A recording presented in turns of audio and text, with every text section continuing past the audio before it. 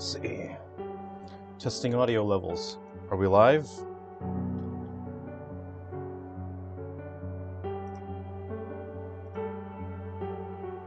Hey everyone, are we live?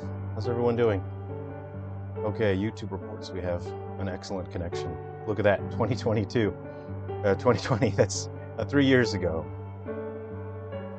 Oh cool, my obnoxious virus scanner. You know what, I'm just gonna go ahead and close this fellow there. He keeps popping up.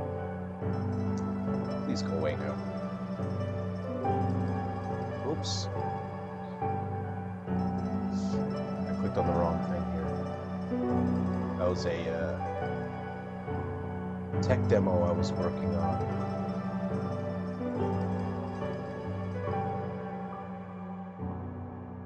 Hey, how's it going? We got Milo, Steven, Ultra Dolphin 64, RoboCoop 4000, John Leanne, Antonis, Stefano. Good to see you guys. Thanks for coming to the stream and hanging out. All right, let me just balance the audio levels here. Are we good? Can everyone hear me all right? Okay. Good to see you guys. Let's see if I can adjust my audio levels. Okay, are we all right now? Okay. Can you hear me okay? Oops. Looks like I slipped up and you guys saw a tech demo that I'd been working on for the 3DS. Well, I guess you're never going to find out what Episode Cabin is. You'll have to wonder what that is. Windows Defender on 3DS. Let's go. Well, this is running. It's running on the computer, and that, yeah, Windows just wants to have its own thing going on. Look, I'll just play a little bit of story mode here. Did I autosave? I think I manually saved. I'll just go to the autosave. Steven, Jerrel, I need you to write a moose and have it photographed so I can put it on my wall. Okay, sure. I'll wear the same vest that Maverick wears, and I'll have a custom tailored vest that I can put on the moose as well. Okay, thanks. I'm gonna lower that. Thank you, thank you. I can't actually tell what's going on with the audio levels for the music. Great. Good to see you, everyone. All right, I just thought it'd be nice to hang out for a while and share in the excitement that our game is launching in 2 days. So, yeah, I thought we'd just play a couple games and hang out. All right, so I've been having issues with the emulator so recently. Sometimes it just gets stuck, so I think I'm actually just going to restart it very quickly here. It only takes a second to restart, honestly. Okay. I updated it the other day, and it seems to have become a bit less stable after that. So let's just go ahead and start again. So, just thought it'd be fun for us to hang out and play a couple of the games and get ready for the launch. And hey, we can chat about the games. I can share some behind-the-scenes stuff. Any secrets and tips, you guys can ask me any questions you want. I'm excited to see who wins that game giveaway. I'm processing that today. We got so many entries for both giveaways, so I'm be working on that after the stream today. But I'll be increasing the number of winners because we got so many people entering the giveaway contests. All right, here we go. Oh yeah, I take 3DS very seriously. 3DS streaming is very serious business. All right, ooh. All right, let's try that autosave again. I think I just talked to Sam. I'll start. I'm processing all of the entries after this stream ends. So if you've entered the giveaways before then you'll be included in the entries. All right, here we go. Let's go. Let's see if the emulator likes us. Okay, the emulator's all right this time.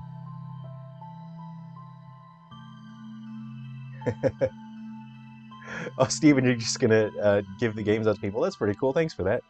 So let's see. Did I think I already talked to Sam. Okay, right? I'll just look if the ladder is on the. Yep, the ladder's on the RV. So I've already talked to Sam. So This feels like just a massive victory lap for all of us, because it's all of you that made Silver Falls the success that it is today. And, you know, there's still so much room for growth, and there's still so much more that we can do with the Silver Falls series.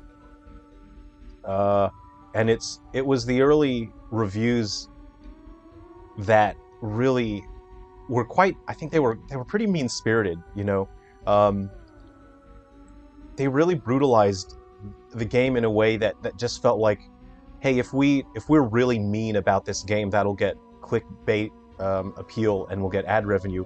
And that's really what early reviews felt like, and they seemed to take delight in just being very mean-spirited about 3 Down Stars, which was a real bummer. There was nothing I could do about it.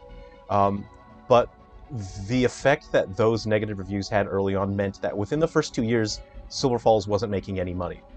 So I hope you understand how frustrating and difficult it was for me to keep developing the series when those negative reviews had made it impossible to earn money with these games. So the 3 years that I had put in, the thousands of hours that I put in making the games, and then the hundreds of hours that I put into creating patches and updates for 3 Down Stars basically meant that the first 2 years I made no money. And the only reason I kept working on these games is because of you guys. You guys were enjoying the game, and you were letting me that you enjoyed the game, and that's why I kept working so hard and I kept pushing.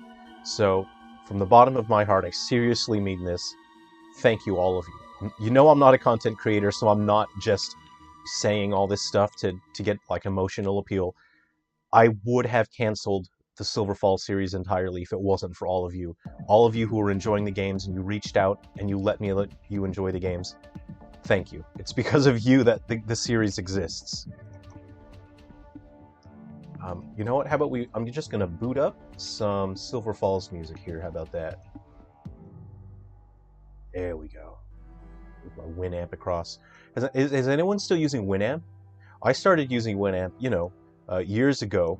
And then I stopped using it. I don't know why. It just wasn't new and cool and trendy anymore. And then I think like 4 or 5 months ago, I just got sick of using whatever obnoxious default thing is built into Windows 10. And then VLC is not a good media player these days. I don't know what happened. I think someone purchased DLC, or not DLC, VLC. And I think it's a sluggish, bloated, and awful media player now. And VLC used to be my go-to player. So I reinstalled Winamp 4 or 5 months ago, and it's my go-to media player. I'm using Classic. I'm just gonna drag that screen on. You know I'm rocking that Classic skin, so I'm all about Winamp now. I'm going Team Winamp again.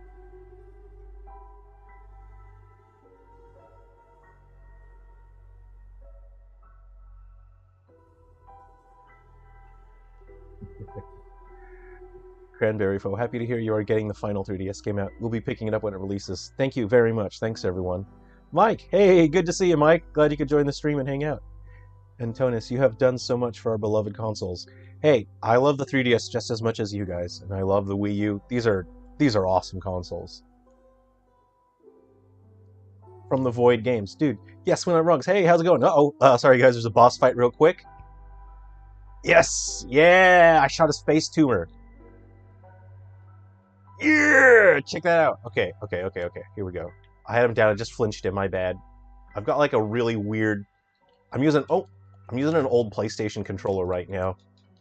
Like PlayStation 1 controller. I just happen to have the USB adapter for it.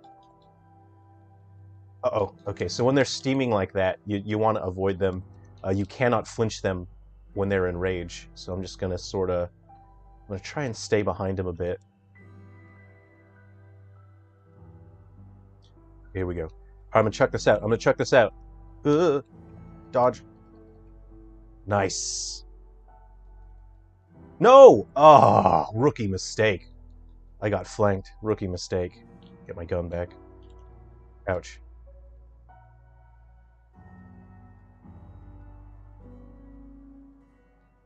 Ooh. Should I heal? Should I take the time to heal? So remember that new feature, you can press ZR and it'll cause the camera to snap to the enemy. So I added that as a feature request. I'm out of ammo. I need a reload. I'm gonna heal. Don't hit me, bro. I'm reloading. So I'm going to use that camera snap. Ah, man, AI is hard in this game, isn't it? Almost like a real animal trying to flank you. I really didn't want to miss that. It'd be so embarrassing if I died to the first boss in the game. Yeah, nailed it. That soccer kick is really strong. Ooh, I think it does. Oh, I don't remember off the top of my head. It probably does like 120 units of damage, I think, in the story mode. Maybe something like it's pretty high. It's a really good damage move.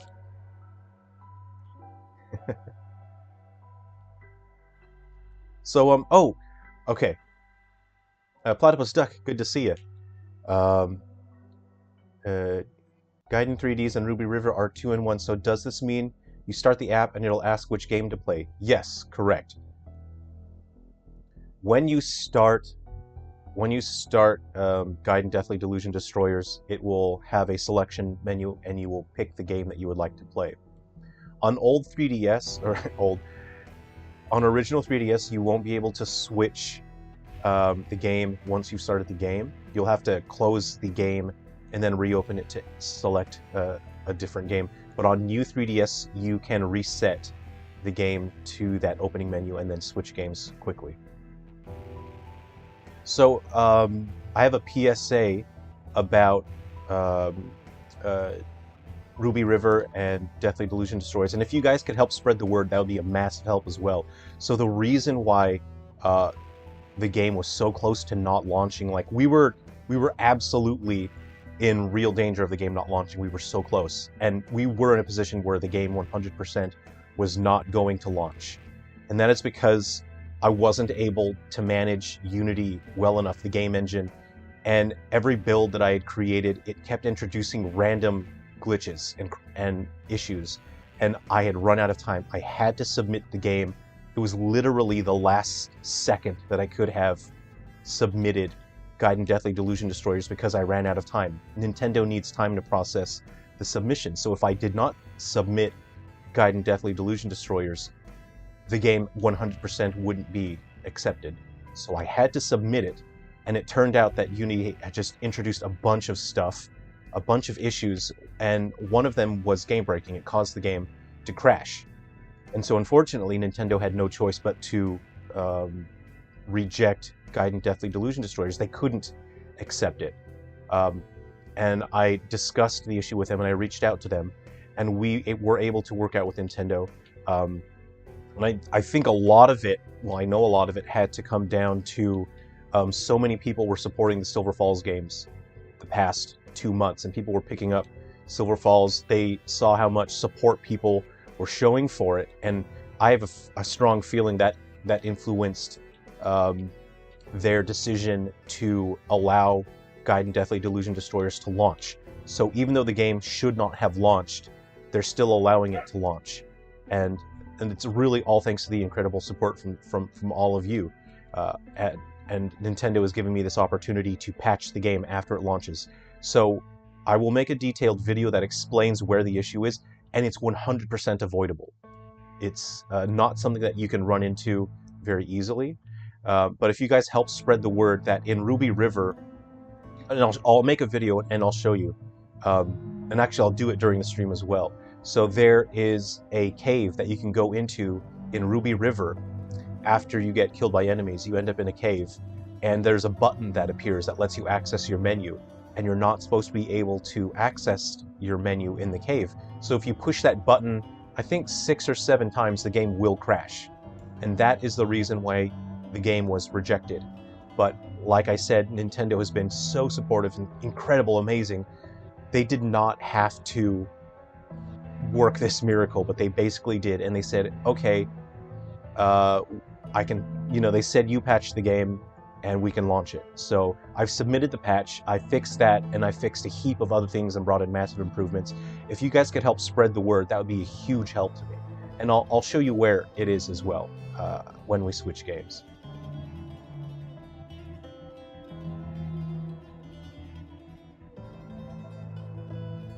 Alright, so we are listening to the theme music for This is the theme music for Gaiden Deathly Delusion Destroyers.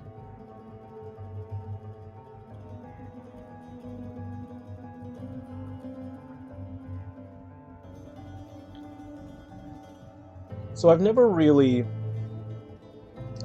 played Three Down Stars on stream, and I've never really made videos about it because I've never had a way to really play it. But I've set up the software so we can play it on the computer, and the performance isn't great on my computer. It's probably because I have OBS running and heaps of other things running as well. But at least this way we can hang out and talk about the games. And I you know, of course, I really want to avoid spoilers. There's still so many people out there that are letting me know that they've just picked up Three Down Stars, so I don't want to spoil anything. But I thought if we're here hanging out, I think many people here have already seen this part of the game, and I think at this point it's all right to at least share this much of the story. We're pretty close to the end of the eShop on the 3DS here, so I think it's all right if we, you know, we can show a little bit of the game here.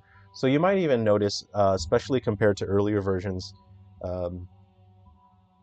that this has significant differences from the launch day. The launch day was rough, and it was very well, it was desperate. I was desperately just trying to get the game to work. But because people have been supporting the game, I was able to keep updating it. And so all of the graphics you see here are a total overhaul. They're significant improvement over the original graphics, yeah. Antonis, yes.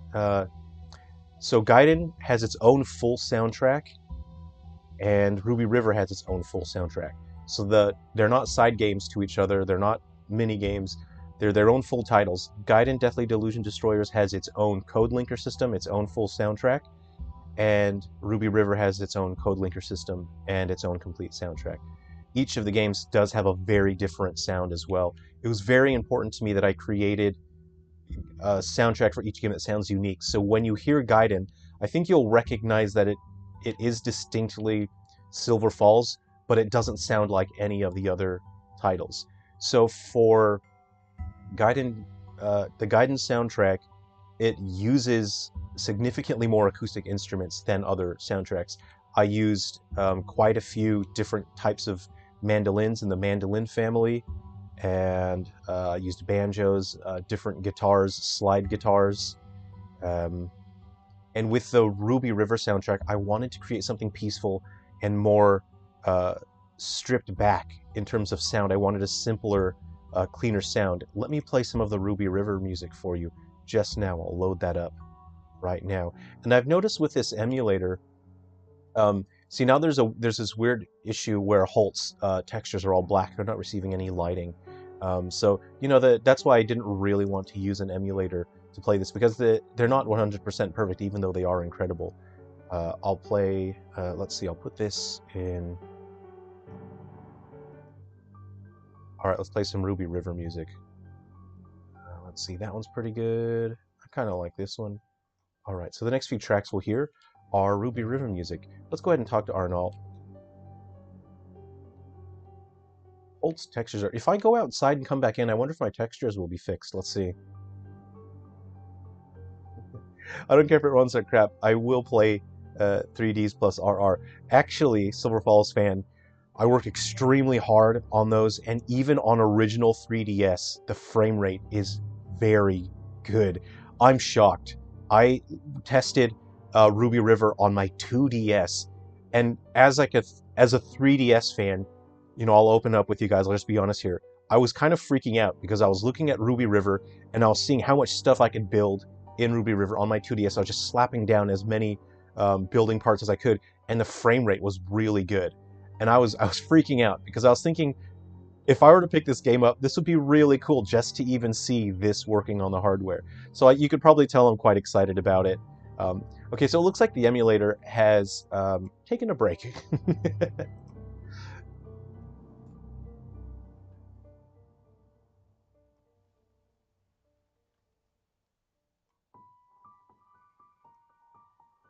Let's just boot him up again. No big. No big. We'll just open him again. We're just hanging out here anyway. So, you know what? Let's go ahead and run Ruby River. Where do we have it? Ruby River doesn't have any load screens, which makes it great because then the emulator won't get stuck. It's probably just on my computer. I've got too many things running.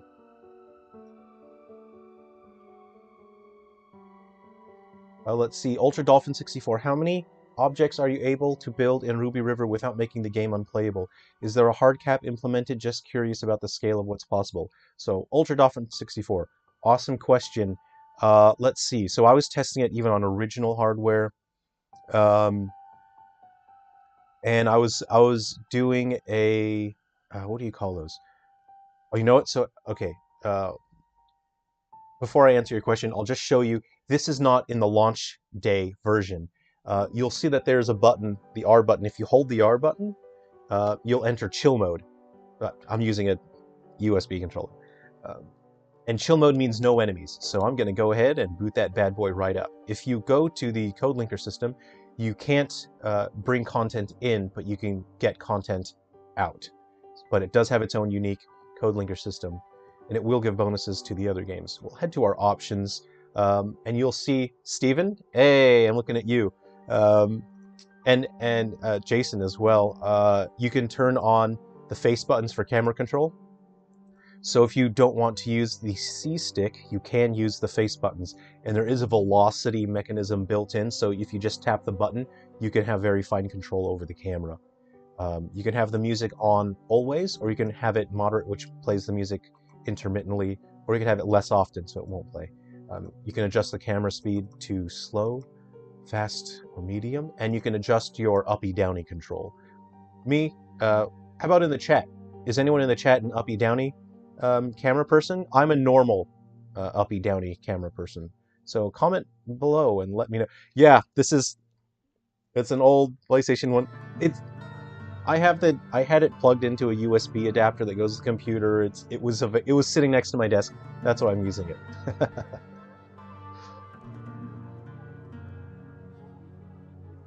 Steven's a normal. Us normal types. Let's get in there. So yeah, Ultra Dolphin 64. I couldn't get it to crash. And I was probably around. See, here's the thing.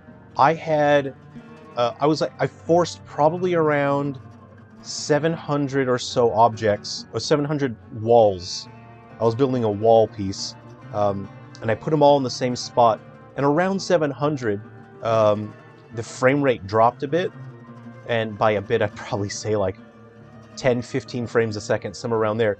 But if you look away from those 700 walls, if you look away, the frame rate goes back to normal. So it's really unlikely that you're going to build that huge amount of objects in one spot. Potentially, I kept spamming objects and I couldn't get the hardware to crash. So, you know, there's always going to be a point where maybe one day you'll build so much stuff that the game will crash. But if the game crashes because you've built too much stuff, it won't autosave. So you're at very little danger of ruining your save file. And I had considered that in the future, maybe if people had been playing the game for years and they had built a massive world, and suddenly I wasn't able to account for the fact that people would build so much stuff and the game crashes now, I built a fail-safe emergency mode. And that emergency mode lets you boot up the save file and it won't spawn any trees or bushes. So that way, if you've spent years building this massive world and suddenly your save file won't boot up because there's too many options or too many objects, then what you do is you hold L and up and you press start game. And what that will do is it'll permanently remove every tree and every rock from the game, and that will allow your game to boot. But I hid that because I don't want people to do that too early. Because if you boot into your save file in emergency mode and then you save, you will never have trees or rocks in that save file again. But there is that emergency mode. So I did take that into account. Or if people want to like nuzlocke their save file, like they want an extremely hard mode, you know, play the game, you know, get as many resources as you can, set yourself a time limit, like a 1 hour time limit to collect as many resources as you can, save the game, and then reboot it back into emergency mode, and then all of a sudden there's no more resources. And then that's going to be your nuzlocke. I'll say hi to my goat. I don't want to hit him, of course, because Yeah, I'm riding my goat. Hold on.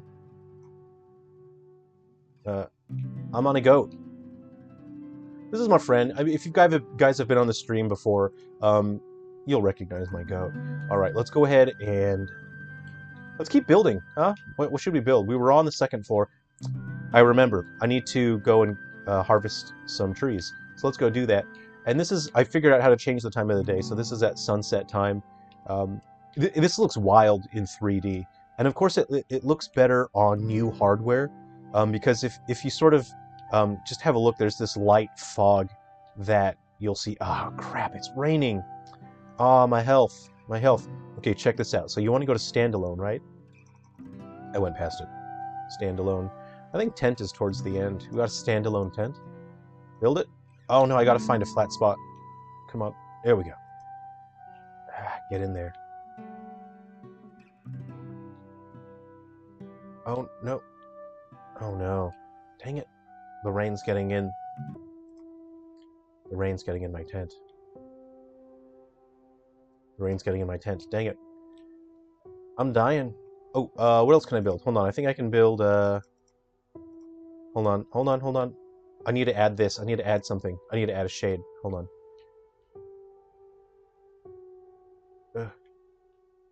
I gotta add shade.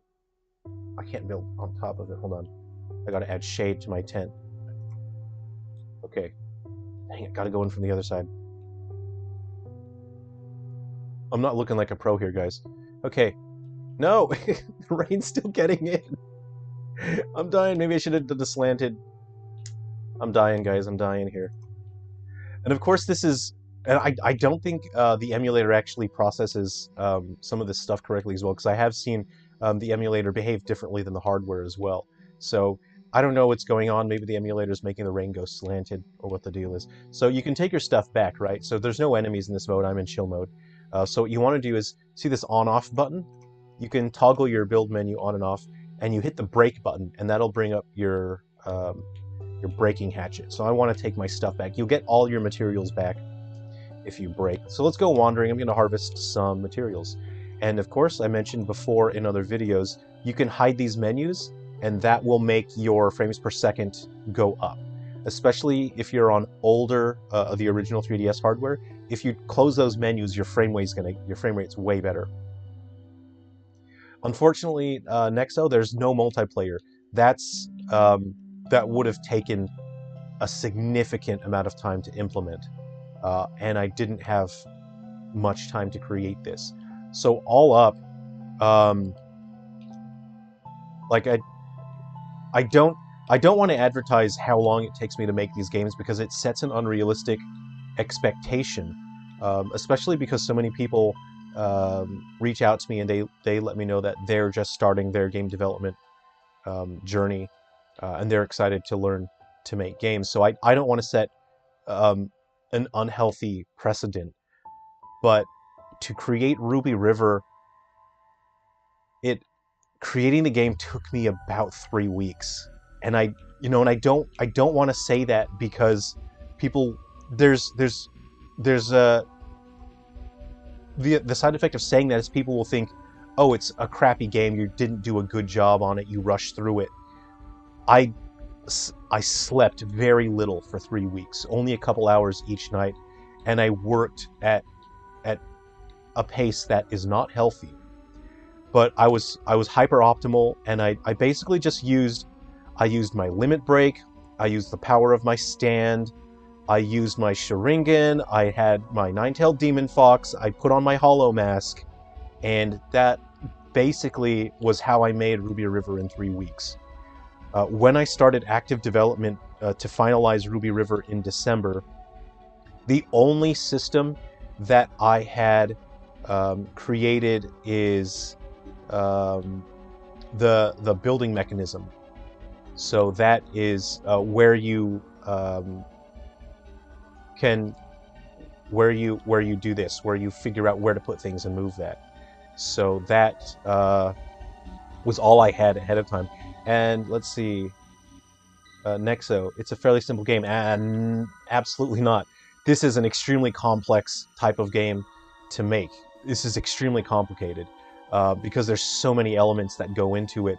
There's the time of day system, the weather system, there is weapon durability, there's numerous weapons, there's lots of different items that spawn around the world, there's a massive environment, there's 25 different foods you can cook, there's different armor with different effects that you can craft, there's all these different categories of buildables, there's all interactions with different enemies, there was the soundtrack I had to create, and there's connectivity with Gaiden Deathly Delusion destroyers. So this is not a simple game. This is extremely complex.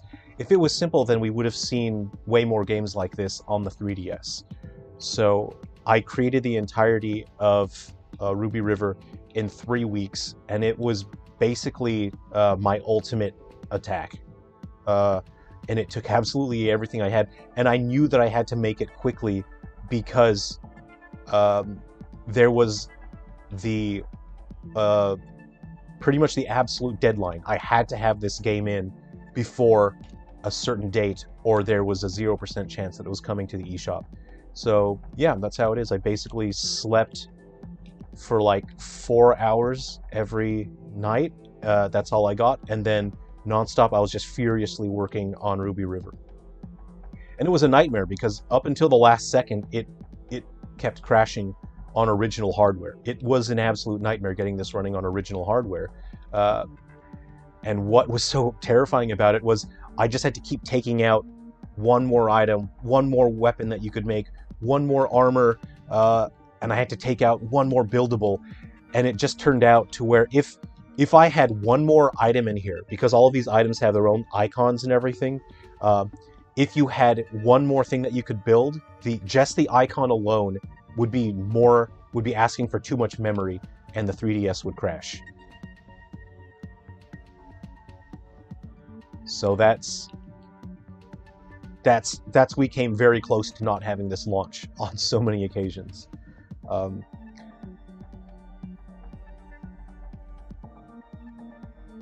Yeah, there's so much depth, there's so much you can do with this game. iHockey, hey, how's it going? Hey man, can't wait. Thank you again so much for all the hard work you've put into all your games. Well, thanks for enjoying them. You know, I appreciate all of you enjoying the games. So I saw, did you guys see something? Do you see a rabbit or something? Oh, there was a rabbit and I didn't pay attention and I wanted to turn it into a steak. Hold on. Come here, little buddy. Where'd you go? Did someone see it? Oh no, I want to make a steak. Come here. Yeah, and on top of all of that, you have all the different materials that you need for building your buildables. You have different sets of materials for your crafting, for your armor and weapons. You can even farm your own materials as well. So the buildables, like you can build an insect terrarium, and they can create string, which you need for certain weapons. What else we have? Ooh. There's fish, there's that you can grab with your fishing pole. Oh, you have your stats. So you see I have 15 experience points. Hey, we don't have enemies, so I'm actually going to spend some of my experience points. So you see how you have your stats here. I'll level up my cooking, and it says cooking will now be faster. So to level up one of your stats only takes 1 experience point, and when you defeat enemies, you get experience points. I'll go ahead and increase my weapon. I'll just put a couple more points in there. And I'll cook something, and I'll show you what it's like. All right, how much wood are we getting from this?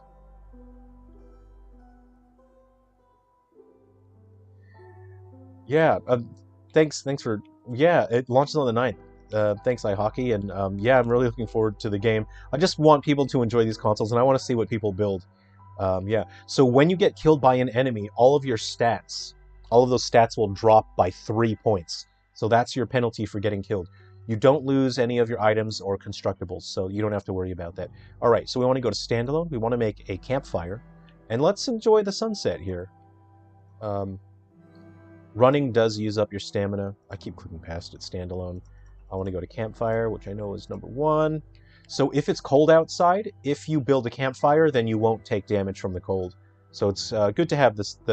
Oh, I need to get some stone, huh? I only got 1 left. All right. And now, so I'll step away from my campfire, and we'll see what happens. You can eat raw ingredients if you want. And say if I wanted to make... I should have killed that rabbit. I don't know where he went. Let's say Alpine Scramble. Don't have enough. Don't have enough for an autumn pie. Okay, barbecue catfish. So I can make a barbecue catfish, and if I cook it, it says the dish needs a campfire to be cooked. So that's why you need to make sure you have enough materials for a campfire.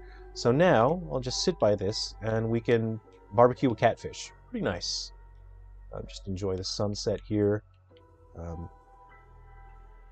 Yeah, I refused to launch this game because I knew there's a strong chance it was going to be the final 3DS game. I refused to launch it if it didn't work on all 3DS models. If this game is going to represent the legacy of the 3DS, then I had to make sure that it worked on all 3DS models. Otherwise, I wasn't going to launch it. I would not have launched it. Oh no, did I mess something up? Why is there a bird? Why is this happening to me? Oh no, I'm supposed to be on chill mode.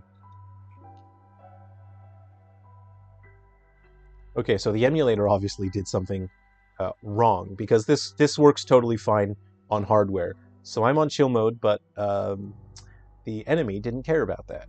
And it killed me, so I just wasted my experience points on stats. So I'm not super jazzed about that. The max level? Yes, I think it's either 100 or 150. I would have to double check. Because I kept fine-tuning and adjusting it towards the end of development. So I'll double check that, and I'll post it in a comment. So, yeah. A Waking Bear. Why Inside Its Umbra is such a cool game to explore. I'm having a blast with it. I misplaced my nunchuck, and I think it will help with moving a bit. Ah, I'm glad you're enjoying that. I included that nunchuck because I figured if people wanted to do multiplayer, and if you wanted to have a second person do the gamepad stuff for you, I thought it'd be cool to use the nunchuck.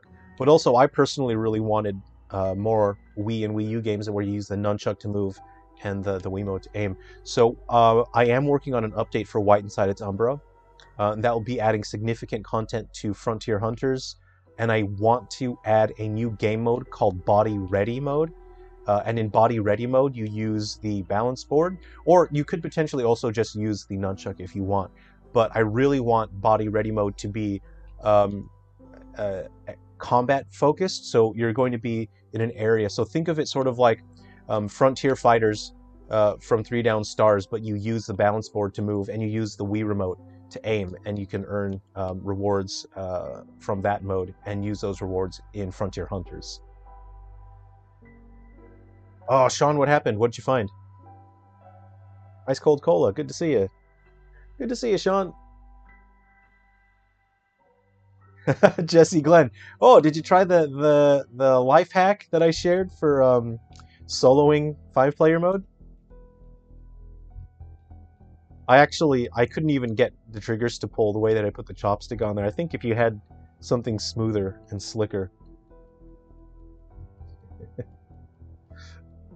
Alright, so hopefully Nintendo will let me add Body Ready mode, and there's significant content coming to White Inside Its Umbra. And here's how close we were to not getting Ruby River, because I was working so hard on all the games, and especially Ruby River, but I didn't even know if Ruby River was going to fully work on original 3DS, so White Inside Its Umbra does not have code linker content for Ruby River, and that's how close. Normally, I make sure all the games have content that connect to each other, but that's how close we were to Ruby River not even launching, or not even being included, was White Inside Its Umbra has code linker content for every game that's coming up, except Ruby River. Can I harvest this one? Yeah, I need this one. Ah, I'm a rock god. Ultra Dolphin. Yeah, it's fantastic that you implemented stereoscopic 3D. Many of the late 3DS releases haven't included that, so that also feels important to the legacy. Yeah, I love the 3D. I'm a maximum slider kind of guy. Slider's always up for me. But I had to disable stereoscopic on original 3DS, and that was one of the only ways that I could get Gaiden, Delusion Destroyers, and Ruby River to work on original 3DS was disabling the 3D, because that actually gave me just a little bit more memory, and it was the exact amount that I needed to keep the games functional. So it was very close. All right, I think we have some material. Let's head back to the house now. So I'm not super excited. I might reset the game, and I'll try to reload into chill mode and see if that works, because I think the emulator's done something wrong. It's not supposed to spawn enemies in chill mode. Sean, the ladder on Hogan's boat seems to have a chance to not let you climb down, and if it doesn't appear, trying to jump down gets you the infinity falling. Are you getting stuck falling down? I'm sure there are situations where you could get caught when you're falling down, but it shouldn't be. It's not prevalent like how it was on the launch day version. Like we hugely addressed the getting stuck while falling thing, but it's not really a lock, because you can just reset the game and the autosave will put you back in the spot. So it wasn't hugely problematic. But yeah, thanks for letting me know. From the Void Games. RoboCoop, wasn't the balance board thing rejected by Nintendo initially? Is it changed from your initial vision? So what happened was, and this occurred internally in testing here. I can't comment on what goes on at Nintendo, and of course there's NDA stuff as well, but internally we tested this game a huge amount, and it got to a point where people were using the balance board and motion with the gamepad and the Wii remote, and there are sections of the game that can be quite startling, and people have told me they got scared at some points, and internally in testing, people were getting scared and falling off the balance board and then dropping the gamepad. And that was something that we discussed with Nintendo, and it was either make the game less scary or remove the balance board entirely. And I wasn't going to change the game. I wasn't going to compromise my vision on the game, and so we relegated the balance board to Zero Chapter. So at least you could use balance board in Zero Chapter. But if I work on Body Ready mode won't be scary. Body Ready mode will be a combat-focused gameplay with RPG elements. Of course, you have your equipment and your stats, and those will factor into Body Ready mode. And then we'll be able to use the balance board for that, because again, there won't be any scary moments, and you won't be using the gamepad in Body Ready mode. It'll just be the balance board and your Wii remote. Bang, bang, bang, bang. I'm going to save, and I'm going to reset, and I'm going to try to open up chill mode again, because chill mode didn't activate. The emulator did not seem to respect me.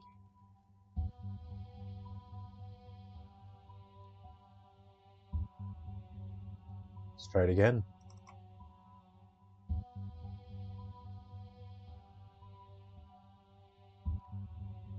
Thomas Howard, greetings from UA. Oh, thanks. Good. Thanks. Thanks for hanging out on the stream. Good to see you here. We're going to reload Ruby River again. And then again, if you've missed my announcement earlier, there is a patch that's coming to this, and Nintendo and I are working to bring that patch as soon as possible. So there is a... oh, I should have let that enemy kill me. You know what? Okay, I'm not going to load into chill mode. I'm going to load into normal mode. Oh no, I'll kill myself on my spikes. I'll fall on my own spikes. And I will show you where the glitch is. So again, there's a glitch because working with Unity was hugely problematic. Okay, so the emulator didn't want to load. We'll just reload. The emulator didn't like it. Let's see here. So yeah, Nintendo absolutely worked a miracle. They basically moved mountains so we could launch these games for you guys. So I'm so grateful to them. And so I'll explain to you what the glitch is, and it's very easy to avoid. Ruby River, let's go.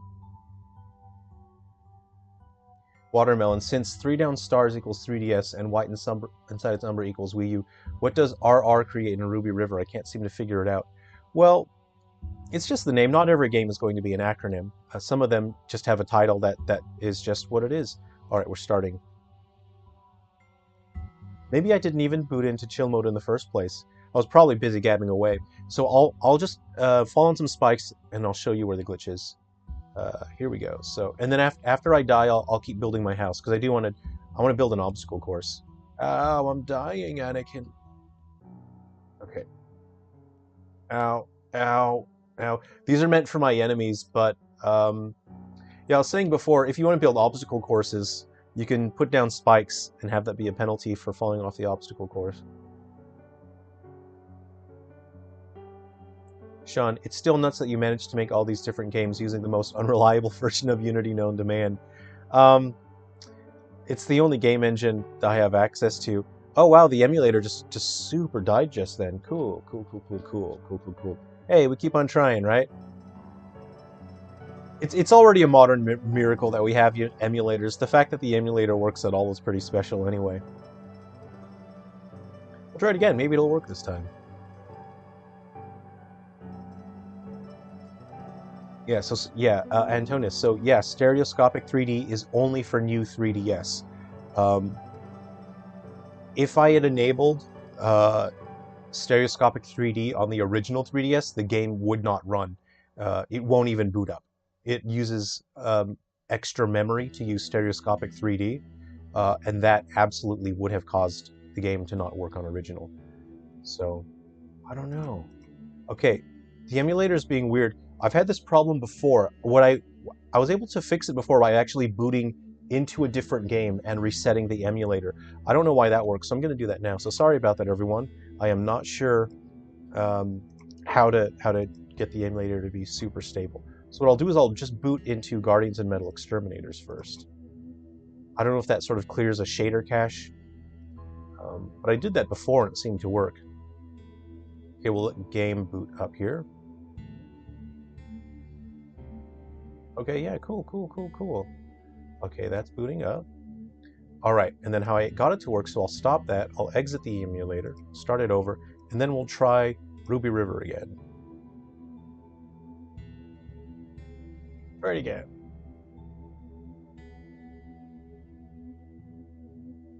Yeah, 3 Down Stars was, it lives and it dies by the autosave in 3 Down Stars. It was, I knew before I started developing 3 Down Stars that Unity had significant memory leakage issues, and it was something that we had discussed with other developers and with Unity themselves. And obviously I can't discuss what goes on behind the scenes because of NDA, but there's nothing we can do about it, is what it comes down to. So we were basically stuck with Unity on 3DS, where anything that you do on Unity 3DS leaks memory. Every single little action in Unity 3DS leaks memory, especially if you have any user interface elements. So, you know, like all the stuff that you see here on the bottom screen is a user interface element, a UI element. Any UI element leaks heaps of memory, and then when you have a room transition, you leak massive amounts of memory. So that's a real bummer. And it is a nightmare trying to make games on the 3DS because you have to do those things. Okay, so I'll explain where the glitch is, right? This is why the game pretty much almost wasn't launched. It was rejected, and we were literally told the game was not going to launch. And Nintendo basically stepped in, and they made it work. They just worked a miracle and said, we'll launch the game and we'll fix it with a patch. So in the launch day version, you'll see a button here that lets you access your menu. It's going to be to the left of the jump menu.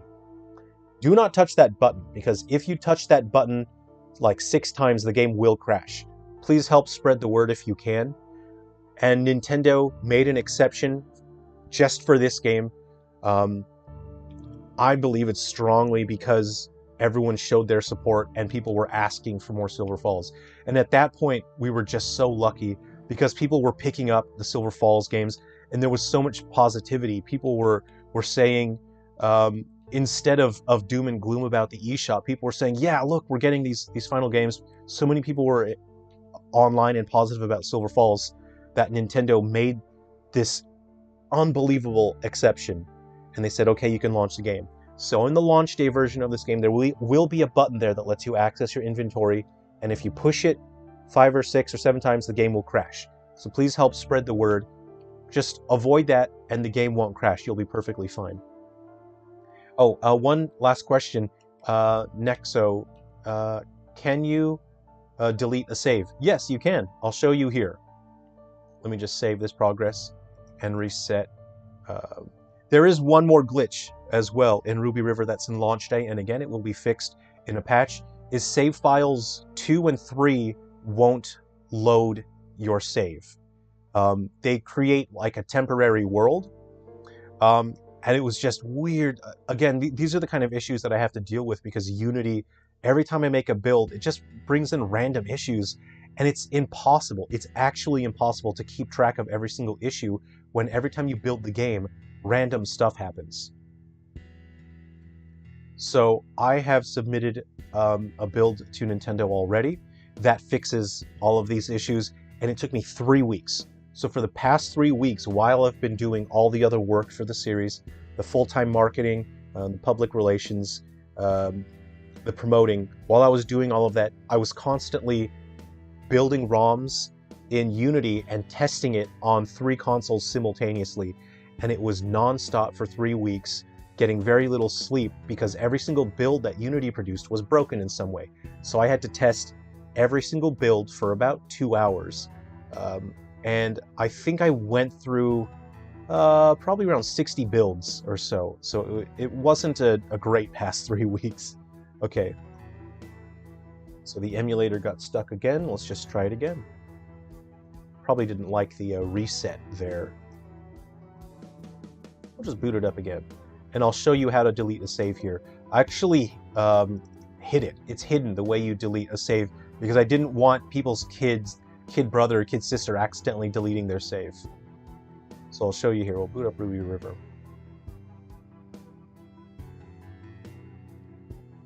It makes me sad when people say, why would someone make a game for these dead consoles? They just don't get it. These are the best consoles ever.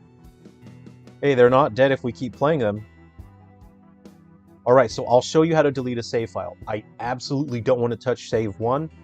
That's my main save that I've been playing on stream. That's like our save together. So you click on the save that you want. I'm going to click save 3, and I'm going to push all 4 face buttons at the same time.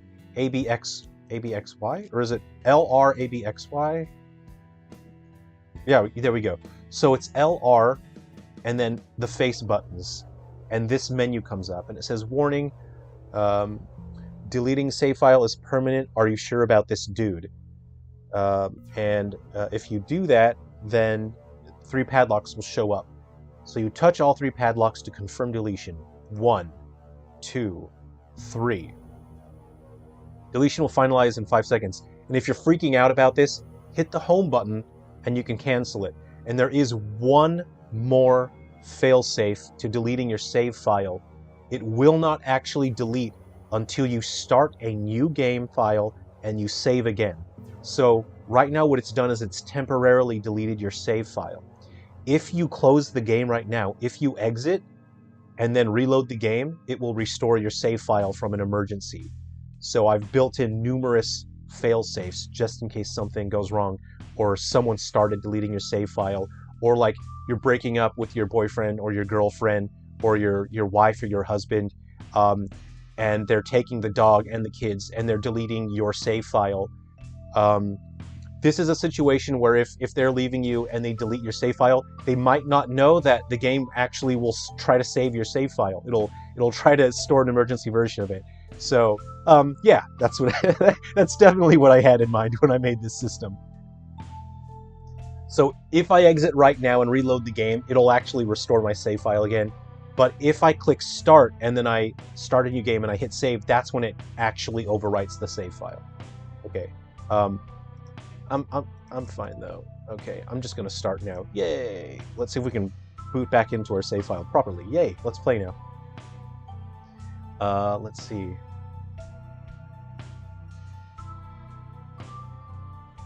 Catching up here.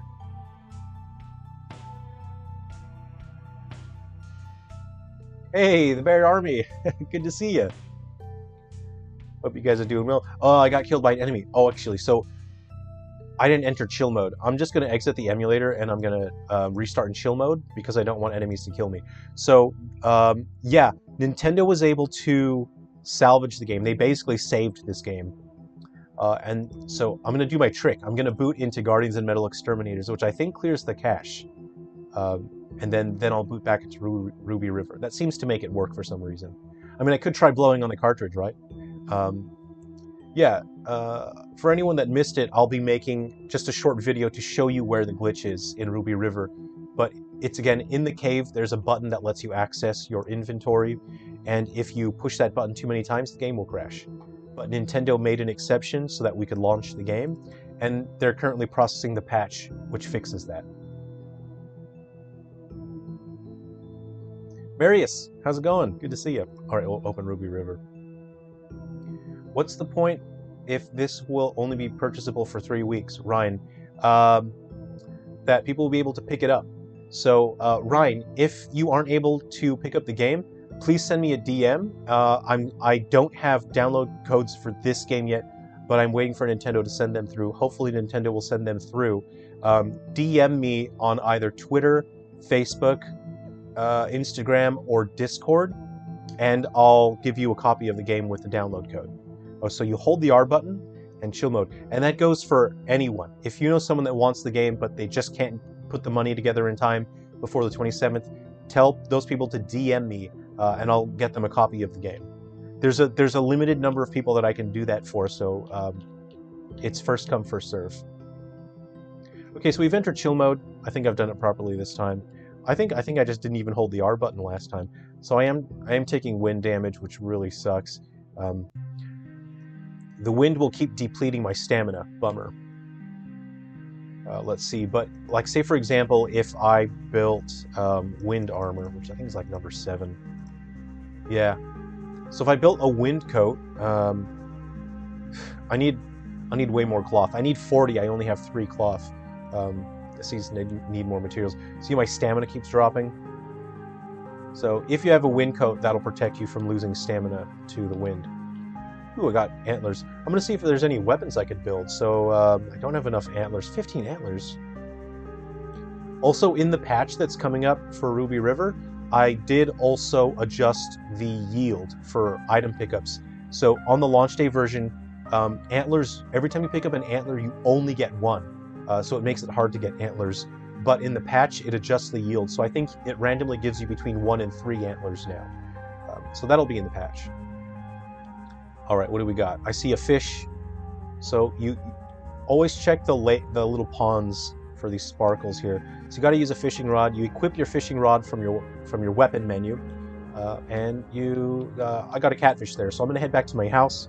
I'm gonna grill it up. And again, if you close these menus, the frame rate does improve as well. If you had speed armor, you can move faster as well.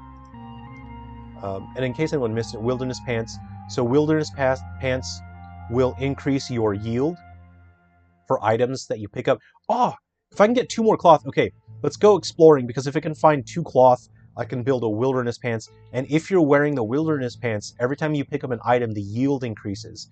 So instead of getting like 1 antler, you might get 3 antlers. So I want to build Wilderness Pants. So I'm going to wander around and look for cloth. It's scattered throughout the environment. I think I know where it might spawn. I mean, I am the developer. I could just open my project and figure out where I put them. I think it'll be more fun just to wander. First, last. Let's see.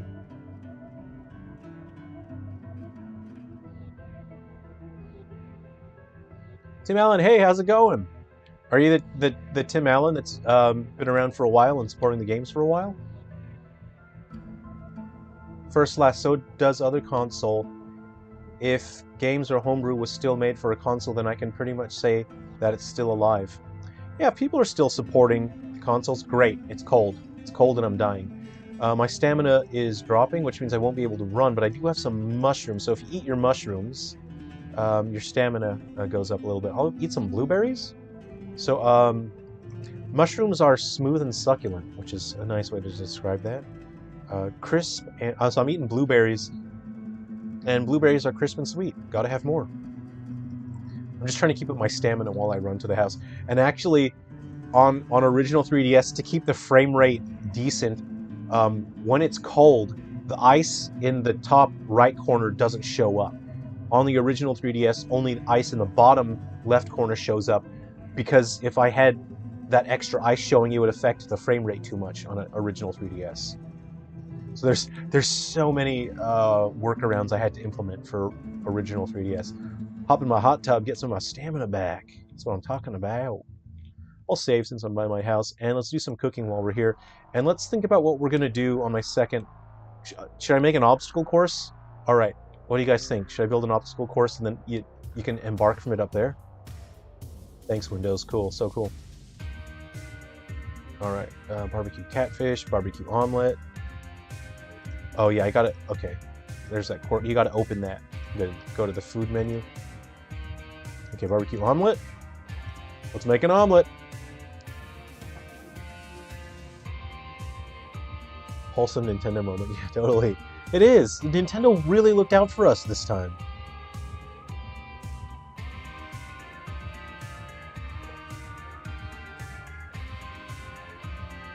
Nexo. Well, thanks for asking the questions.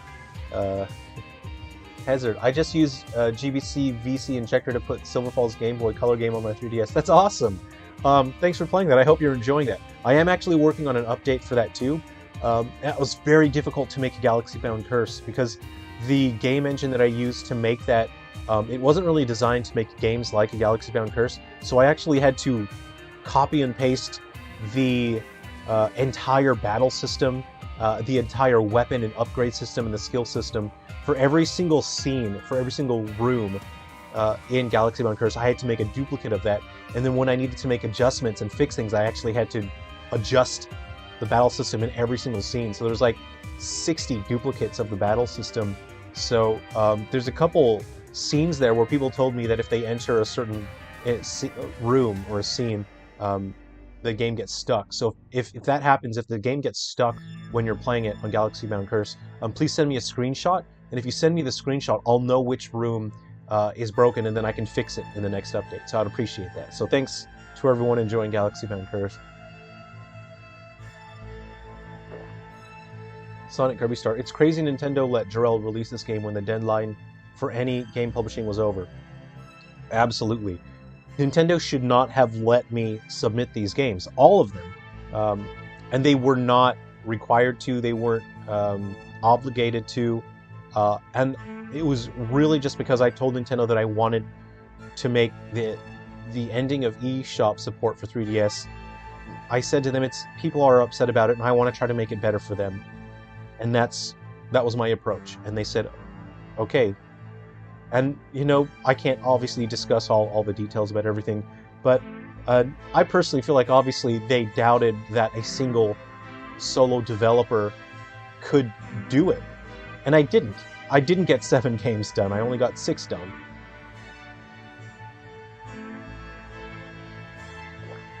Awakened Bear to experience the most epic 3 weeks ever. It's going to be a pretty epic 3 weeks, you know, or 2.5 weeks, but it's so exciting. The buzz that we all are sharing right now, playing on, you know, playing games, and we're waiting for these final games to launch now. I'm so happy that we can all just still keep enjoying these consoles together. Okay, guys, let's build an obstacle course. To be honest, as soon as I heard about your game, I thought it would be something like Fragrance Story. Well, look, I think the developers, his heart is absolutely in the right place, and he really wanted to create something good for people. But it's difficult, you know. We're working with software that doesn't really work the way it's supposed to. It really slows things down, and I would not expect any developer to do what I did the past 12 months, because it was very damaging to my health. I had to make significant sacrifices, and I did serious damage to my health. And over the next month or two, after this game launch, I'm just going to focus on getting my health back. I keep skipping structure because I'm busy gabbing away here. All right, I'm gonna build some thin flats. Here we go. Now we're proper building here. Here we go. All right, time for an obstacle course. So thin flats are good for obstacle courses. Oh no, it wants more. Oh, I know, it's catching on the wall there. Dang it. Dang it. Dang it. Okay.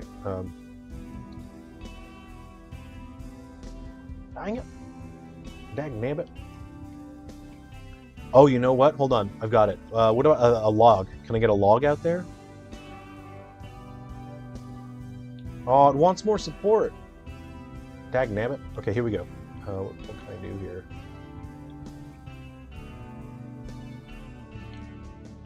What if I... Okay, I'm gonna start it with a ramp. Here we go. Let's see if I've got a ramp. Platform. Short ramp. Oh, I think they want more support. Yeah. See, I think if it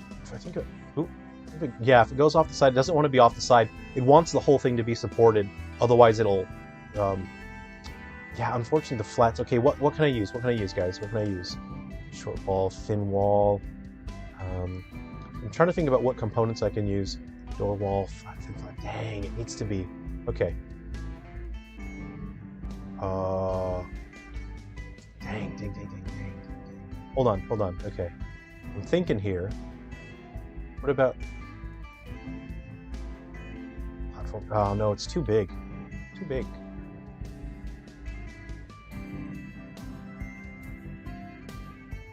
All right. What if I build? Hold on. I know what to do. I got it. Don't worry. I think I go to standalone. I'll use a pillar. Yeah. How about that? There we go. Okay. I'm gonna build a bunch of these on top of each other. Here we go. 1, 2. All right. Can I jump to that?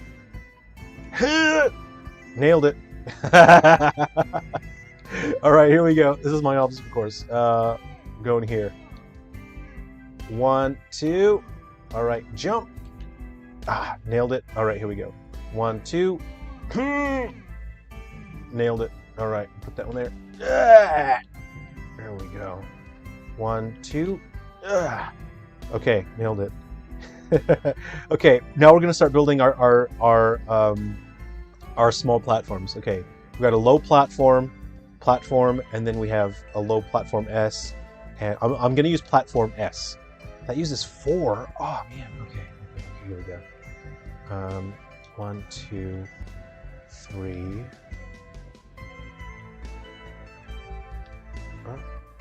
Yeah. Oh no, I didn't jump. Dang it. Okay, I fell off my obby. I'm up. I stepped on a spike. Okay. I gotta get over there. All right.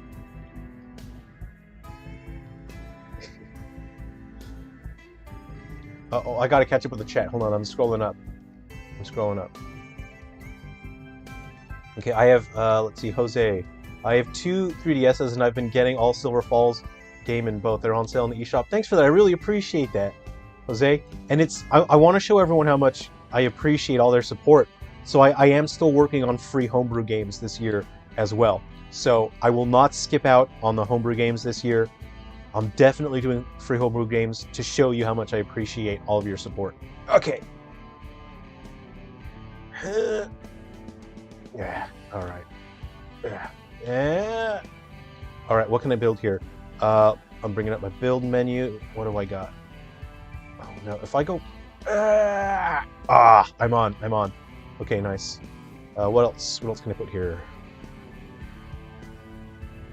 So we got flat log. Let's see. Chair, oven, flour mill, bookshelf, stove, bath, block, table, pole stand. Oh, I got it. Hold on. Okay, here we go. I got something here. Pillar. I think I'm gonna go shade because I made it so you can stand on the shade a little bit, right? Yeah, there we go. How come?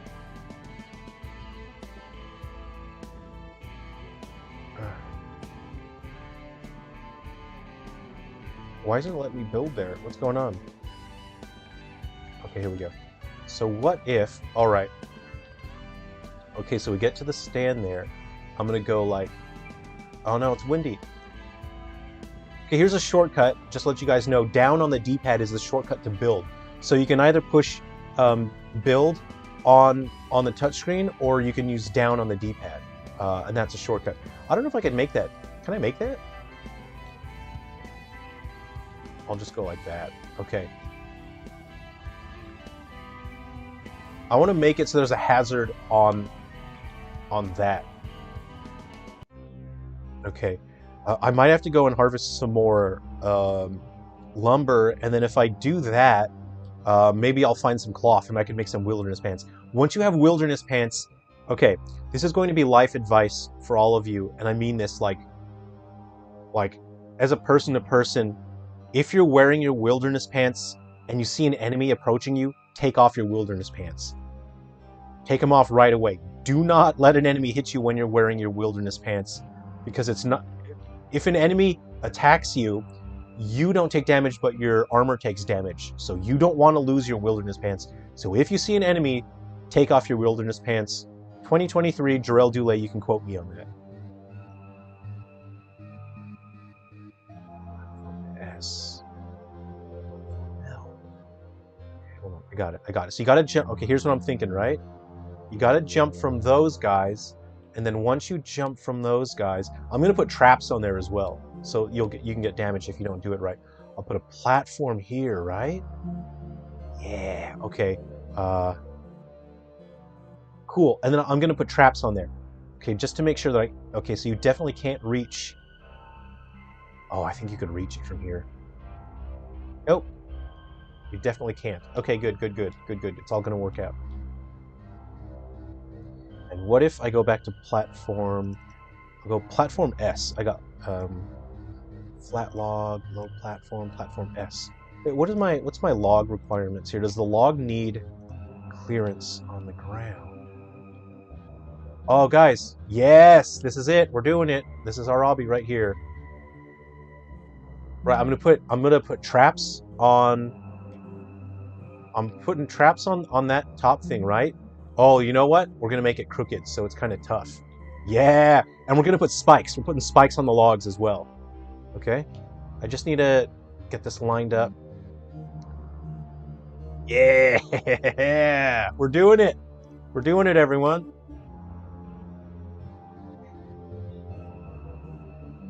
Okay, so this stream will be a showcase of like the really, you know, like the pretty creative stuff that you could do. So, all right, now let's get back. I'm gonna eat something because I need stamina. I'm just gonna eat some blueberries or... Oh no, okay. Oh, bitter berries. Yeah, that don't taste right. It's windy. I'm gonna keep losing my stamina. Never mind. I'm not gonna eat anything right now.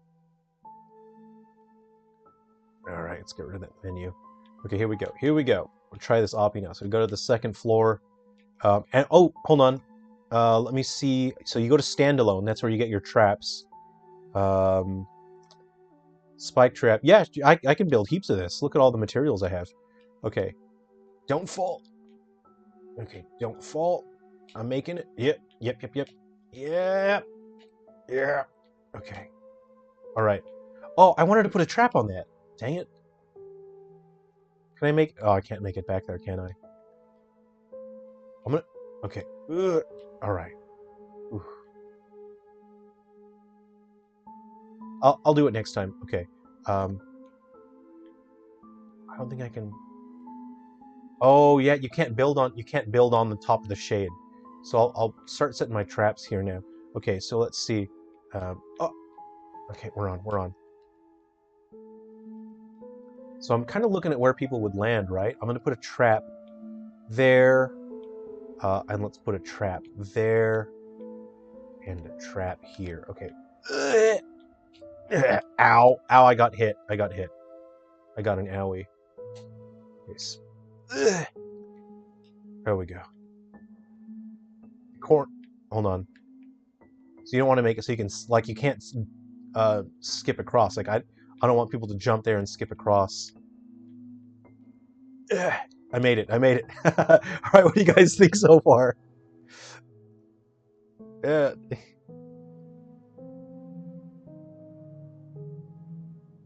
Sean, I better catch up with the chat now. After roughly 6 years of development across multiple titles, what can we look forward to next once the sun unfortunately sets on the eShops? I'll be focusing on the Switch. And I have things in development for the Switch already. And I'd like to share those when the time is right. I have been putting together an announcement for an upcoming Switch game, but what I work on next for the Switch entirely depends on how well the current Silver Falls games sell. So if we don't really sell enough to support the studio for the rest of the year, basically, I'll have to work on a smaller title for the Switch because I need to get that out and selling, because I'll no longer be making money on the 3DS and Wii U eShops. If our current games sell well enough on the Wii U and 3DS, if they sell well enough to support me for about 10 months of development, then I will have a major entry in the series finished before the end of the year. It's going to be a significant title, and it's going to take place after 3 Down Stars and after Gaiden and after Ruby River. Hazard, I was wondering if once these games are permanently unviable forever, could I dump them and archive them so people can still play them if you aren't going to do it on your site? I can't control what people are going to do. You know, you are your own person. You have your own free will. It's a free country. I can't stop you. Doesn't bother me. You can do what you want with your life. You are your own person. Doesn't bother me. Thomas Howard, to be honest, as soon as I heard about your game, I thought it would be... Oh, I've gone too far in the chat here. Are you planning on making a survival guide for this game? Rough 64. Yeah, sure. Yeah, because there's actually quite a fair bit in the mechanics, and especially how this game connects to Gaiden, Deathly Delusion Destroyer. So I'll do a guide for that as well. First last, is there Easter eggs in this game? Could be funny seeing 8-bit Luigi somewhere. No, unfortunately, there's no Easter eggs. This is quite a clean-cut, honest game. No cute wink nods or anything like that. But there is story to enjoy here. It's hidden in there. Nothing is really thrown in your face. You just got to look for it. And I think, okay, so I mentioned this before. You can create your own farms for material. So this is a material farm item. So these are fur stands, and you can see it's produced fur for me. Oops. So you can see it says take. Is that it? Did the last one give me one? Oh, one more. So if you build a fur stand, over time it will produce more fur for you. And there's other items, like I have a rain dish here, and the rain dish will produce mushrooms for you. There was actually going to be a water and a drinking mechanic, and I didn't have time to implement it. And as I was refining the game, I just decided against it. So no water. Bossman, why is you dressed like an 1880s barkeep? This is how I normally dress on a Sunday. No, this is all in my wardrobe. When I open my wardrobe, it's I'd say it's 75% plaid shirts, and then 25% waistcoats and vests and vintage ties. I do enjoy vintage ties and vintage waistcoats. I don't like buying the modern waistcoats. I like to buy stuff from the 1880s. It's just the look that I like. Everyone's got a look they like. Also, I can send you the GBC Game CIA if you want it on your site. I properly set up the names, icons, and descriptions. Thanks for Hazard. I appreciate that. Well, I can't host that sort of thing on the Silver Falls website because it's related to the 3DS, and I'm a registered 3DS developer. So, for example, I'm not a registered Game Boy developer. That's a hobbyist level developer. So it's all right for me to post like a Game Boy Color ROM, for example. I just made that as a free homebrew game. But it wouldn't be a good idea for me to post anything 3DS related on the Silver Falls website. But please feel free to share that with anyone that you like, with any sites, and I thank you for that. Thanks. Ultra Dolphin 64. He did some stress testing and found that the game only started to drop frame rate noticeably around 700 items at once on screen. Well, obviously it's going to decrease gradually, you know, like once you have a couple hundred, but you can see like I actually have thousands of trees within view. It may not seem like it, but there are actually thousands of trees, bushes, and rocks in view. And there's also my house that's in view as well. And this is the emulator, but it runs very smooth on original 3DS. And again, when you close the menus, the frame rate is even better. Various, I've been subscribed to your channel for years now, and while I've mostly kept quiet on comments and such, I would like to take this opportunity to thank you for creating these great games. I appreciate that, Marius. Thank you for sticking around, and I'm happy that I could get these games to you. I'm so excited to finally launch these games, and yeah, thanks for sticking around. And I've got plenty more in the works to bring you as well. Ruby River Sport Night. Well, there's no PvP here. Ice Cold Cola. He also added an emergency mode that you can engage if your file crashes on boot. It removes trees and bushes from the world as a last resort, but it should be hard to get to that point. Yeah, that's correct. So if anyone had missed it earlier in the stream, there's no limit. There's no number limit, so you can build infinitely. But obviously eventually the hardware will crash if you have too many things. And so I built an emergency failsafe. So if you build too much stuff and for some reason the game lets you save after you've built it, there's an emergency mode where you hold L and up on the title screen when you hit start game, and that will remove all the trees and the rocks from the game. And if your game is crashing because you had built too many things, that will actually let your game load because it's now removed like thousands of objects. So again, do not do that unless your game file won't load, because it permanently removes the trees and the rocks. So you won't ever be able to craft again, or harvest stuff again. So here's what's going to happen, right? I'm going to jump, and I'm going to try to build mid-air. No! I didn't hold forward when I jumped. Actually, I didn't even jump. I didn't push the jump button. I'm going to try it again. I didn't push the jump button. That was bad. That was really bad platforming on my part. I actually pushed the button that made me crawl, so there's that. All right, we're trying it again. The wind is gone. I'm going to eat some bitter berries. Ugh, that don't taste right. But I do get some stamina back, which is what I need. All right. I think I'm going to cook a steak as well. So I'm just going to get near the... Actually, I think I'm close enough to the campfire if I'm up here. Let me try and cook a steak. Let me see what happens. Barbecue steak? Cook. Ah! Ah, I'm too far from the campfire. Okay. Okay, I'm gonna try and... Here we go. I'm gonna try and build mid-air. No! No, no. Oh, wait, hold on, hold on. I failed my own obstacle course. You guys... Okay, I'm gonna do a running jump. I'll do a run jump, and then I'm gonna build. Here we go. Dang it. Ah. Oh, hey, I got one in there. It's kind of... I think it'll still activate. Like, I got one in there. Ooh, almost stepped on those. Now, I'm gonna try again. That's not good enough. Dang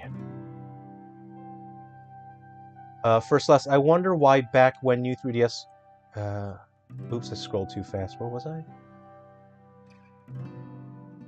Where did I go?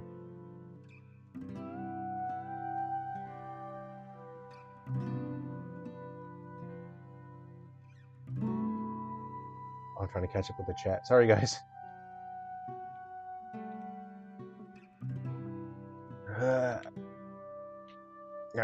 Sorry if I've missed you in chat. I'm so absorbed in this, and the chat's moving forward without me, and I really want to put a trap right here. It's just, okay, I got it forward on the analog stick, down to build, jump, jump forward, down. Yes! I got it, guys. I just got to test it. Ow. Ow. Okay, so you have to be careful with your jump. There are spikes right there. Cool, cool. Turn that off. All right, what do we got? All right. No! Ah! So the spike really threw me off. Okay. Actually, I might take that campfire over there. I want my materials back. So again, if you want to take back anything, you turn off your build menu, make sure it says off, and you hit the break button, and then you can retrieve your stuff and just hit it with your hatchet. Okay, and then you turn that off. Cool, cool, cool, cool, cool. Let's see. How do you take armor off? Oh, actually, I think I couldn't implement it in time. There was just, I had so many things to work on. I think you have to just switch your armor. Now that you ask, I think you can't remove it.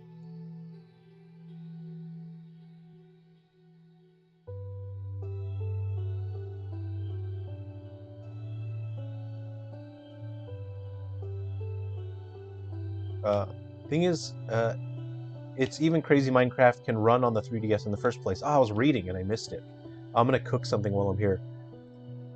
Okay, I'm gonna just start building other parts of my house as well. Oh no, I ate raw ingredients. My bad. All right. So once you start cooking something, again, you just have to be near a campfire to start doing a barbecue. You can leave once it starts. You don't have to stay near it. Okay, get in there. Let me think out what else I want to build in my house here. So you could probably put some furniture. So you know how I have fur there, that's fur stands that are farming fur? I'll see if I can do an insect terrarium as well. So I'll put a table here, and the insects can have a nice view of the sunset. Oh, you guys want to switch to nighttime? Let me know in the chat if you want to switch to nighttime. I know how to adjust the emulator now.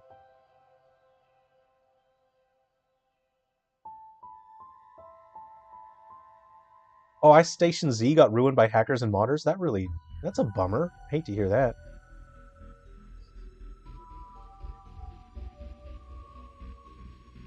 Sean, if you see an enemy get buck naked so they don't ruin your clothes, it's probably one of the lesser insane things you've been quoted on. You know, Sean, I think you're right. I think it's probably look, I think it's good advice. Okay, here we go. Structure. Oh no, furniture. So now we want to go to furniture. I'm gonna put some tables down.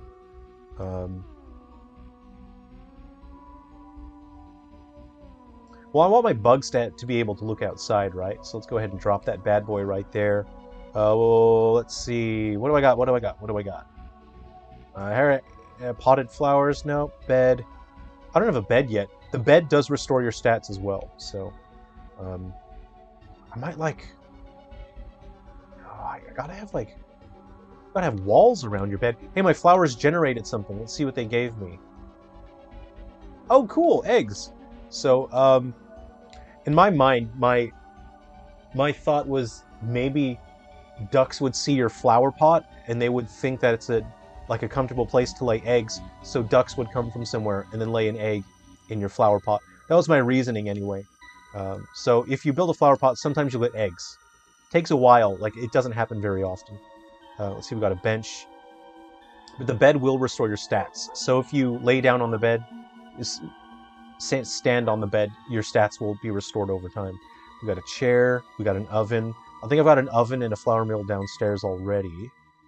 Stove, bath, support block. What else we got? Table, pole stand, display for potted flowers. Did I go past it? I went past it, didn't I? Oh, silly me. It's on standalone. You got an animal trap which can generate meat. Okay. Yay, I can build a terrarium. Sweet. Oh, you know what? I'll do them sideways, and then I'll do 2 of them. Okay, there we go.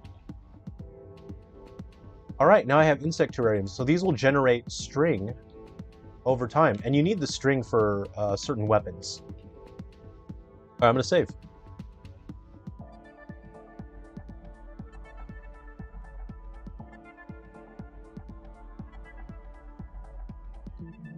First and last way, you can stand on the tree. Oh, that's not a... Oh, what I was standing on earlier, first, last, it's not a tree, it's a shade.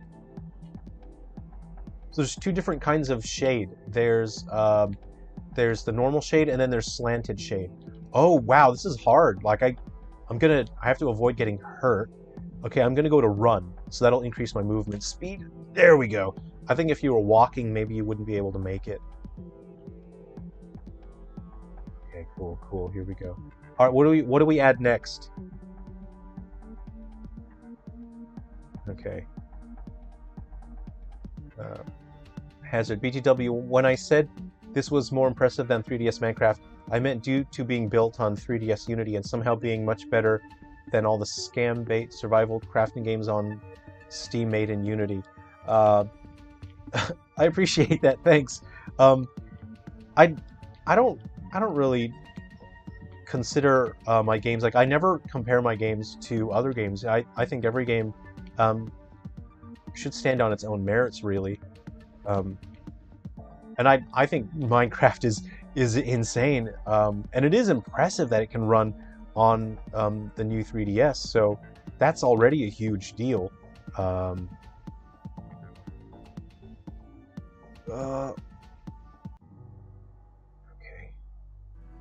I want to add. If there was a way to just add at least like one moving thing, like I wanted rotating, some sort of mechanism to allow rotating logs, but then at that point it didn't seem very realistic, and also I can't even add one more item because it would crash. You know, I'd have to remove stuff in order to add other things. Yeah, I've not played.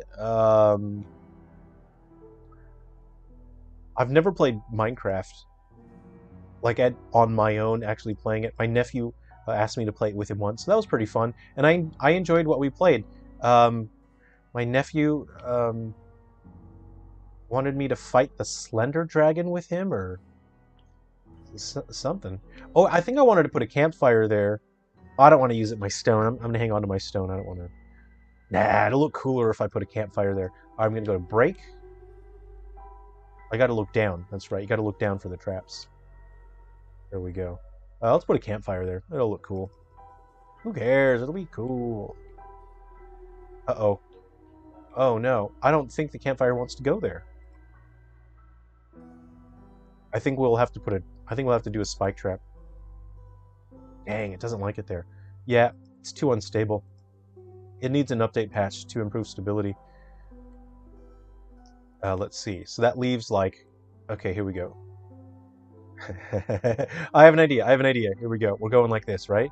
Okay, we're going back to structure. Flat log.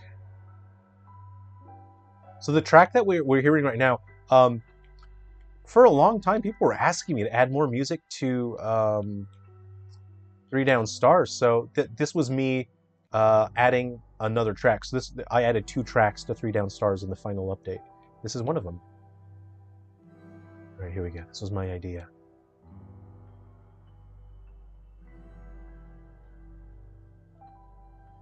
Am I doing this right? Is this? Angle's too sharp. There we go. There we go. I did it. Hey. Okay, we'll do we want to go to standalone, pole stand, right? Tent. Oh! What? Yeah. Come on. No! The ground isn't flat enough! Ah! I wanted it to... You have to walk along the top of the tent.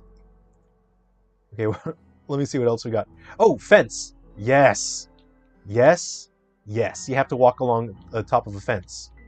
Hold on, the sun is properly in my eyeball right now. Okay, let's see here. 1, 2... There we go. I think it lines up a little weird, right? Oh, you know what would be awful? If I did this. If I did this. 1, 2. Yeah, there we go. Oh! I should have done the obstacle course facing the sunset so the sun is properly in your eyeball. It would have been a horrible hazard. Next time. I'll do it next time. All right. Yes! Yes, look at this. My beautiful obstacle course. Look at it. This is my child. I'm going to save. Always save. Always be saving. This is my advice to you.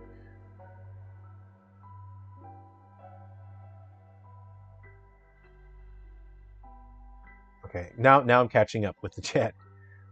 Back around the Switch launch, my bro and I asked around to raise money to get a Switch for a friend who got cancer. The community did a lot of things for him. He was a talented, kind, and brave soul. That's really sweet. Good on you. He passed away about a year later, which was absolutely tragic. Your video resonated with me on that, along with the passing of my grandmother, a strong lady, around the same time. Well, thanks for sharing that. And it's a tough part of life that we have to deal with, and everyone deals at it at different points of their lives and in different ways. And I think the best thing you can do is to just try to be there for people who are having to process, you know, it's difficult. Life isn't all fun and games.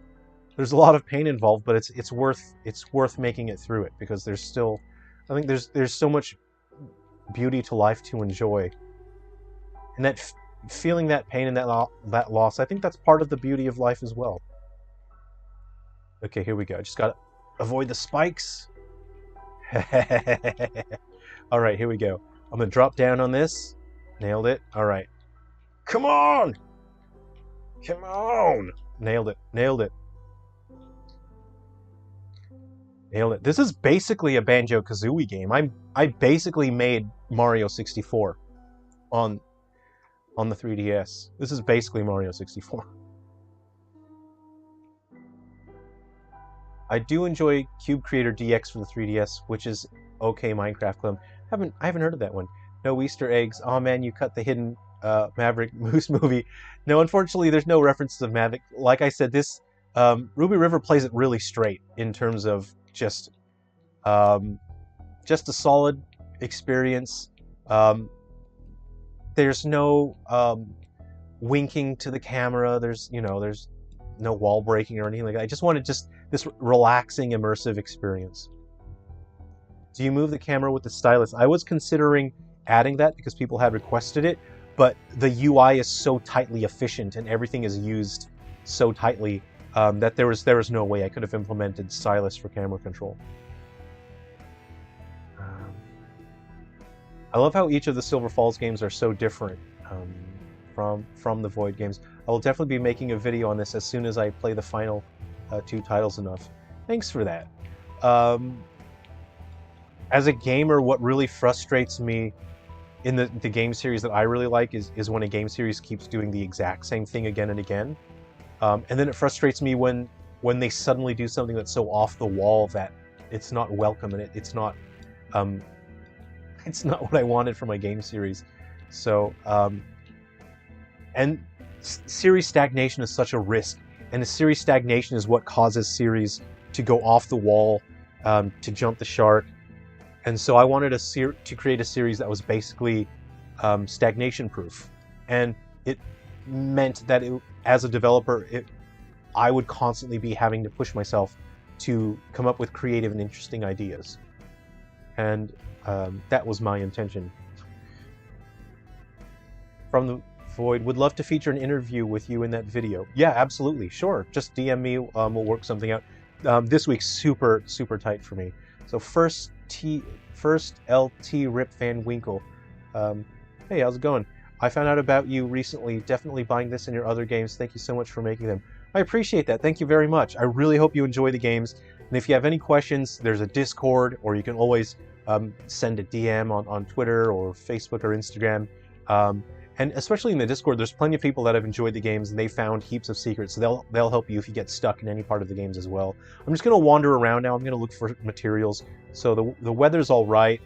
I'm just gonna stuff my face with some bitter berries here. Yum yum yum yum yum yum. What are the mushrooms? Yum yum yum yum yum yum yum yum yum yum yum. Okay, cool. I'm cool. I can run now. All right. Where can I get some? Where's the guy got to go to get some cloth?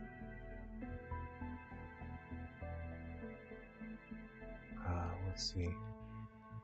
Yeah, I am working on some guide videos as well. So things like Frontier Fighters, Frontier Hunters, and especially with Gaiden Deathly Delusion Destroyers. I have one video up right now that is a character analysis on Holt, Annalise, Moss, and Gus. And then after the game launches, I'll be doing regular character analysis videos to help people get a grip on what certain characters would be really good at. So much in these last 3DS weeks. Yeah, look, we did it, everyone. It's all thanks to everyone showing their supports for the community positivity online, and it's showing Nintendo that people do really want more games. They do care and appreciate that Nintendo went way out of their way to launch these games. So it's because of all of you, it's because of Nintendo that we have these games. Sonic Kirby. Hey, Jerrel, is there any secret cheat codes? Not in this one, not really, no. Well, I mean, there's strategies, there's ways to play. Oh, Tim Allen, yeah, it's great. I'm glad you're the same one that's been around for a while. I gotta find some cloth, guys. I really need to make some wilderness pants. Is there any hidden combos you can press like Konami codes? No, unfortunately, no codes. Like I said, I wanted to be just straight-laced with Ruby River, but also I didn't even have time. There was no time. Like I said, it was 3 weeks of non-stop. It was the most brutal development period I've ever done, because I was sprinting. It was a sprint for 3 weeks. Yeah, I got about 4 hours of sleep every night for 3 weeks. And at the end of it, Ruby River was crashing on original 3DS. So I had to just pull a couple buildables out. I had to keep pulling items out. Monsters would be like, what? How is he flying? Do you have a favorite book?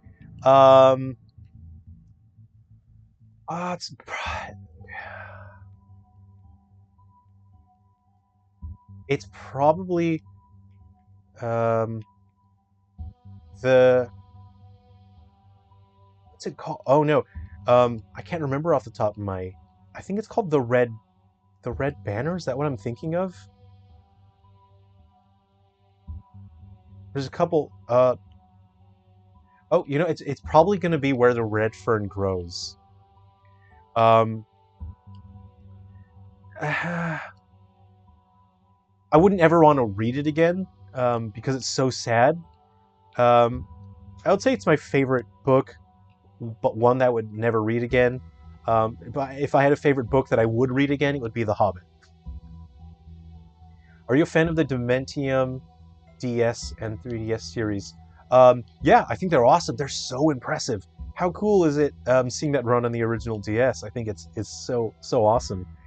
Um, Akira, how's it going? I'm scared of others, so I never write, but I wanted to congratulate you on the work you've done on these games. I really enjoyed 3 Down Stars.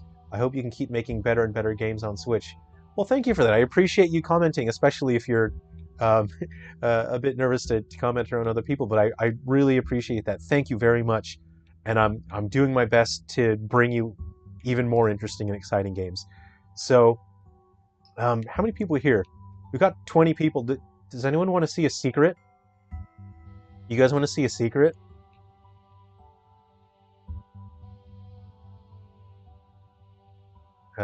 Chime off in the comments below. Okay, it says there's 21 people in here.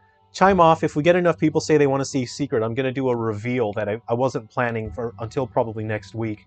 So that would mean that you people would be the only ones that see this reveal. So it'll probably be a secret between all of us. Chime off. Let me know if you want to see it. Ender Dragon, Slender Dragon, Ender Dragon, same guy. Even impressive that Metal Gear Solid on 3DS. Yeah, that's crazy. That works on original 3DS. Josh Moog, how's it going? Good to see you. Thanks for being you, man. Thanks for the new games. You're the man.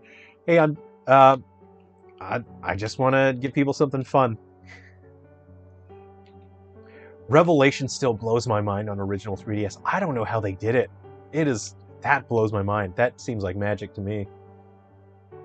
Oh, you guys want to see a secret? You guys want to see a secret, huh? All right. All right. Let me boot this. Let me boot it up real quick. Hold on. 2 seconds here. Let me find this. Okay, but you guys can keep a secret, right? You're not going to tell anyone our secret reveal here? All right. So this is something that is not supposed to be announced for a while. This is going to be highly exclusive, and we'll see how we go. So I'm just going to adjust my audio levels. I'm going to keep quiet. I'm going to adjust the audio levels temporarily. And this is a reveal. Probably only about 4 people in the entire world know about this. I was waiting on some things to finish organizing with Nintendo. So let me just sort this out. Hold on here. Hold on. Okay, this... Hold on. The window didn't... It's like I can't grab it and resize it. 2 seconds here. There we go. I just need to grab my window here. Oh, yeah, okay, you can do that. I forgot. Let me resize it.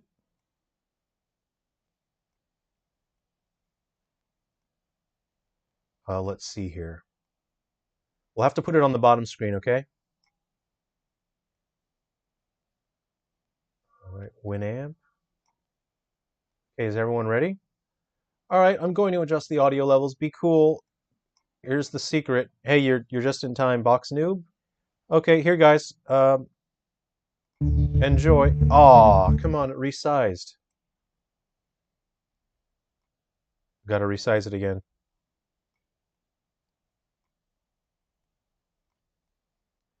Okay, don't tell anyone. This is a secret. I'm not supposed to reveal this for probably another week or so. Enjoy.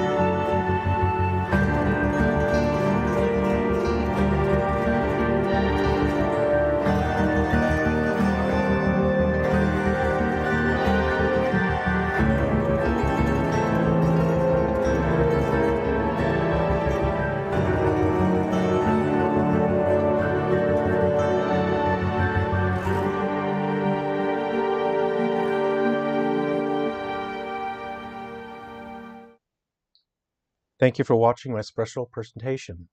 What did you guys think of that? So that is Silver Falls Road Past Guilt.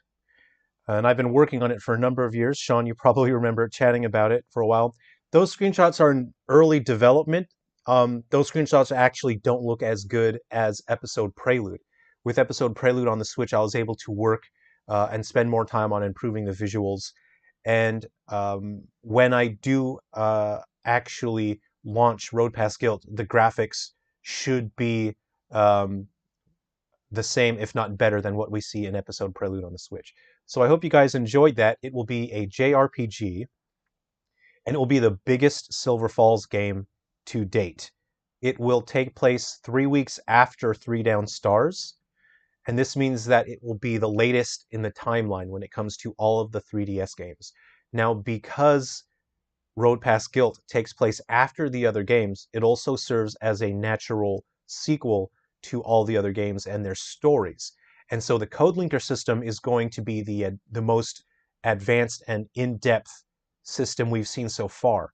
So that means that every single Silver Falls game that has launched so far, if you use the code linker to connect to Road Past Guilt, it won't just unlock a new character, it will unlock an entirely new gameplay standalone chapter. These will be called Frontier Chapters, and these Frontier Chapters will allow you to play the natural sequel to every single Silver Falls game that is out so far. You get to see where these characters are at this point in their lives after they've experienced the events of the original game that they came from. So I hope you all enjoyed that presentation, and let's keep it a secret. It's just between us. No one else saw it. Only you guys.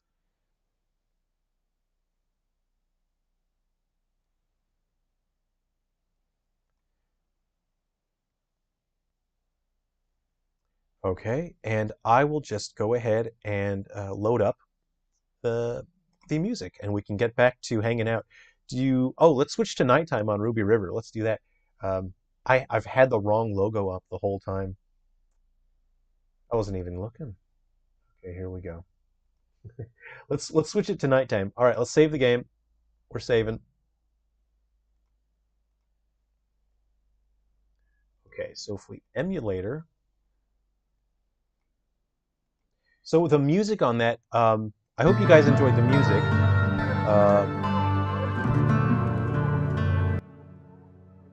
I hope you enjoyed the music, and many of you might be noticing that the music sounds very different in that compared to the other games.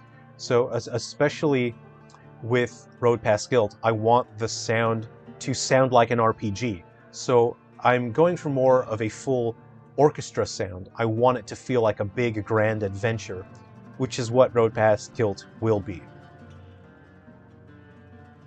Okay, so I will change up the time, and let's play Ruby River at nighttime. Here we go.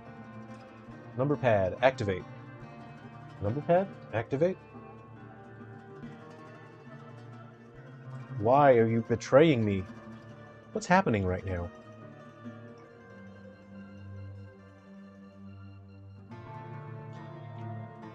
I want to type in 2023. There we go. Okay, I think I'll exit the emulator, right? And then I'll just start it over again. I don't want it to crash. Okay, so. Oh, oops. What did I click? Can I just open that again, please? Yeah, and that was the actual theme music for Road Past Guilt as well. Hype. Yes, Road Past Guilt will be an RPG. It'll have, you guys can tell I love RPGs. A lot of you I've chatted with directly. You all probably know how much I love RPGs. It's just my favorite. It's my favorite genre. You can tell from like every Frontier Fighters or every Frontier mode, there's heavy RPG elements. I love that stuff just as much as you guys.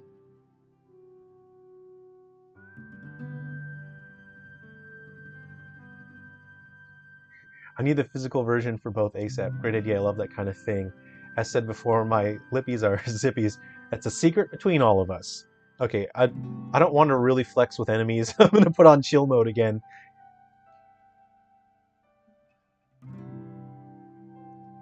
Bringing the games forward with codes like that. Yeah, absolutely. So, for example, with Road Past Guilt, say for example, you use the code linker from Undertakers. So Undertakers takes place in the 70s. And in the novel, and it's discussed in the novel and some of the other games as well, is the fallout of the friendship between Willie Belgrade and Bull Brandish. They're not friends anymore, especially if you finished Undertakers and you saw the ending, and you've sort of saw the character dialogue, and you've read Heavy Shadow. Willie doesn't want anything to do with Bull, and he just wants to forget the night with the Undertakers ever happened. And there's broken relationships because of what happened in Undertakers. And Bull himself is, if you've dealt with him in the other games, especially in 3 Down Stars, he's kind of broken. He's a broken guy. And in Road Pass Guild, when you use Code Linker to connect Undertakers with Road Pass Guild, you'll have the Frontier chapter for Undertakers, and you get to follow Bull again, and you can see where his life is at and what's happened because of the Undertakers.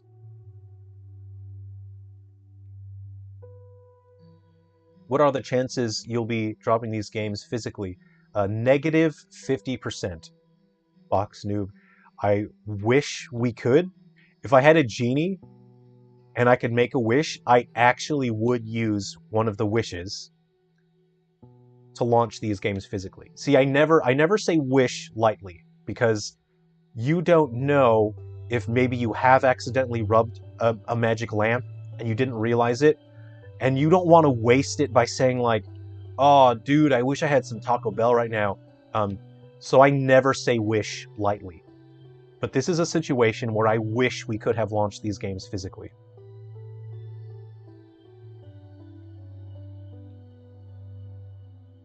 Subzacon Hairman. Hey, welcome. Is this really the last game coming out for 3DS on the 9th? Possibly. I don't know what other developers are doing. Maybe we'll get one last Brick Break clone. I've got no idea. I didn't set out to have the last game. I don't care. I don't care if I make the last game or the first game. I just want to make a good game. All right. What do we got here? What is this? Hey, pine needles. I might be able to make like a forest omelet. So I'm gonna pop a squat here. Okay, here's a pro tip as well. So when you make a campfire and you're cooking, if you're waiting around for stuff, it's good to go to your furniture as well. So I'm going to furniture, and I'm gonna build a bench, because you can get your stats to recover if you're sitting on a bench.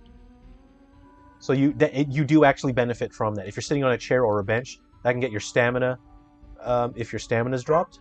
Okay, so I'll go to my cooking menu. Alpine Scramble. Yeah, I can make an Alpine Scramble. Nice, let's do it. So you see, I need eggs, I need pine needles, and I need walnuts. So let's do it. Hit cook. Oh no, it needs a stove. Okay, so you can't make an Alpine Scramble on a campfire, you need a stove. Let me just see if I can make a stove real quick. Let me see, oven, flour mill, bookshelf. Stove. Yeah, awesome, I can make a stove. I'll put that stove, I'll put it there. There we go. All right, pop a squat on my camp bench, and I go back to my food menu. Ingredients, food, Alpine Scramble, cook. Yeah, rock on, rock on, rock on. Go Cocopolo was, according to what I read, the last official 3DS cartridge, and Nintendo doesn't plan to make anymore. I haven't heard of that one. I'll look at that. Not like you can flash a pre-existing cart. Unfortunately, you can't. But you know, who knows? 10 years down the line, we'll see what happens with the homebrew community.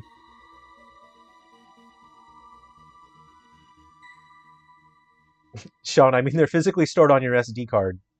Not wrong. Brick Break clone period.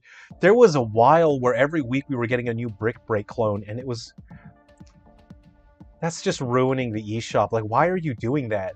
You're not making the world better, you're making it worse. Why are you putting out a Brick Break clone every week, you know? Who knows? Probably a money laundering scheme, I don't know. When will merch be available? Jose, good question. I can't make another Alpine Scramble, dang. Need more ingredients. So I have announced that we are doing merch. I shared a little bit of that. I did want to open the merchandise store on the 9th, but I don't think that would be fair or socially responsible, because people are still making last-minute purchases on the eShop for 3DS and Wii U. So I'm going to hold off the merchandise store. I have heaps of cool things ready, but I'm going to wait until the eShop has ended. So probably at the end of the month, I'll open the merchandise store. There's going to be heaps of cool stuff. I'm especially excited about the bottle openers that look like moose tokens. I'm pretty happy about that. So it feels like you have your own actual moose token, and it's practical. You can open bottles with it.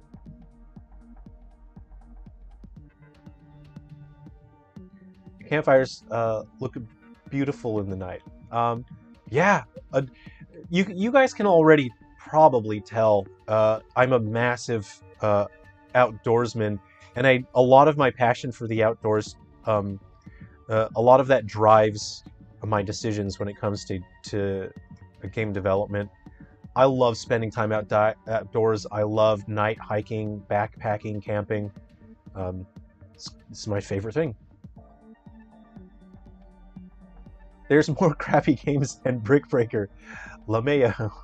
But Androdunos was the real hit release in the end, the physical one. Yeah, awesome. True, Androdunos is pretty cool.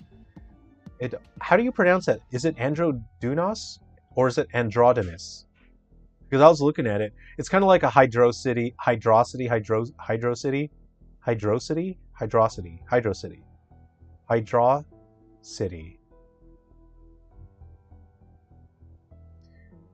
We need a shooter to call our own.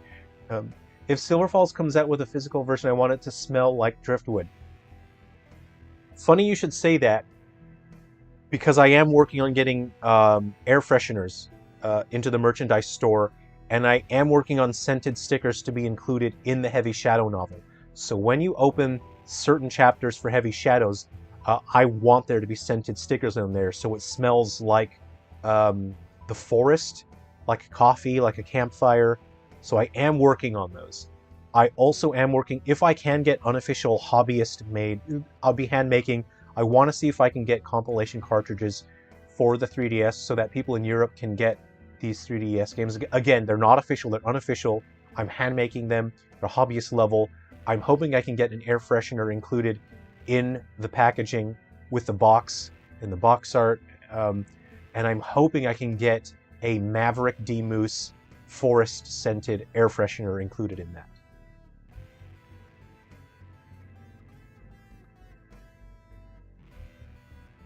Who the protagonists you play as in Ruby River? I'm not going to spoil that. You have to play enough of Gaiden Deathly Delusion Destroyers and you explore in Ruby River and you can figure it out. I will not be ruining that. But it is a character. It's not a nameless character. It's not nobody. It is a character that exists in Silver Falls, and you'll be able to figure it out. So I hope you enjoy that. And for future Code Linker content, the main character that you're playing as in Ruby River that you never see, in future games you will be able to use the Code Linker and get that character playable in future games, especially Road Pass Guild, which we just saw the trailer for. The protagonists from this and Gaiden will be in Ruby River, will be in Road Pass Guild. Will the game have 3D support? Sus Bacon Hairman. Did I get it? Did I get that right? Yes, Ruby River will have stereoscopic 3D, but only on new 3DS. On original 3DS and 2DS, it will not have 3D. Okay, and remember, unless you want to leave this stuff behind... oh crap, I accidentally built a stove on top of that. Hit the on button, that's the toggle, and you can go break, and you can take your stuff back. You'll get all your materials back when you break it. So I'm going to break the bench, the stove, the campfire, and I'll take it with me. Take it with me.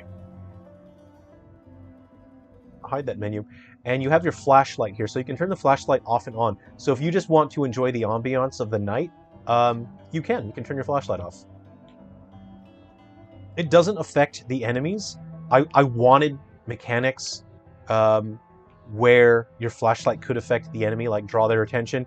But in this kind of game, because the environment is so open and the enemies are quite far away from you, it didn't make sense. It's not like White Inside Its Umbra, where you have tight control over the flashlight, and you are often in environments that are quite tight and claustrophobic, even though you're outdoors. In White Inside Its Umbra, it's made sense to have flashlight mechanics. In this game, it didn't make sense, so the enemies aren't affected by your flashlight here. Wow, I smell something good brewing in the future. Yeah, let's hope I can get those scented stickers sorted out. I have found a manufacturer that will do them, so I'm just working out the pricing and all that. We get to chop down them bushes, though. I might have just figured it out just by you saying that, but I'm not sure, and I won't say who I'm thinking. It's not going to be like an Agatha Christie mystery. There's enough clues where you can figure it out.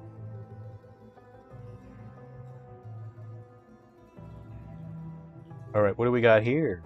Pine needles, good. I needed more pine needles. I think is forest steak? Is that something? Is that barbecue steak, berry side up, first aid soup, fisherman's basket, forest chowder, forest steak? I knew that was something. Okay.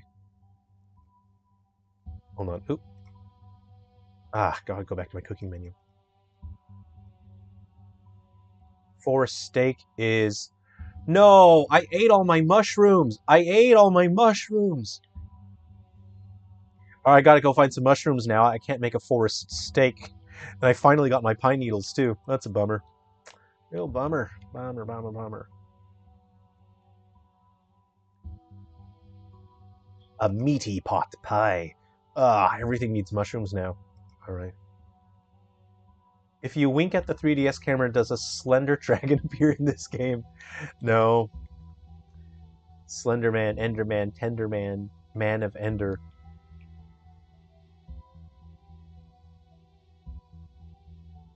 He's gonna see colors soon. He ate all the shrooms. Yeah, did you see me stuff? I ate like 15 mushrooms earlier just to get my stamina back. I wonder where my house is now. I've got no idea where my house is. I don't know where I am. The moon always stays in one place, so that's there to help you find your way. So I think if I go there, I'll probably end up back at my house. I've been exploring a while. I've got some materials. I'm gonna go along the river now. So in case you missed it and you hadn't seen it before, use the run. So when you play Gaiden Deathly Delusion Destroyers, again, these are two games packaged together, you can send items down the river. So when you're exploring here, you cannot find guns. But when you play Gaiden Deathly Delusion Destroyers, eventually you'll be able to send guns down the river and ammunition and other weapons. And then, excuse me, what you do is you have to walk along the river because multiple boxes can appear. So even though in Gaiden you send out one batch of guns and ammunition, multiple boxes will randomly spawn along the river. So it's good to explore the entire length of the river. And then when you build armor, when you craft armor, like this elemental armor stuff, muscle armor and sniper and all that stuff, wind coat, all of those armors, you can put it back in the box. You can send that back into Gaiden, and then those characters can have elemental armor. So in Gaiden Deathly Delusion Destroyers or Gaiden 3Ds, there's no way to get elemental armor. You cannot get elemental armor. The only way to get elemental armor is to create it in Ruby River.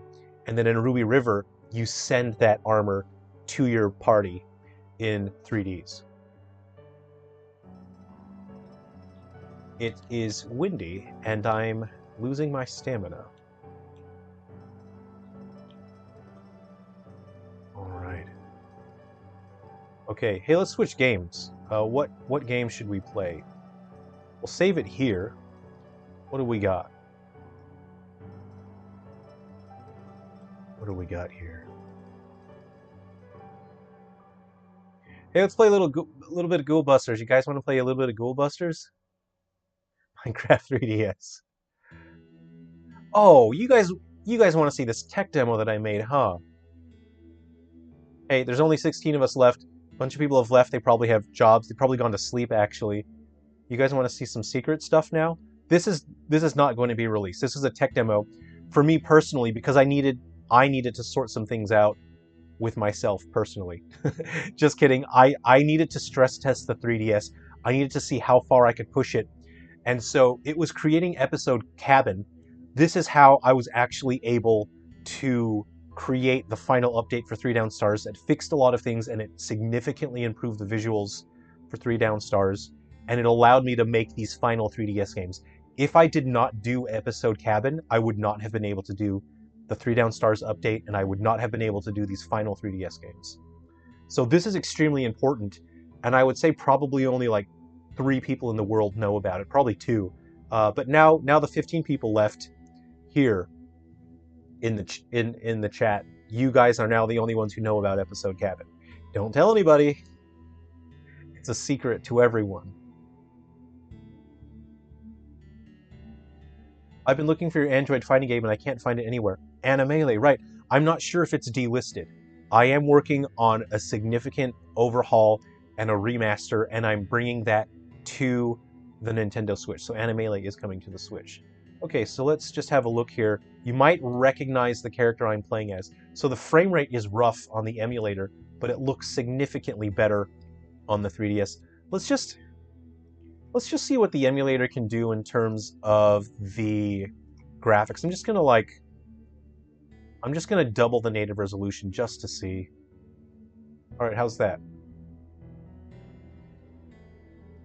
RoboCoop 4000, wasn't the Episode Cabin title screen shown off in the beginning of the stream? Yes. I did just I was pretty cheeky about that. I just revealed it a little bit. I just showed it off a little bit. And now since we're all still hanging out, everyone's still here hanging out, I want to show you Episode Cabin. This is just a small tech demo that I made, and the whole point of this, I was trying to make the absolute best visuals I could. So everything in here is obscenely high resolution. All of the character models, the graphics, the textures, they're obscenely high. They should not be this high on the 3DS, and I wanted to see the absolute best looking game that I could personally make on the 3DS, and this is it. This can't be a real game because Nintendo 3DS leaks memory uncontrollably. So if you tried to make an entire game that looked like this Episode Cabin, it would crash within like 2 or 3 scene transitions. So let's have a look. I was supposed to have a ladder that was going to let me climb up the top. I don't think I ever did that. If you have a look at the walls here, they're extremely high resolution walls. Everything has unique individual textures. You have this shiny look to metallic objects that I was able to incorporate in 3 Down Stars. And you have these obscenely high resolution textures for the character. The character model itself is very high poly count, and the textures are extremely high.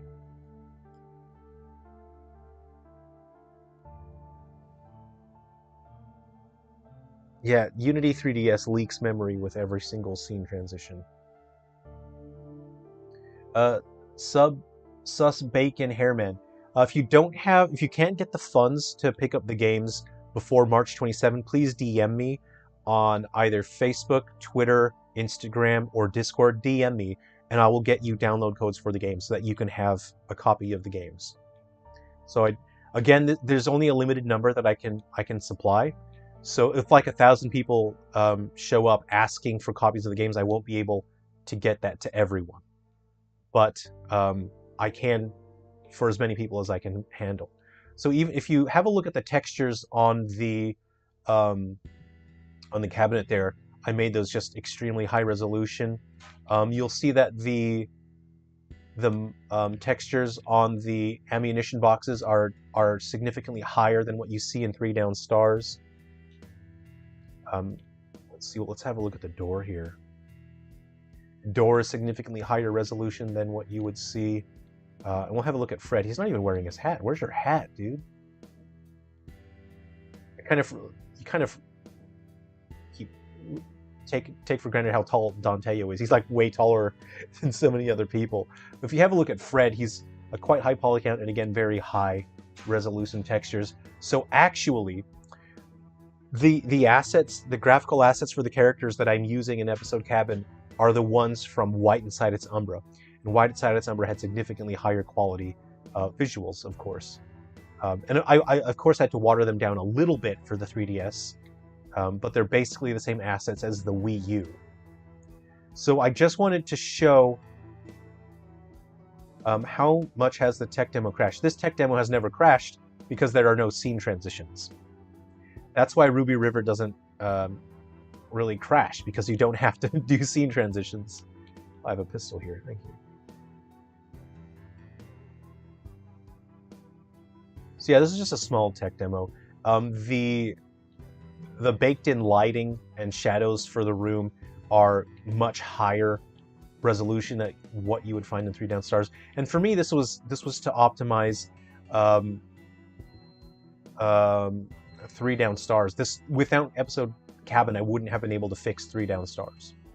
But like, yeah, even if you look at the table, look how high resolution is. For me personally, I wanted to see how good can I make, what's the best looking 3DS game I could possibly make, and this was it. You can see everything is it just looks so much better. But unfortunately, Unity 3DS won't let a game like this exist because it will crash pretty much instantly once you try to switch rooms.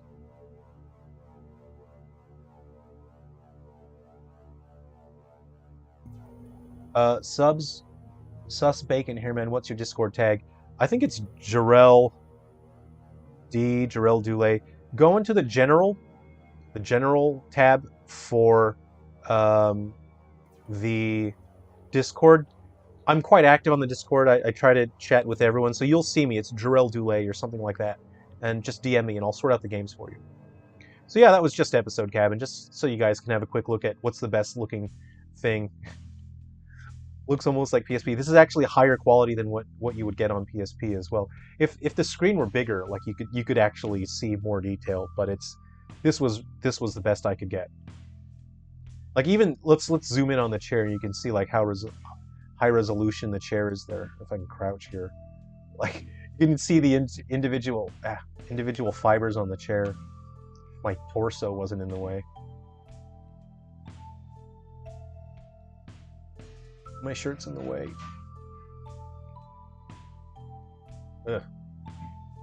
Oh well, you get the idea. You guys get it. Anyway, hey, let's play a little bit of Ghoul Busters then while we're at it. Restart the emulator here.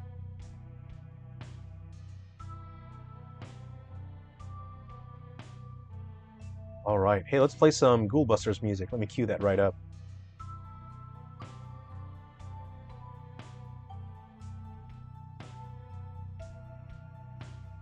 Alright, where do we got our Ghoul Buster music? Silver Falls, Ghoul Busters. So I actually created the Ghoul Busters soundtrack to run on actual hardware. So I actually, the same way that I created the Galaxy Bound Curse music, and Galaxy Bound Curse has the weakest soundtrack because that was my first time programming music for the Game Boy, and it was very difficult for me. I was not good at it. So Galaxy Bound Curse has the weakest soundtrack. But in the future, I would like to revisit that. I am working on an HD remake for Ghoul Busters, and I want to expand the soundtrack. I want to improve the tracks that are there, and I'll be adding significantly more tracks. What do you got? We got Are You Afraid of the Shadows? I really like, I have a soft spot in my heart for this track. I really enjoy this one. I really like Bonfire Ghoul Busters. I do like that one. Bottle Cap Hunting. Let's see, Bottle Cap Hunting. That's a good one. Yep. Put that one in there a couple times. And what we got? Gotta Eat Them Jelly Beans is another track. Put that in there. Roger's At My Pineapple. That's another track. There we go. Are those all the tracks? Fog in the Distance. I do like that one. Okay, there we go. I queued up some... There we go. Let's play some Ghoul Busters, folks.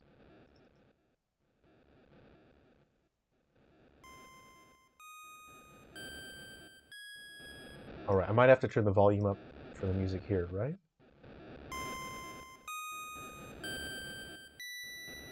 Baronhausen Pepper, hey, good to see you. Thanks for hanging out on the stream. I love Ghoul Busters. Very fun but punishing.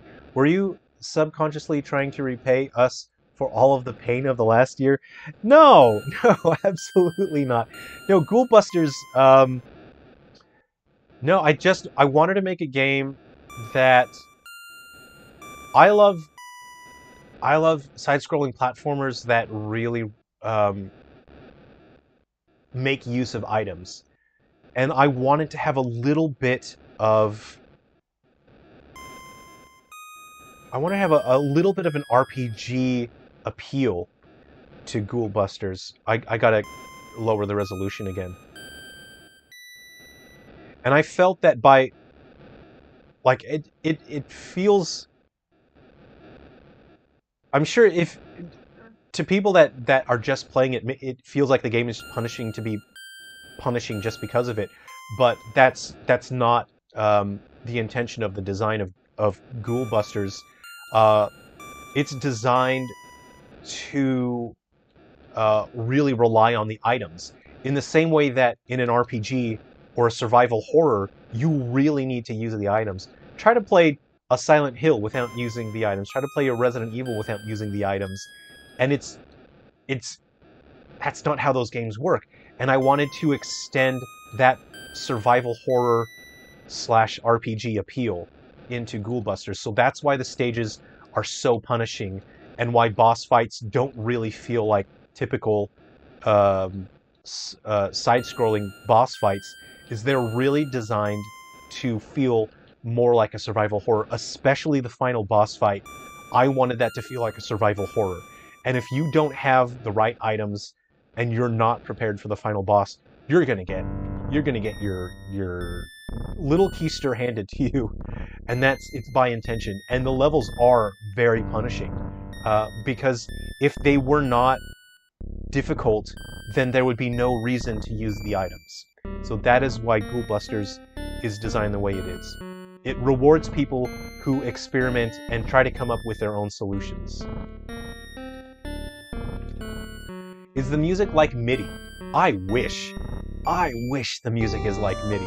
MIDI is this universal language that software can interpret. Where are you going? Where are you going, dude? I wish I could have written MIDI for Galaxy Bound Curse and Ghoul Busters. It is very difficult programming music for the Game Boy. I'm sure for people who are more experienced with it, it's easy for them. It was very difficult for me, and I did the very best that I could.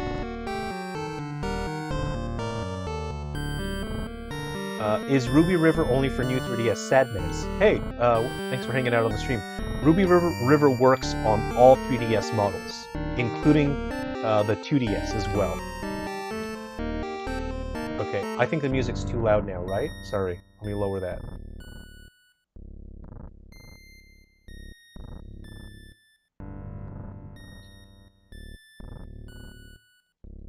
I love the Minecraft-like font in some parts of Ghoul Busters. I just wanted to... Minecraft's good at sort of reaching that pixel art... Well, it's voxel, you know. But that sort of nostalgic appeal, and I think that's why so many people really connect. I didn't jump. I missed the items. I missed the items. I'm a bad person.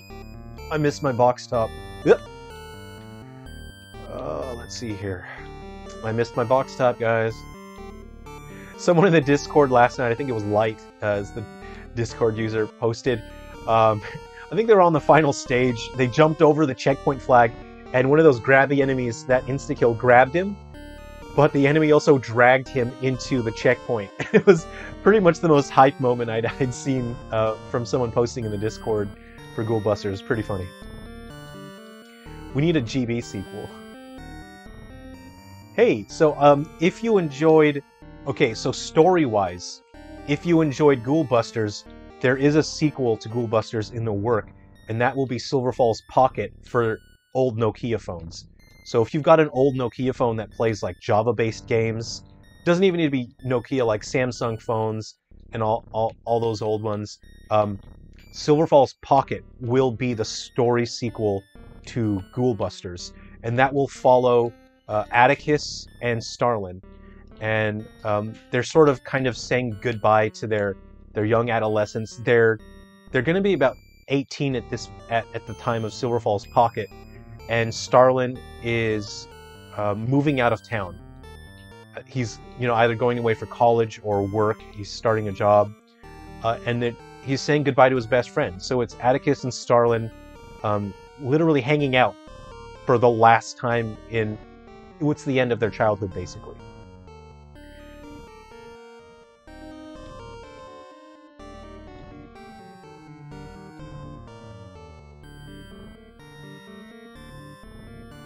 I didn't have time. I really wanted to make a fully functioning Gachamon virtual pet. I didn't have time. It was such a bummer. Is the series now financially stable? I don't know. I don't know what, because these final games have just started selling, like White Inside its Umbra and whatnot. Like the last 2 or 3 months weren't really financially stable, but we've just launched Umbra, and these final games, and Guardians and Metal Exterminators just came back. So I'm hoping, my bare minimum expectation, I'm hoping the games can at least support the studio for the next 3 months. If I can get the studio supported for 3 months, I can at least get a smaller game finished and launched on the Switch. So at the moment, we're not really safe. We're not in the woods yet. So it really does mean a huge amount it means huge amount to me that you guys go out and tell other people about Silver Falls, because when other people pick up the games, that it's life-saving when I can pay bills at the end of the month.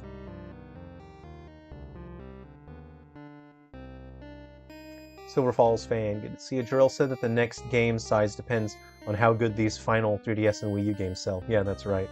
Jason, hey, good to see you. I love it because it's really hard. I'm like trying to master the stages until I can beat them without using items or dying. I can do the first stages this way. Yeah, it's a lot. It's a massive effort. Like, so many websites have been talking about the games. They really covered it. I think I contacted GameXplain and offered review codes, but they didn't get back to me. GameXplain has so much stuff to cover. So yeah, they briefly mentioned the Silver Falls games, but Nintendo Life tends to cover things in significantly more detail. I mean, I wanted to send download codes to GameXplain, but they didn't get back to me, unfortunately. Okay, I'm going to buy Umbrella. Go in Knuckles mode. Okay, I left behind a box top, which is a bummer.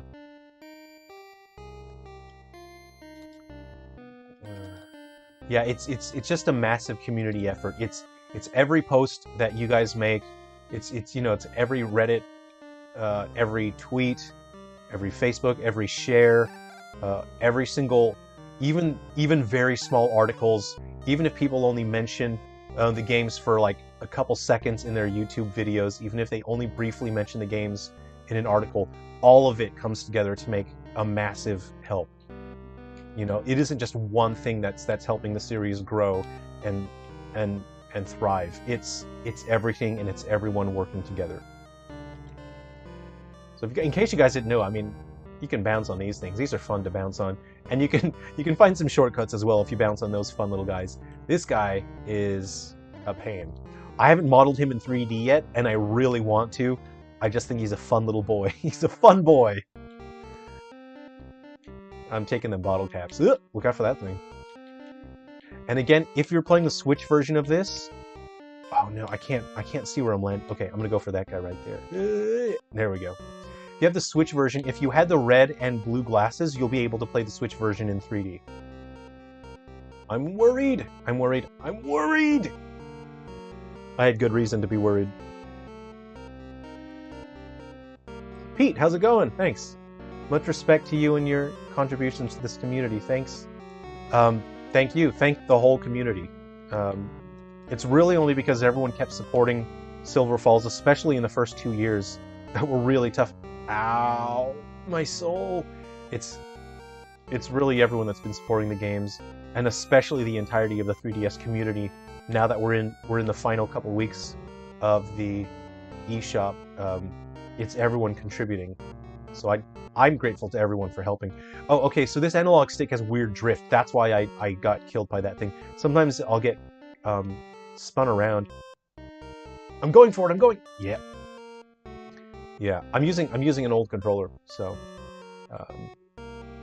I should know better. I should have used the D-pad. So I won't use the analog stick anymore, because this one sometimes gets stuck, like it doesn't return all the way to the center. Oh, this fun boy. I wanted his tendrils to be animated, but that would have taken a very long time, and I didn't have time. Like, I had so many other things to work on, so I didn't have time to animate his fun little tendrils.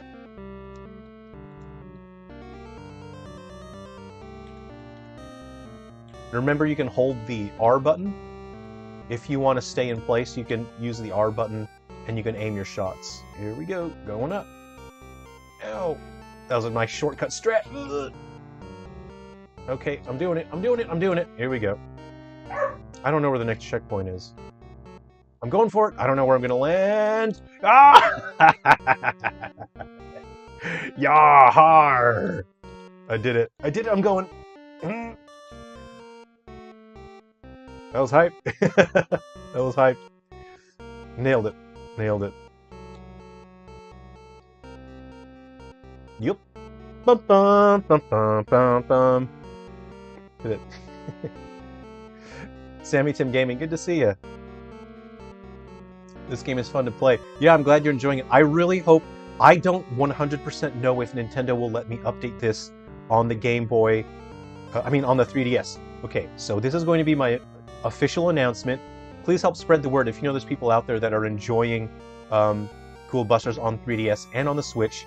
I am working on an update for Ghoul Busters that will add Frontier Busters mode. Let me tell you about Frontier Busters mode. I'll share some behind-the-scenes secret stuff with you now. Let me open up my project folder and I'll share a little bit with you. Are you guys ready for that? Edgar13R, hi, welcome. Light, hey, good to see you. I really enjoyed that clip that you posted on Discord where the grabby enemy killed you and then dragged you into the checkpoint. That was probably one of the coolest things I've seen. That's never happened to me during testing, but I thought it was really cool that you posted that. Let me open my folder. So I'll share some behind-the-scenes stuff with Ghoul Busters as well. Please keep a look out on the bottom screen here.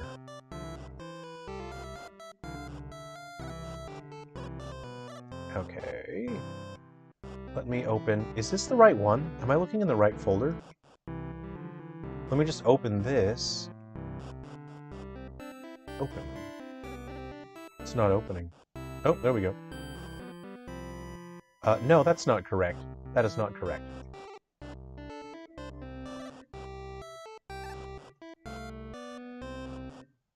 I opened the wrong folder. Okay, let us edit this. Okay, here we go. Alright, so this was... I actually, from a nostalgic standpoint, I used MS Paint to create the graphics for Ghoul Busters. When I was just a kid and I was trying to make video games, I used MS Paint, and so I wanted to go back to my roots for that. So I'll show you my little document here. I'll even show you some of these. So, oh, have a look at this. So this is an enemy that people will recognize from 3 Down Stars. He appears in Galaxy Bound Curse, and he almost appeared in Ghoul Busters. I just didn't have a spot for him to appear because I wanted the signature projectile enemies to be the balloon guys. So the guys that spit stuff out is actually the normal balloons. They get deflated and they're actually upside down. So what I had done is I went a little something like this. Oops. Oop. What am I doing here? So you can see that's how and then I just squished his body. So the enemies that shoot stuff at you are actually the floating balloons upside down, deflated a little bit. Yeah, Edgar13R. I discovered the Silverfall series through a shared tweet. Enjoying episode Prelude at the moment. Looking forward to playing more of your games on the 3DS. Thanks for that, Edgar. I really appreciate that. Episode Prelude, unfortunately, Unity the version I had for Unity was super broken. So there are a number of glitches, and Episode Prelude is very rough around the edges in terms of a streamlined game experience. And there was so many things I wanted to do with Episode Prelude that would have made it a better overall game experience that I couldn't work on it because Unity was broken. So I am working on an update for Episode Prelude that will bring in significant improvements, and it's going to add a huge amount of new content in Episode Prelude. We're going to get more playable characters that come in through Code Linker from the other games, and more battle arenas as well. light. Some enemy placements, especially the enemies that shoot gas, required the RC copter. Absolutely. The RC copter was my way of like, I wanted a shield item, you know, like how Sonic has the shield. And nothing like logically in my head made sense. So the RC chopper was my way of doing that. Subs Bacon Herman, do you solely rely on Sungrand Studios for a living? Yes. I had previously was doing like boring business stuff with Sungrand Studios, making software and websites for companies, and that's super boring. It's a living, you know. At least I'm not one of the dinosaurs in the Flintstones, where it's like, you know, there's like a pelican sitting there, and then like Fred flushes him, you know, after doing a bathroom, and then the pelican goes, "It's a living," you know, that sort of thing. There's worse things to do for a living.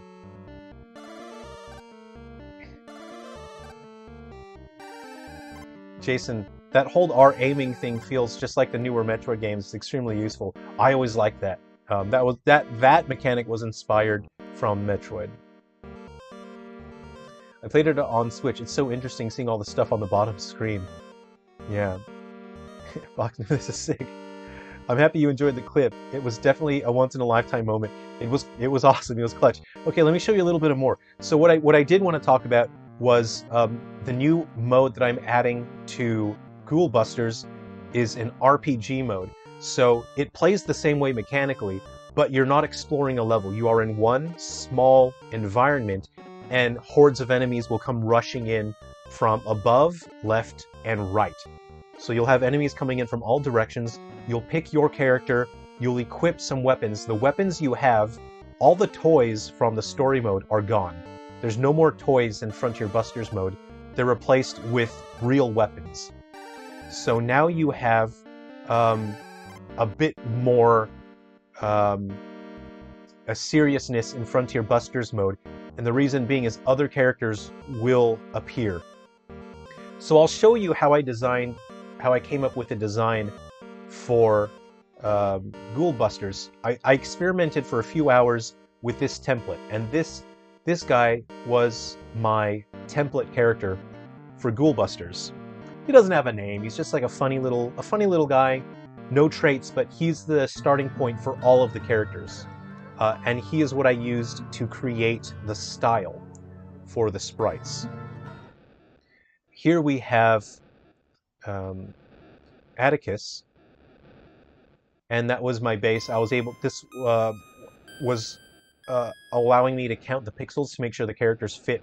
I believe it's 32 by 32, the sprites. And here we have Starlin, Atticus's best friend, best bud, fellow Ghoul Buster, and we have Bull Brandish, who we saw in the game. And here is Wood. So this is a character that you would recognize from other Silver Falls games. He's frozen in time and 3 down stars. And he has his sort of signature 80s look. He's got a sort of like a shirt, like a plaid shirt, unbuttoned. He's got his sort of longer hair. Here we have Maverick D. Moose. So Wood and Maverick did not appear in Ghoul Busters, but they will be playable characters via the code linker in Frontier Busters mode. And again, I am actively working on Frontier Busters right now. I want to add this to both the 3DS and the Switch version, but I don't actually know if I'll be allowed to add it to the 3DS version. So we'll see. I'm gonna do it. I'm gonna do it and submit it anyway. And we have fan favorite Oxa. So people who have enjoyed Guardians and Metal Exterminators, and they enjoyed the story with Oxa and Gold, Oxa will appear in Ghoul Busters in the new mode that I'm working on, Frontier Busters. So if you code link Guardians and Metal Exterminators to Ghoul Busters, you'll be able to play as Oxa, and she will have her cryo shield. So that'll be fun to see her signature weapon in use again. So there is Oxa. Here we have Fred as well. So there we are in his 90s look. And what else have I got here? So these were early on.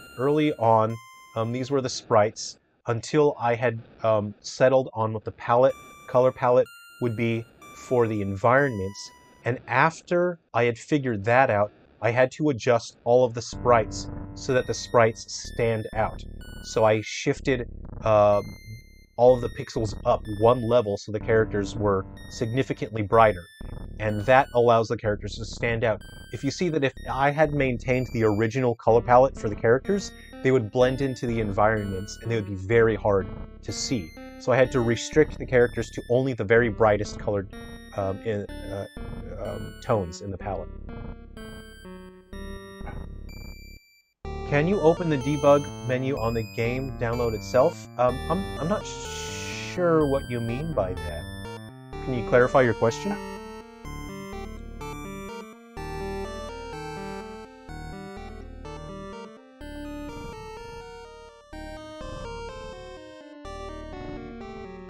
Jason, yeah, Edgar, if you liked episode Prelude, you will love 3 Down Stars on 3DS. It's very similar, but it's a huge game. Baronhausen Pfeffer retracted a message and I didn't get to see it. I don't know what it was. So, in Frontier Busters, the stages... I don't know if this is too loud. Please let me know if the music is too loud. So in Frontier Busters, which is the mode that's coming to Ghoul Busters, 100% it's coming to the Switch version, and again, I don't know if it's going to happen on the 3DS version. I'm going to do all the work for the 3DS version and submit it, and we'll see. And I don't know what'll help. Like, I think if significant numbers of people pick up Ghoul Busters, I don't know, like maybe if Ghoul Busters ends up in the bestsellers list, so I don't know if we want to rally together and spread the word about Ghoul Busters and tell people to pick it up for the 3DS. I don't know if you can end up on the 3D bestsellers list. I don't know, maybe that will encourage Nintendo to let me update the game, because we're well past the point where they should have been letting me submit new games and submit updates. We're well past that point. So Nintendo is doing this entirely out of goodwill and entirely for fan service for people that are still using 3DS. So I don't know. Let's try and get people to pick up Ghoul Busters because I really want to add that Frontier Busters mode. So I'll tell you more about it. The stages in which you fight the enemies, they're going to be about this size. Stages will have different elements to it, and there actually will be a building element to those stages. So you'll be able to use items to build a makeshift treehouse. So there'll be like crates and boxes and stands that you can use to build your environment. And so that way you can give yourself a little bit of a structural geographic advantage over the enemies. It's like the I have the high ground now, don't try it, Anakin. A little bit like that situation, even though Obi-Wan had the lower ground against Darth Maul and he still killed Darth Maul, even though Darth Maul had the higher ground. I think what Obi-Wan meant was he morally had the high ground. Probably. So there will be a little bit of a crafting element. I'm going to call it treehouse building. It's not really crafting. It's treehouse building. There's a treehouse building element to Ghoul Busters. And enemies, you're going to have massive hordes of enemies coming in. There will be an equipment system. So you know how in the main story mode of Ghoul Busters, you are able to spend your bottle caps and purchase items like so. I'm just going to buy one of those. Firecracker, very nice. So the toy items are replaced with more serious weapons and your treehouse buildable equipment. You'll be able to earn experience points. You'll customize and level up your characters. And for anyone that enjoys the Frontier style of gameplay in the Silver Falls games, this is going to be the Frontier mode for Ghoul Busters. And the skill system is based on skill caps. So you now have skill bottle caps. And so the way that skill bottle caps work in Ghoul Busters, I might just have to, I've revised it a number of times. I kept refining it. I think I'll have to check. I'll have to check my notes just to be sure. But there are different cap types. So I think there's 3 or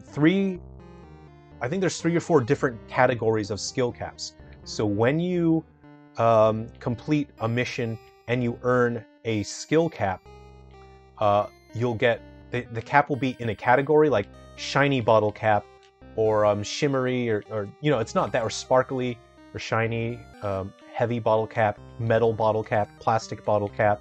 So there's different bottle cap types, and then the bottle cap has a skill attached to it. Every playable character has a signature skill, but the only way to active, or like a special skill, the only way to activate that character's special skill is if you equip 3 caps of that character's favorite cap type. So let's say that Starlin's favorite cap type is plastic bottle caps. He likes the plastic ones. So if you gave him 3 plastic bottle caps, it would activate his special skill. Starlin might like metal bottle caps, so you'll want to give him 3 metal bottle caps. So you not only have the skill that's attached to the bottle cap, you also have the bottle cap type. I fell through. I fell through. My life hurts. Yeah, so it's simpler than the skill wheel system from Umbra, and it's simpler than the skill link system from 3 Down Stars, but it has its own appeal to it. It has a simpler appeal, because again, we're dealing with kids, and kids, you know, when they come up with their games like this, it would probably have a simpler set of rules, and that's where my approach, that's where I was coming from when coming up with the bottle cap skill system for Frontier Busters. So I hope you look forward to that. Sure, didn't die. Please die now? Please die now? Why won't you die? Please die. Thank you, thank you, thank you. Light, an RPG mode sounds great. I would definitely come back to Ghoul Busters to check it out. Yeah, and it's going to have heaps of playable characters. I don't have a set number yet because I want to do as many playable characters as I can, but it is going to be a little time consuming because I have to hand animate every character, and I have to create their weapons, their loadouts, their you know, their things that are unique about those characters. I mean, if the game has the Konami code. No, unfortunately, it doesn't have anything like that. Oh, the guy who attacked in the comments said to be careful because he was one of those pelicans. It's a living.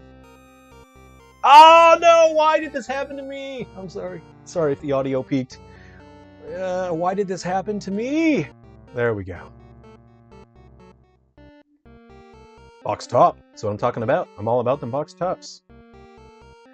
Sorry to ask an off-topic question, but do you know how many blocks of memory 3Ds plus Ruby River will take? Yes, about 1,000.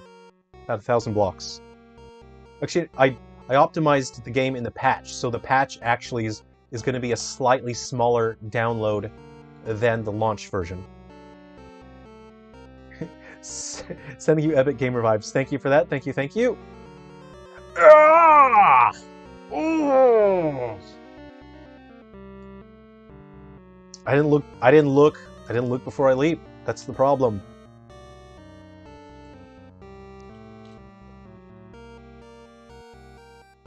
I'm really focusing on this right now. No, that was bad. That was just bad. Don't look at me. Don't look at me.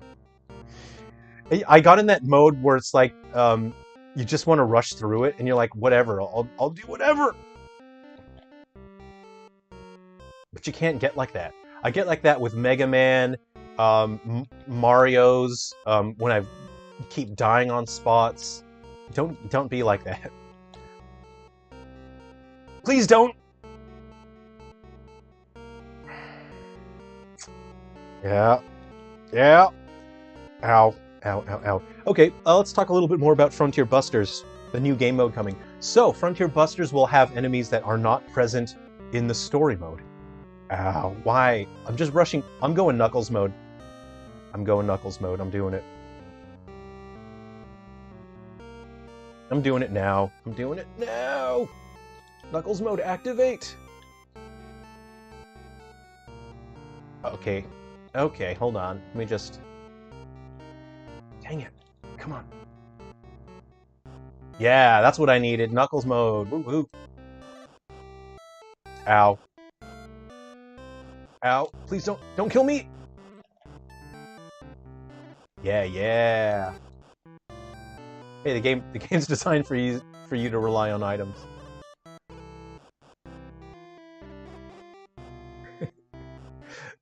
Staring at you intently. Ah, no. Okay. Oh no, I don't have jelly beans. I thought I bought jelly beans. Okay, I could lose right here. I could lose. Yes. Yeah. Bum bum bum bum bum bum. The game will be about 15 megabytes then. No, it's about 125 or so, thereabouts, megabytes. As a kid, I remember for a while, a lot of plastic Coke bottles had a free Coke under the cap.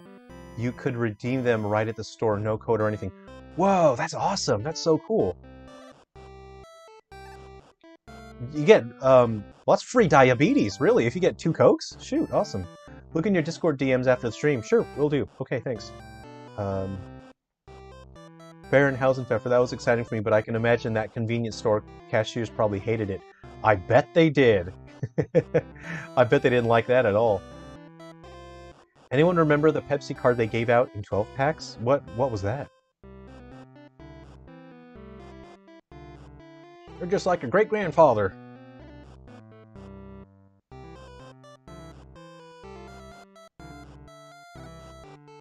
Don't you dare go any farther into the forest. Be good and I'll bring a nice big bag of jelly beans for your and your friend tomorrow. Cool typo, me. Cool. So you'll notice there's often typos in the game. So partly it's because I work until I'm absolutely exhausted. And secondly, the text entry boxes in Unity are obscenely small. The type font in Unity is microscopic. And people for years have been begging Unity to please have an option for a bigger font. We've been asking for years, for like 10 years now, and Unity does not care about the people actually using Unity. So the font is microscopic in Unity, and when I'm typing stuff in, I can barely see what I'm typing in. Cool, cool. And that's why there's so many typos in the Silver Falls games, is I work until I'm absolutely exhausted, and the text is so small that when I'm tired, I can't even see the text. Should I just do Knuckles mode through this? I am originally from an alternate reality. We had Crystal Pepsi there. There used to be a horrifying glitch where if you touch those spikes right when they were retracting, the monster would actually suck you inside his body, and you would disappear forever. It's horrifying. I'm pretty sure I removed it. I'm gonna see. I don't know. Let me try it. Let me see if I can make it happen. No. Probably not. It's really hard to get activated.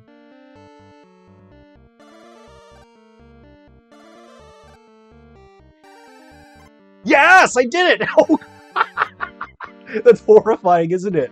That's not real nice to think about. On average, how long does it take to write the story for these games? A pretty long time, because I start the stories ahead of time. So I have the stories written for about 20 to 30 more games right now. So that's how many I have written.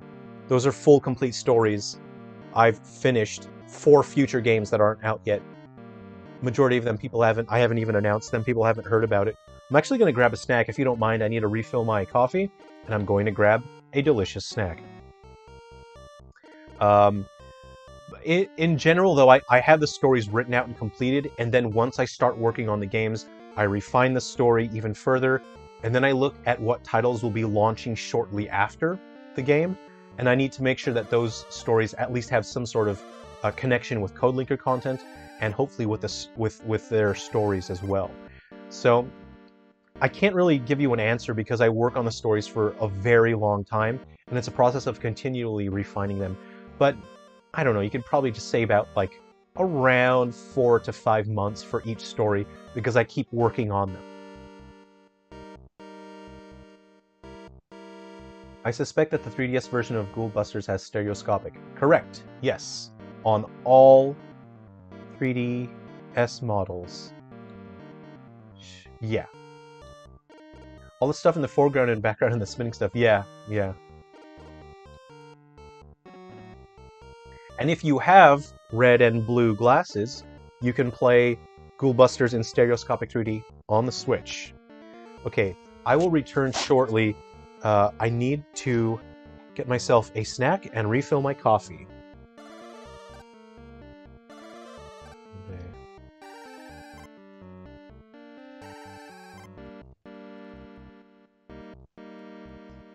Okay, I will return. I didn't even spell that right. What is BGB? That's nothing. BGB is actually nothing. Okay.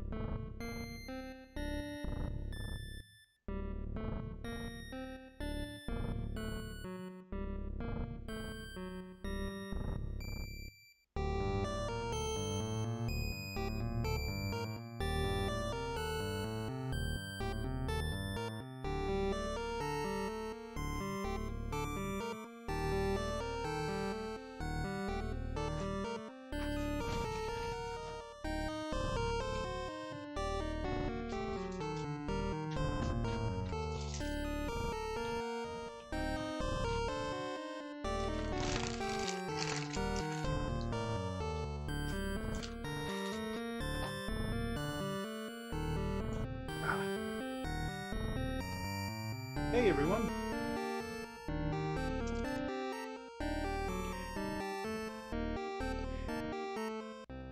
Hey, let's trash the chat now. Hey, okay, do you guys want to see a new instrument that I picked up for using in future soundtracks for Silver Falls? I just picked up a new instrument, and I'll be using it in upcoming soundtracks for the games. So it's always important to me. I never want to be in a situation where I'll just take the easy route and I'll say, yeah, I'll just use a framework from a previous game. I'll just change the graphics and then do the same thing, and it'll be easy money. I will never ever do that. And the code linker system is sort of like an accountability check for me to make sure that, oh, well, I have to implement code linker system, which means I have to create interesting new content. So that's a way to also make sure that I never get lazy with my games. I never want my soundtracks to sound the same. I never want the games to feel the same. And so I'm constantly building and modifying instruments to create interesting and new sounds. And as a composer and a musician, I want to keep developing. So you guys want to see an instrument that I picked up? Let me know. I'll just grab it if anyone's interested in seeing it.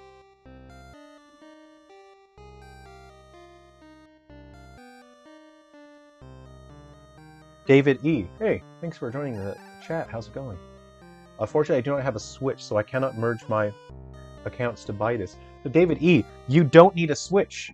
You can create a Nintendo Network ID through the website. I don't know if you go on Google, type in 3DS eShop merge funds. So type in 3DS eShop merge funds. You will find links from Nintendo that will explain to you how to do it. So you don't need a Switch to purchase the game. But if you can't work out merging the funds, please send me a DM on Facebook, Twitter, Discord, or Instagram. Send me a DM and I'll give you a download code so you can have a copy of the game. So please do that. If you can't get the funds sorted out, I'll give you a copy of the game.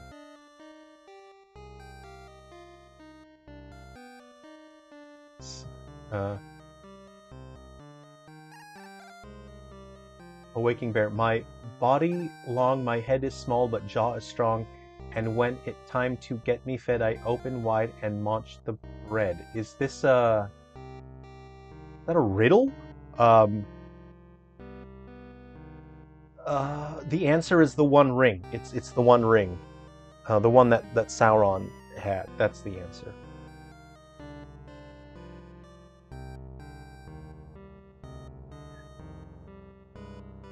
I will defy the personal space of my 3DS by playing it for 1,000 hours when these Silver Falls games come out.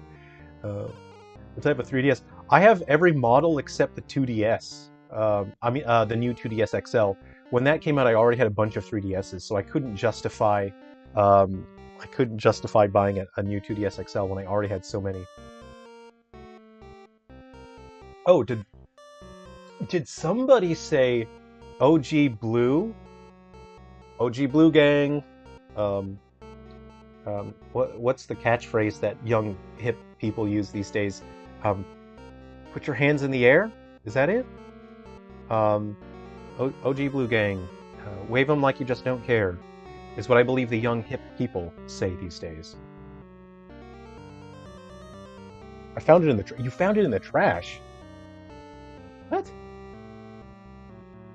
Yeah, who has the audacity to do that? I have a new Nintendo 3DS XL Super Mario World version. Very cool.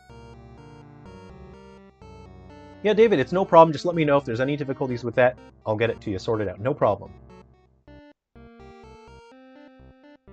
You worked in a luxury condo, and people were just throwing game consoles into the garbage. You're pretty sure it's groovy, right? Let's all just have a relaxing coffee. Hey, how about a little bit of Guardians and Metal Exterminators? I'll restart the emulator, and here we go. The mashed potatoes. Subs Bacon Hairman. Oh, did you leave? What did you miss? Did you step away and leave? I have never heard a kid, teenager, or young adult say groovy, not even as a joke. Haven't you seen Scooby-Doo? Pretty sure they say it in Scooby-Doo.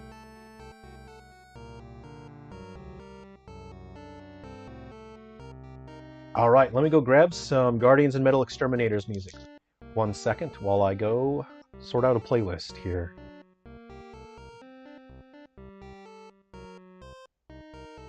We're into the soundtrack here. Alright, get rid of the Ghoul Busters music.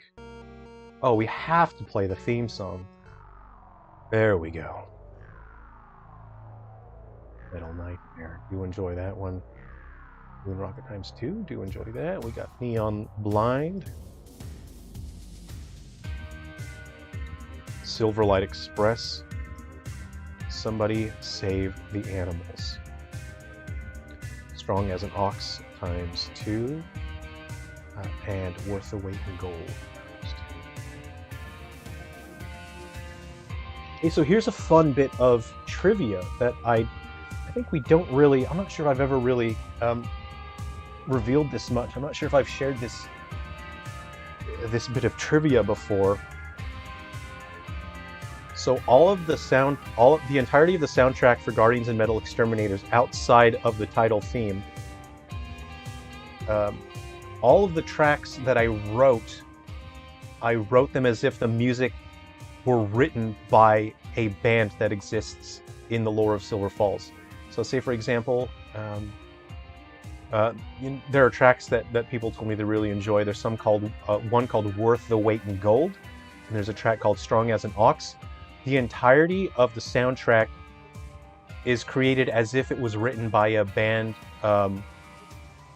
that exists in the game. And it's Shauna and Oxa talk about it. So yeah, there's that. It's not music that exists outside the context of the game. It's music that exists in the context of the game.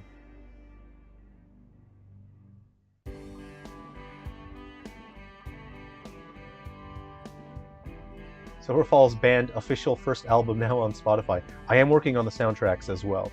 Okay, so I've got 10% on my story.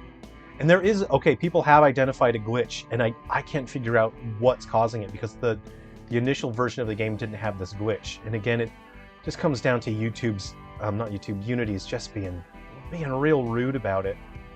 Knight Sword, Long Claw, Throwing Spear. I'll take the Throwing Spear.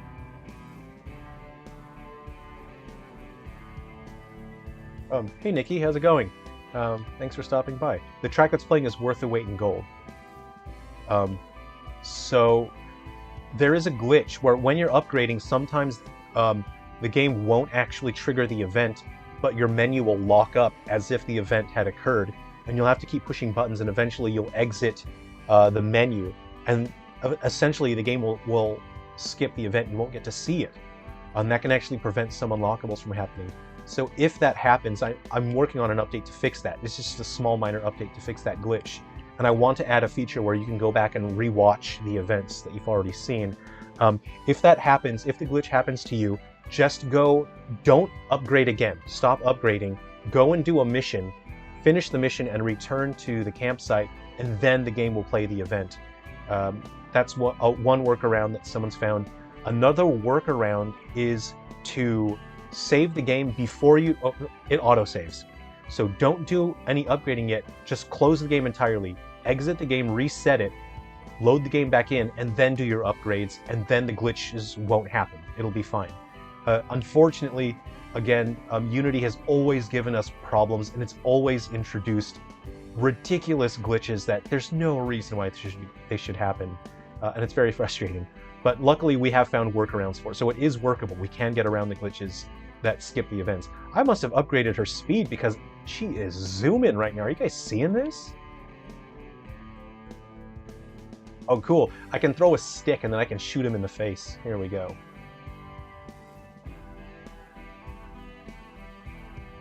Owie. I'll try and combo. Okay, I'm gonna throw a spear. I'll combo into my shield to get my combo power up, and then I'll do the gun. I'm not allowed to block attacks.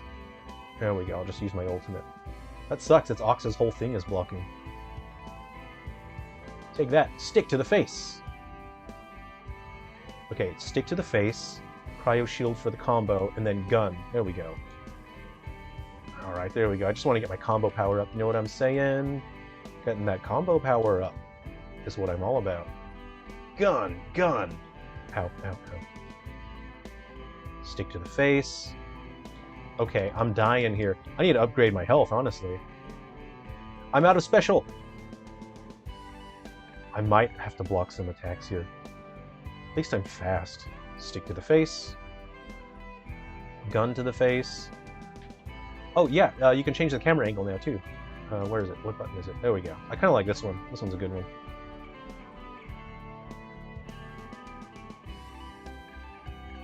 Ouch. Take that. I could really use a health item, though. That'd be totally sweet. Totally. Molotov, take this.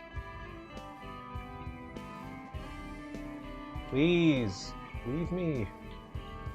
Uh-oh. I pigeonholed myself. This ain't good. This ain't good, folks. Okay, I'm trying to read the chat, and I'm also trying to not fail this mission. Not doing so great. Gun! Oh no, I'm going to die. I'm going to die. I'm trying to read. Okay. Nikki. Oh yeah, I'll show you the instrument I picked up. Silver Falls fan. I never realized the pun in the name Guardians and Metal Exterminators until I actually wrote it as an acronym. You did it.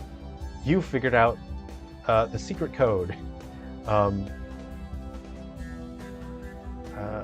What is it? National Treasure? You National Treasured it. There we go. I'm just going to shoot into that horde and hope that I can take down 30 enemies. Please, I want my experience points.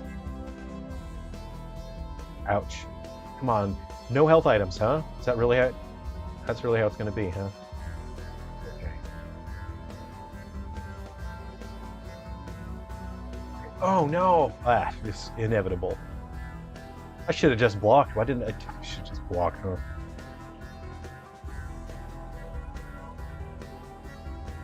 The name is literally Silver Falls game, yeah. Groovy is probably the single most used and recognized horror movie quote of all time. Groovy. What monsters do I have? Let's see.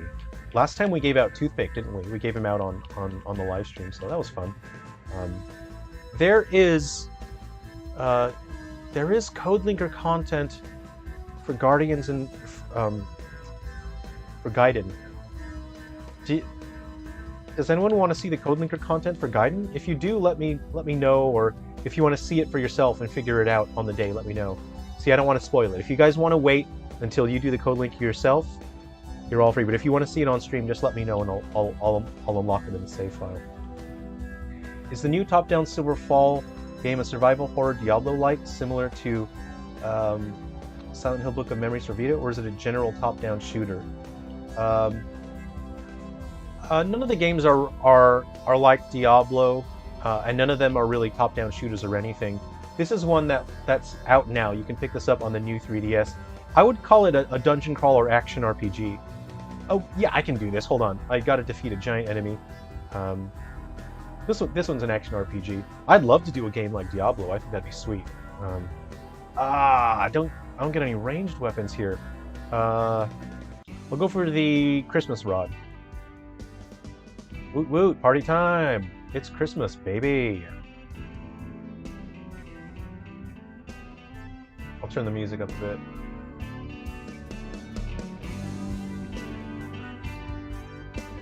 It's Christmas! Yeah. I have to not break any vases or vases. How do you guys want me to say it? Ouch.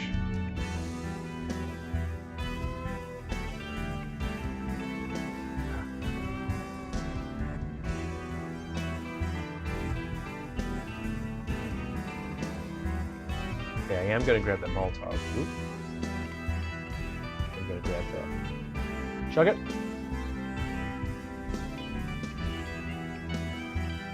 And what these are really nice missions that defeat one giant enemy, because the small enemies are weaker, they're lower level during these boss fights. So that means that you can build up experience points pretty nicely by picking off the smaller, weaker enemies. Sweet. I didn't follow through on that because I didn't get that much experience points, did I? I broke a vase? Oh, come on. Project Mumo, hello from Czech Republic. Thanks for great games. Just bought episode Prelude. Can you tell us something about new game for Switch if you're working on one? Hello! Hello from Australia. Hello to the Czech Republic. Thanks for hanging out, Project Mumo. Okay, so earlier in the stream I actually did a secret sneaky reveal, and I showed a trailer that's not supposed to be revealed or shared yet, but I'll play the trailer again. Would you guys like to see that? So we have 25 people here. I think maybe there's people here in the chat that weren't here earlier. I'm going to play the secret reveal trailer again. So again, this is a game that it's not officially revealed yet. I've been working on it for a while. But yeah, I played the trailer earlier in the chat just as a surprise, and to thank people for hanging out. So let me grab that trailer now and I'll play it again. I think people may have missed out on it.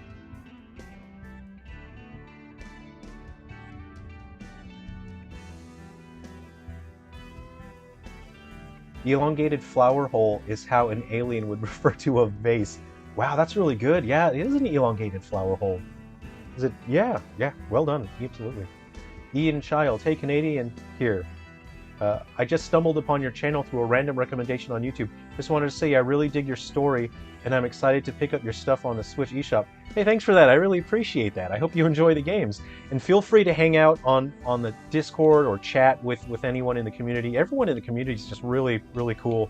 Yeah, and especially if you'd like some tips and tricks. I'm always sharing tips and tricks, and there's people that have played the games and found some cool secret stuff. So yeah, it's great to have you in the community. Feel free to hang out. So here, I'll play this trailer for you if you guys are ready. Let me just go ahead and size it up. I'll have to play it on the bottom screen here. Okay. All right, let me set the size up correctly.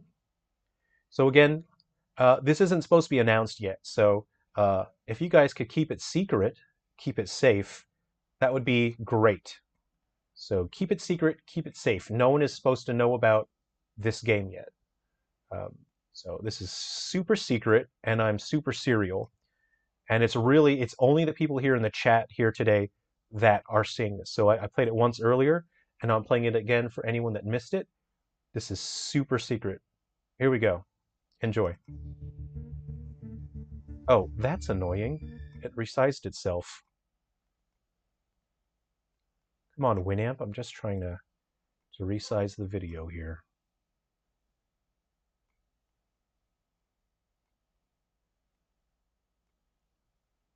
Are we all sized up? We're all sized up and ready to go. Please enjoy this special presentation.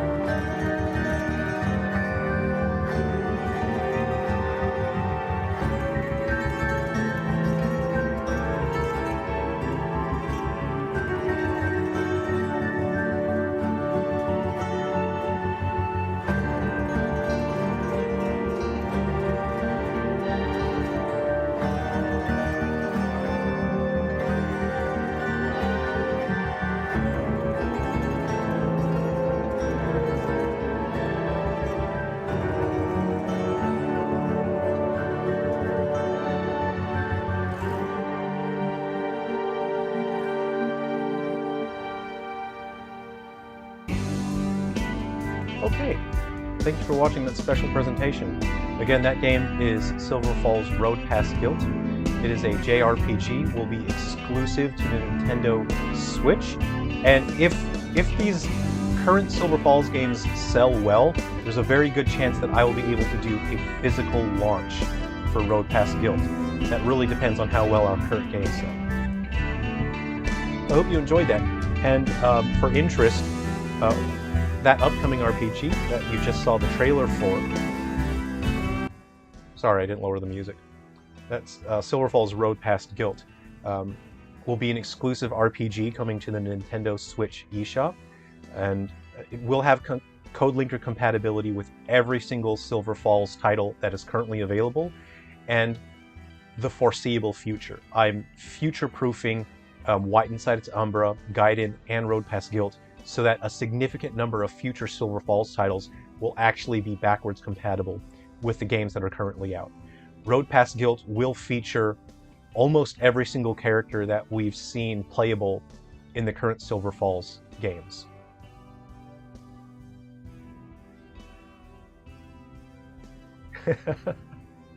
Staring into my soul. You know who does that is, there's a musician on YouTube, I don't know how to say his, I'm not going to say it correctly, I think it's Portuguese, I think he's in Brazil, Lord Vin Hetero or something. I enjoy his videos, and he plays the piano. He just stares directly into your soul while he's playing the piano. I think it's real fantastic. Yeah. Yeah, Diablo technically invented the top-down action RPG genre. Yeah. Baron Hausenpfeffer, you really do have a thing for these acronym names. Looks very cool. Groovy. Yeah, groovy, baby. Rock on. That's what I'm talking about. There we go. Never seen a person use the word groovy before. I think not.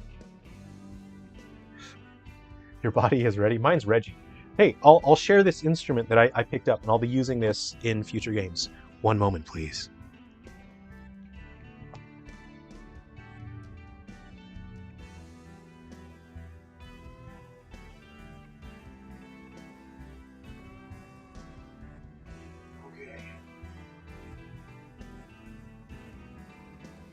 This is a harp guitar. It has 20 strings. Behold. Behold the harp guitar, 20 strings.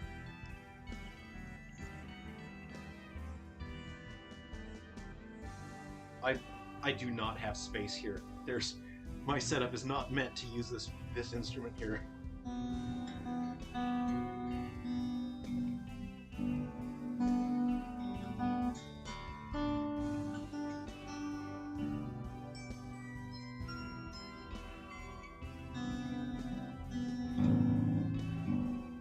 These are new strings, so these are really hard to tune. These are hard to tune, and I tuned them up last night, but they're out of tune right now.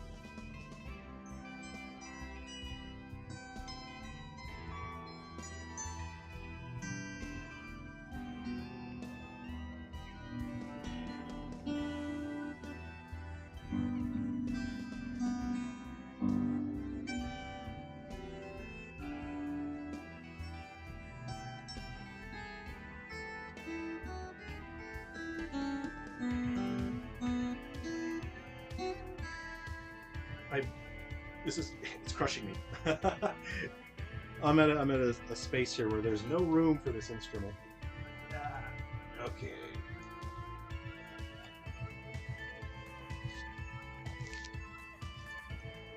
Right, I did not have room for that instrument just now. Okay, that's a harp guitar, and I will be using that in future soundtracks. I just picked that up. I'm quite excited about it. I'm still learning how to play it. It's pretty interesting and quirky. Project Mumo would love a physical release. Yeah, I would really like to be able to offer that. This video is not sponsored. Sponsored by Kettle Honey Baked Ham. I don't know. Should I do an ad read for this? I mean, I'm not sponsored, but I could be. The Kettle Honey Baked Ham, the fine snack for the fine gentleman.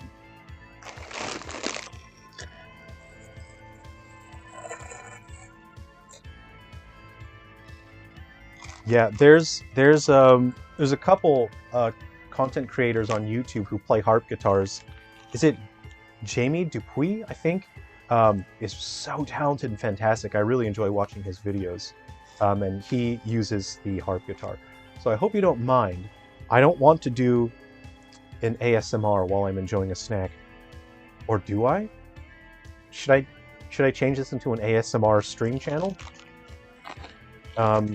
No. I don't want to do that to you. I'll just put the microphone away while I enjoy a snack.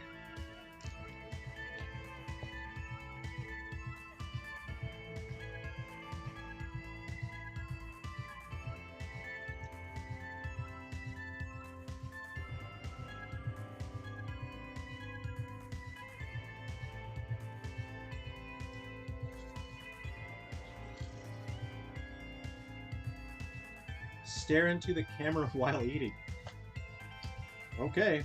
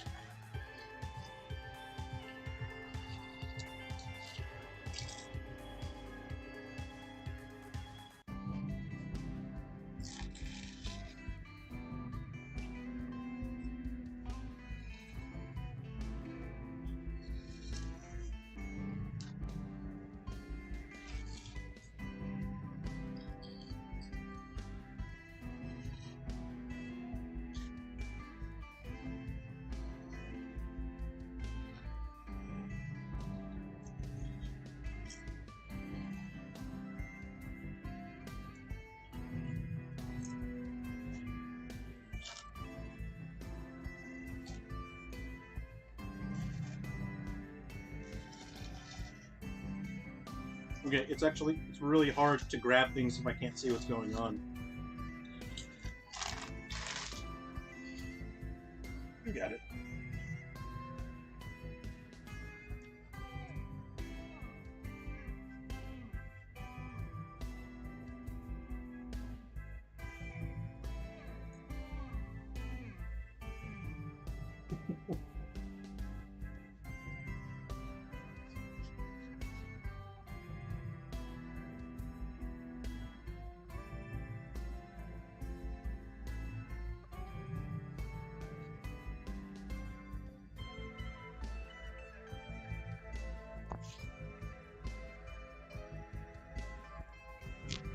Okay, that was actually very difficult because I couldn't see what I was grabbing with the chopsticks, so that was a challenge.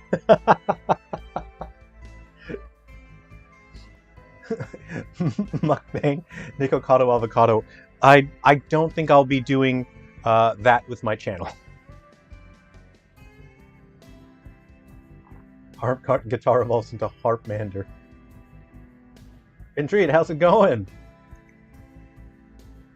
Why so serious? It's just about food.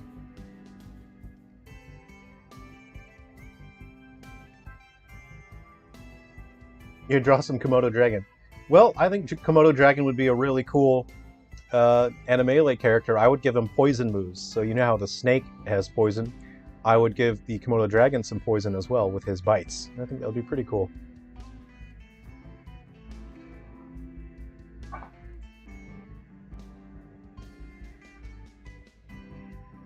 All right, hey, let's see. Before we cap off the day, do you guys want to just hang out and play a little bit of Guardians, a little bit of Gaiden, Deathly Delusion Destroyers before we log out?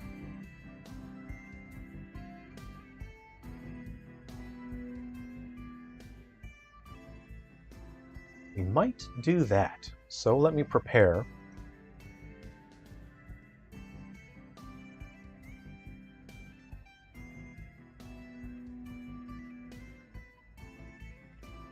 Okay, let me just prepare. What about the apocalypse mode for Animele?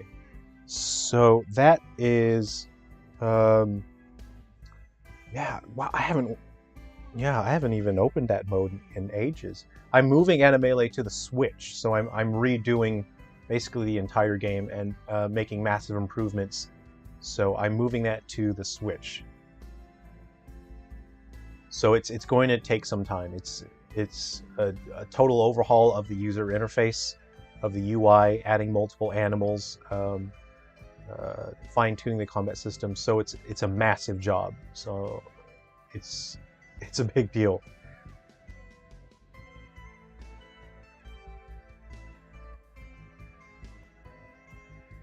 Indri, do you have a Nintendo Switch? Are you able to play when I bring the Animele to Switch?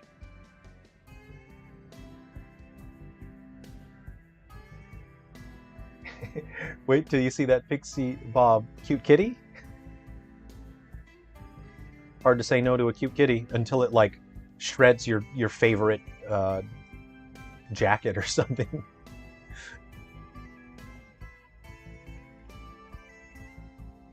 All right, so we're just waiting for our Gaiden Deathly Delusion destroyers to boot up. Okay.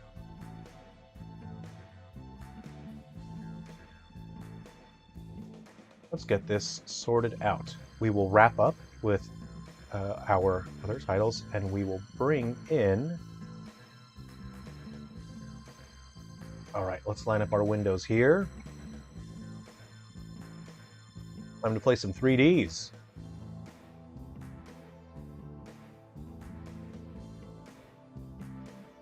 Please give me a moment while I prepare our setup.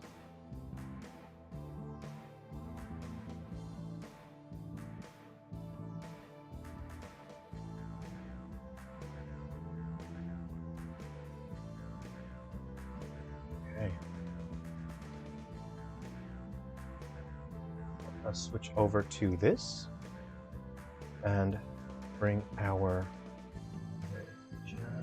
just here, I think. That's lined up correctly. Great, and now we can actually have actual sound from the game. Great. Let's go ahead and run it.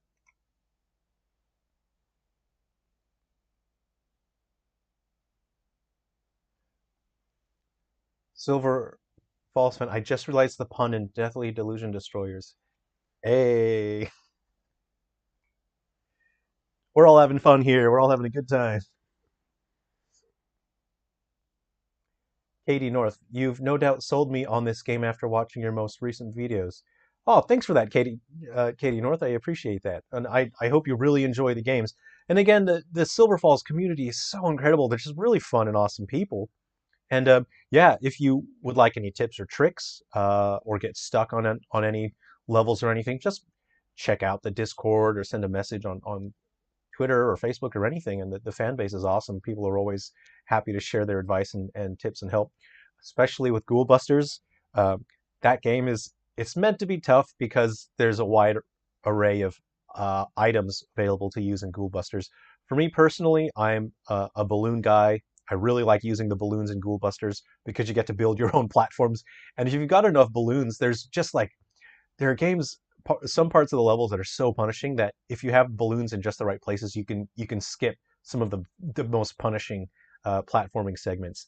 And of course, I built all of that on purpose. So, and it's not like a Kirby situation where you can just fly over everything. But it'll get you only so far. But also, I really like the umbrella item in Ghoul Busters. I call that Knuckles mode.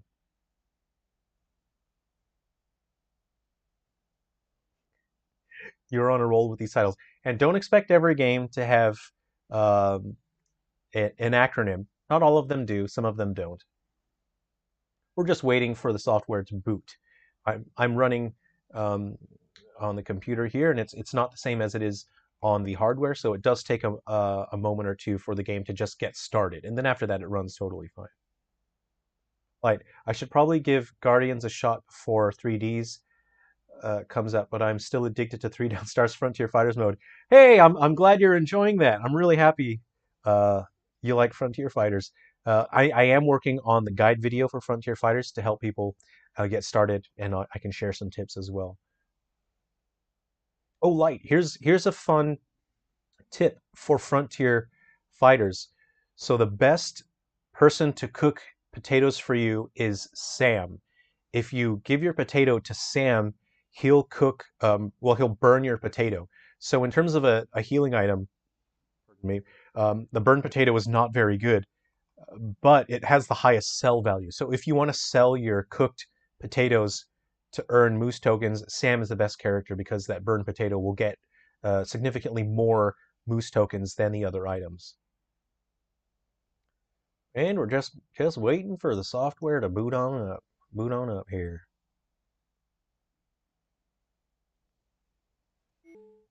Come to think of it, you actually did the 3DS acronym before. I did 3 Down Stars, so I had to find a different way to do the 3DS acronym. And that was because there's going to be, originally there was going to be Gaiden on the Switch. So unfortunately, Unity has detected me clicking on Ruby River, which is not what I wanted. So we'll just have to wait for Unity to let us do what we want, which isn't something that Unity likes to do. Now we're just waiting. Well, let's play some sick beats while we wait.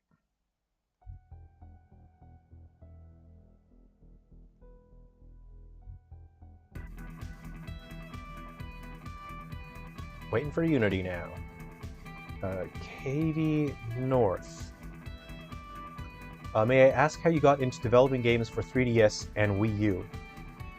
Yes. So I'd been doing Android development and making games, just small little games for PC and Android. And I shipped a couple titles on both. And I had a pretty small portfolio at that point. So I shared that with Nintendo, and I requested a development kit for the Wii U. I shared my intentions, and I let them know my project that I had in development.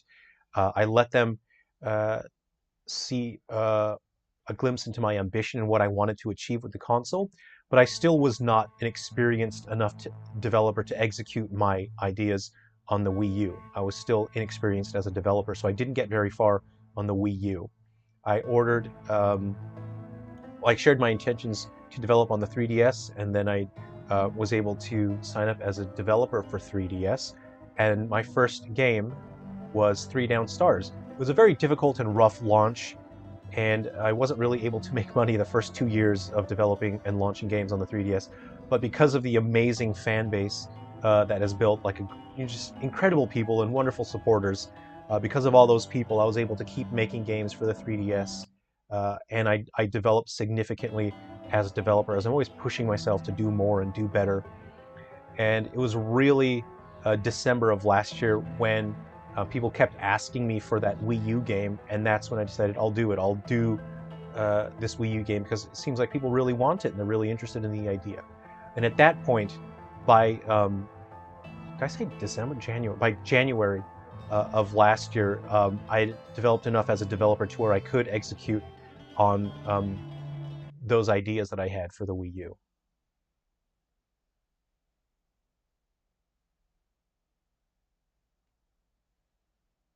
Hey, Steven, you're back. Good to see you. I'm back. I dipped out for a bit to play the new Halo update. How is it? Any good? Would you recommend it? Let's see. Waking Bear, do you have any old consoles still? I have my old SNES, N64, and Wii. Nice. Well, I have my Wii U still plugged in. My Wii is plugged in. I have an NES there. I have an SNES back in the States. I have a PlayStation 1 and 2 plugged in. I have my PlayStation 3, the internal battery source died, so I'm not super happy about that. All right. Let's see some characters here. Let's just chuck in some characters and go for it. It's build a new team here. We got Bjorna from White Inside its Umbra. She is an unbelievably incredible defensive character. She's almost unstoppable, really. We got Gold, Atticus. Swap out Gold. Let's get, who do we got here? Let's get Holt in there. No, let's get Moss. Moss. Okay, we like Atticus. We'll have Atticus in there. Who do we got? You guys want to see Bull Brandish, I know. I know. So Bull is actually a melee character, a close range character. It's probably a bad idea to have him off in the side. If you have your close range melee characters, it's better to have them in a middle slot. So I'm going to go ahead and, oops, do that. Put Atticus there and Bull there. Bjorna has a melee weapon. I'm going to put Bjorna in the second slot. Moss has a gun, so again, it's better to have him off to the side because he can reach across the whole map anyway. So let's get Moss back into slot 1. Okay, and get Bjorna in slot 2. Great. Let's see, so Cheesy Moose Antlers will fill up your charge energy. I need some healing items as well. Bull has 2 item slots. I think I want a team healing item, so I don't look at the amount of money I have. I'm the developer, I'm allowed to give myself tons of money, so, you know, don't worry about it. And let me buy some. Atticus is great. Look at his item slots. Atticus has 3 item slots, which is the maximum item slots you can have. In general, the characters' move sets and their loadouts or their skill sets are always based on their actual game of origin. And in Ghoul Busters, you could stockpile heaps and heaps of items. So having the maximum number of item slots is a reference to that element of Ghoul Busters. I will purchase some Waking Lotion, 4-pack please, and that will affect the entire party. So if anyone gets knocked out, I can revive them with Waking Lotion. Get some energy bars in there. All right, Bjorna doesn't have any armor. I'll give her some glasses. Oh, so you got a -2 on speed. I'm probably gonna give that a miss. So here's what's awesome about Bjorna, right? She has an incredible stat growth for her HP. You can see she has 266 right now. Let's see, Moss has 268 at level 1. Bull has 306. But she has something called Valiant Regenerator, and it restores her HP a little bit every time one of her party members gets hit. So she's a great character because she can keep reviving party members. You can see if you give her jewelry or gloves, she's going to get 120%. She has good options for armor because of that. And she has Toughen Up. She always has access to her main ability. So anytime she wants, she can chuck out a Toughen Up and get 70% boost on her defense. And that keeps stacking again and again and again. So she's probably the best defender character. And you always want to give her Waking Lotion because there's a very strong chance that she'll outlive the other characters. And that's because of Valiant Regenerator and Toughen Up. And of course, your weapons can have skills attached as well. Like you have Avenge Me. So every time that character gets defeated, it actually maxes out the charge meter for the entire team. That's insane. That's an insane ability. You also have Inspiring Defeat. So the team's defense and speed gets +1 every time that character is defeated. So really your skills are absolutely change how you handle battles. Let's just do an easy battle real quick, get some level up in there. I think it said she likes gloves. I'll get some gloves for her. So we saw I don't have any gloves in my inventory. Bjorna gets 120% on the gloves. So I'm going to go into this mission and the loot reward will be gloves. All right, Suspect and Human, you got to go. Take care. Thanks for hanging out. We'll see you later. Oh, Steven on Halo. New maps are cool. New gun is amazing. Awesome. Yeah, I had every single Resident Evil game installed on my PS3, so I'm not very happy that it's dead now.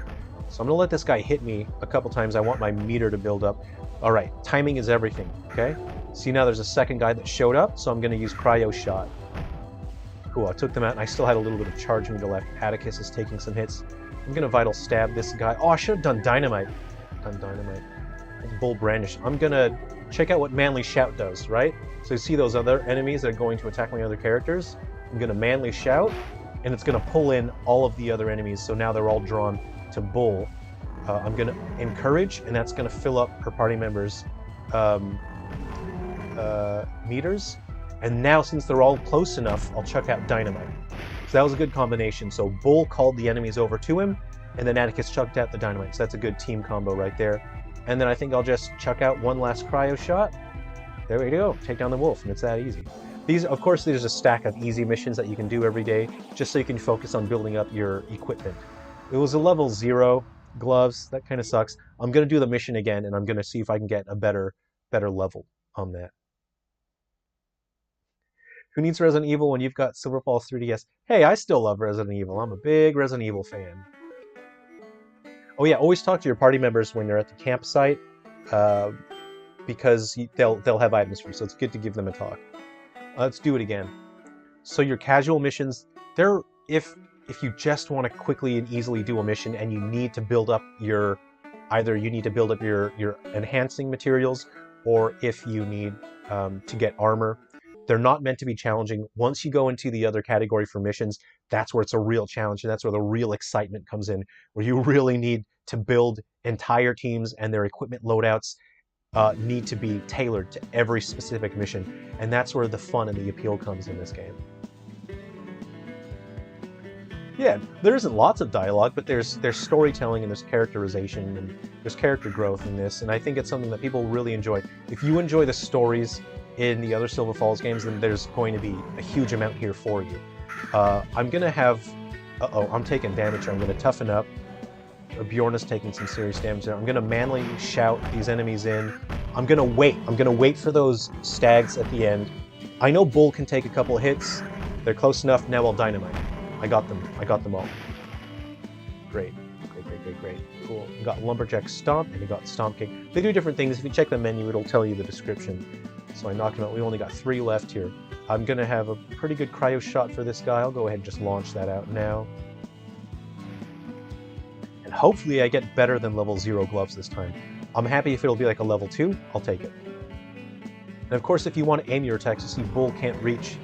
Bull can reach the person next to him. That's alright. Bull just did 425, and then Moss can hit from across. But Moss's ranged weapon only did 129 or whatever. So you can see the ranged weapons aren't as strong as the melee weapons, but there's utility. You have the bow here. That did 253. So there's balance across every single character, every weapon type. There's a good reason to have each character. They all play so differently. I got level 0 again. I'm going to do the mission one more time. I want to see if I can get a level 2. And if I can't get a level 2 gloves, I'm just going to move on from that. Light. There's some incredible Resident Evil games, though I'm shocked to say I'm enjoying the game design of 3 Down Stars Frontier Fighters mode over Raid mode from Revelations. Oh wow, that's really humbling. I appreciate that. Thank you for that. I really appreciate it. Birdemic the game. The RE4 remake looks so awesome, and I'm purposefully avoiding looking at any trailer, looking at any content, because I know that I'll want to play it, and at the moment, I don't have time to play all these games that I really like. The design of Frontier Fighters, for me, I wanted to lean more into the RPG side of things, and it was really like a wish list thing for me, like what I really wanted in a game on the 3DS. So for me, Frontier Fighters is 100% wish fulfillment, honestly. Alright, Bull just did 418. If Moss doesn't attack, I got 141. So the trade-off of having a shorter attack is... oh, Bjorn has a pistol, right. Pistols can reach decently as well. 1 minute, that's alright. I kind of want to do my Dynamite again. I'll just call these guys in here. Take that. So you'll see Moss has first aid lesson, so that boosts everyone's ability to heal. That makes healing items and... no, not items. It makes your healing abilities more effective. So I'm taking 26 damage. I'm going to toughen up. Now I only take 16. That is a significant boost to the defense. Let's let Bull deliver one big, strong, chunky hit right here. 445. Thank you for that.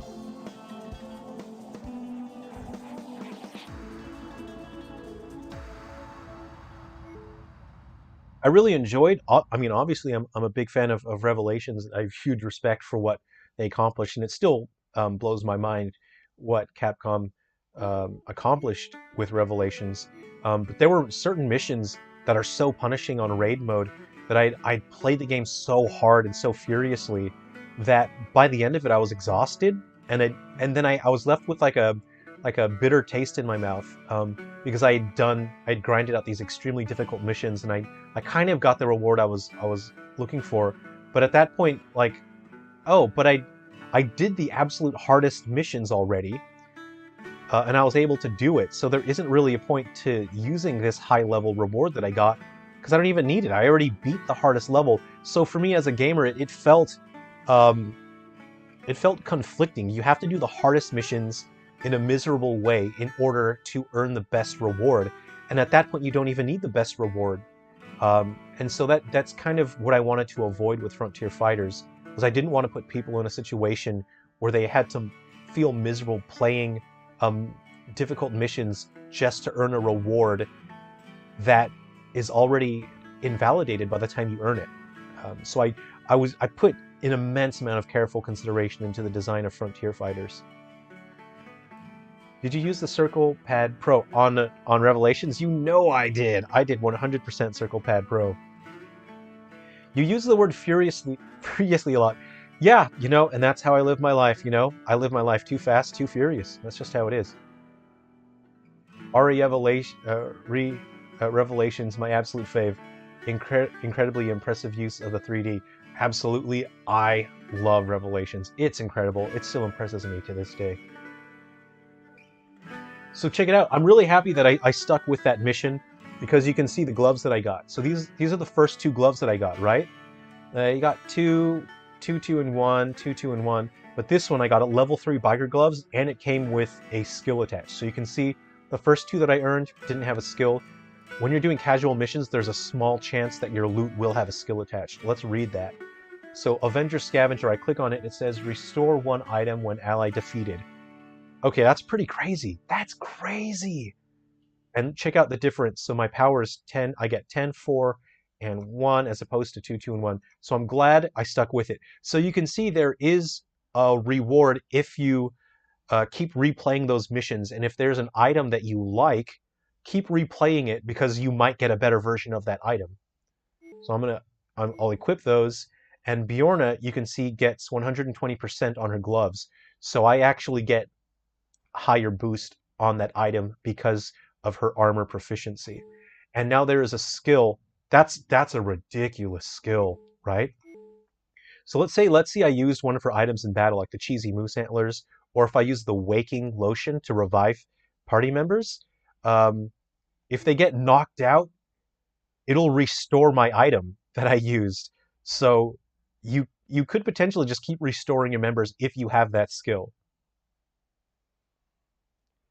WeShop channel, did you see the photo I posted on Discord about the error code of my Wii U? I saw it. Is that the issue that websites are talking about right now? Where it says that people's Wii U's are dying? What happened to cause that error message? Imagine using the new 3DS C nub. Couldn't be me. A lot of people have difficulty with that. I hear a lot of people modify their 3DS and they use a PSP analog nub, and they say that works really well. I haven't done that on mine, but I've been chatting with people for a few years on Twitter that have been enjoying the Silver Falls games and supporting the games, and they said that the PSP analog stick. So it's not like total strangers are saying, like people that I'm familiar with say that they find a better experience with the PSP analog nub. So I would trust those people. I'm gonna stomp kick this bear in the face. I'll lumberjack stomp him actually. Let's see how much it reaches. Only one enemy, right? Okay. I'm just gonna check out some dynamite. I'll cryo shot this guy. That's a good way of explaining what I prefer about Frontier Fighters. Better rewards, more RPG mechanics, and honestly, it's the personality and the lore of the camp and the characters over the simple menus of Revelations. I'm so glad you're enjoying anything about the game. I'm so grateful that anyone enjoys anything about the games. And for me, it's a sense of like I didn't want Frontier Fighters to feel like this bonus side mode that's like, oh, you just play it if you want. I wanted to feel like there's still meaning in enjoying it, because you do learn more about these characters, and you do feel this sense of camaraderie and understanding each other, because these people are stuck. They're trapped in this horrible situation, yet they're still able to give each other company and a sense of hope. Like, everything isn't hopeless, and you do see their friendships develop over time in the campsite, and that's something that I wanted to carry over in Gaiden Deathly Delusion Destroyers, because these characters come to your campsite and you'll be chatting with them for a very long time, especially at nighttime. There's a real vibe.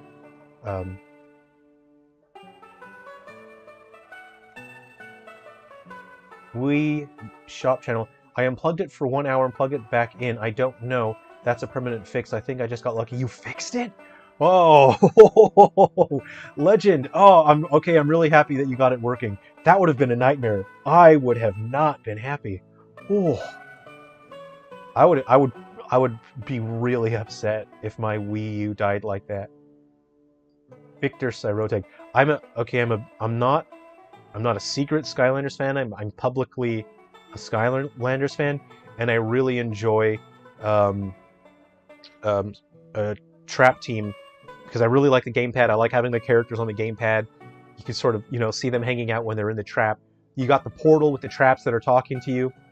That's just the coolest thing that I've seen in a video game. Yeah, and if you guys hadn't seen it, every day of the week, your characters have access to different abilities. So your characters that you like, they'll have totally different utility in battle for every day of the week. So there is a reason to keep building new teams every single day. Let's do a difficult mission. Let's see what happens. Let's see, enemy level 1. I'll do... see, I can get some materials. I'll get some goggles. Get some goggles here. Skylanders gang! My Pinata is just out of reach. He normally sits here with me in front of my computer. That's my spirit animal. I've shared that about myself before. That's just some personal information. My spirit animal is Pinata. I just think he's the greatest. He has attacks where he vomits out candy. That's me. That's me. I identify with that. Just puts a big old smile on my face. It's the characters of Skylanders are so creative and fun. I really enjoy that series. Now, what's great about Atticus, I'm sure you guys can see this already. He's fast. You see how fast his meter's building up? You can get access to dynamite pretty often, so great character. But again, he doesn't have access to dynamite every day of the week. It's a daily ability for him, so he doesn't have it all the time. I didn't even realize Bull's soul type matches. I'm gonna stomp this guy. I'm gonna stomp kick him. Oh! Did you just see that? You see me 999 that guy? All right, I didn't know that was gonna happen. Okay, she doesn't have any good offensive abilities right now. Certain day of the week, she'll have some sound-based moves. I kind of want to 999 this guy again. Hold on, let me... All right, I'll encourage... There we go. See how I filled up Bull's meter? So Bull is very slow, but he can use items to fill up his meter. So I used the Cheesy Moose Antlers, I gave him some of his charge, and then I used Encourage, and that filled up his charge meter to maximum. Can I shout yet? Watch me, I'll pull these guys in with a manly shout. Dynamite. That's how we do it in the business, baby. Alright, Moss is at max charge. I'll just... 140. I gotta get a better gun for Moss, honestly. Atticus can't reach. What a bummer. I'll just call him over here. Get over here. I 269'd him.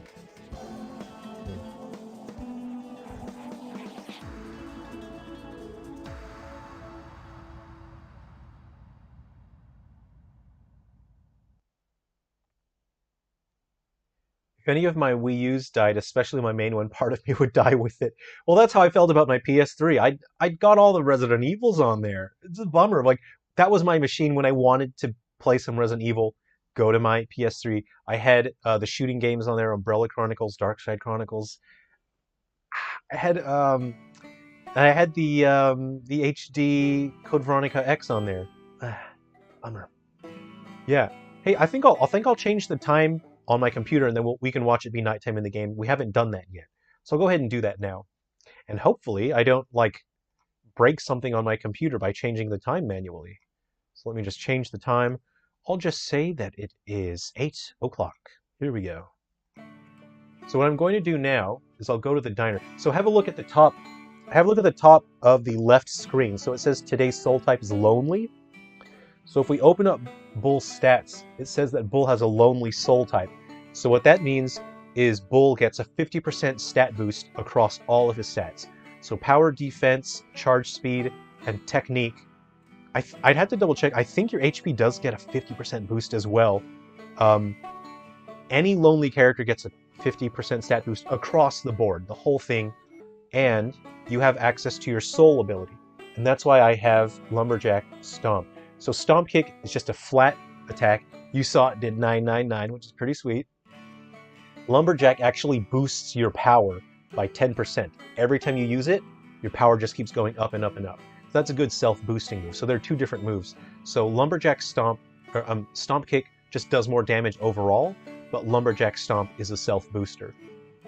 So what I'm going to do is go to the diner. You can meet characters will show up at the diner and they'll give you stat boosts for your next mission, so it's very useful. Hey, we got a familiar face. Does anyone enjoy White Inside Its Umbra?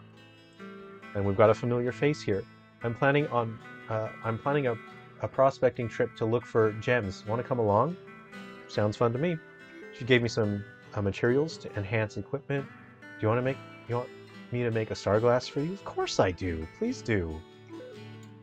And Gus, do you ever worry you'll never find true fulfillment in your life? Yep.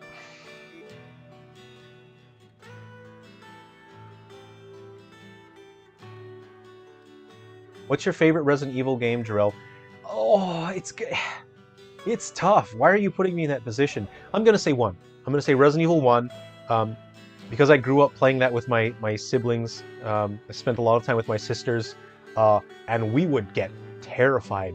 We would scream, like we'd just hand each other a controller when we got scared. If we ran into a room and zombies would show up, my sister would just like, ah, no, it's your turn.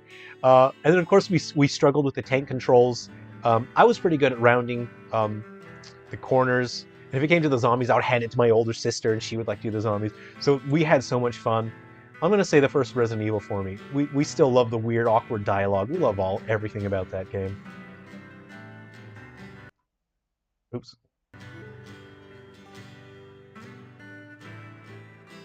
Apparently being lonely makes you more powerful. Hey, for some of us it does. For Bull Brandish, it makes him stronger. My Wii U has my Wii download games too. Ghosts and Punishment. Nice, very nice, very nice. I got the Mario Sport Mega Mix on my Wii U. But if your Wii U does forever and get a new one, and you can contact Nintendo and tell them to unlink your Nintendo ID account on the dead one and link it to the new one, so all your purchases are safe. Wow, good sharing that tip. Thanks, Shop Channel. Thank you. A Silver Falls fan up here. Is this a supervillain backstory? No, that's just how he is. Some guys are lonely, but you know. Michael Newsom, hey, welcome. Thanks for coming to the chat. Can I just say you are my hero and you are the Bob Ross of video game development? Your kind aura and your calming voice truly have a power none can match. that's really kind. No, I'm just a normal guy. I just like video games, but I appreciate that. I think Bob Ross is just a treasure that the world can never have another Bob Ross, and I think he was just really fantastic and special. So the music that's playing here, I'm a big Eagles fan. Big Eagles fan. I really enjoy vintage classic rock, acoustic rock. And so the music that's playing here, I was trying to channel the energy of Eagles, of music from the 60s and 70s. And the music that's playing now, it exists in the context of the game. It's meant to be coming out of a jukebox, and it's titled Waiting for the Sun. So it's actually created, the song that you just heard is written by an in-game band called the Wranglers, and the Wranglers created this song. So there we go.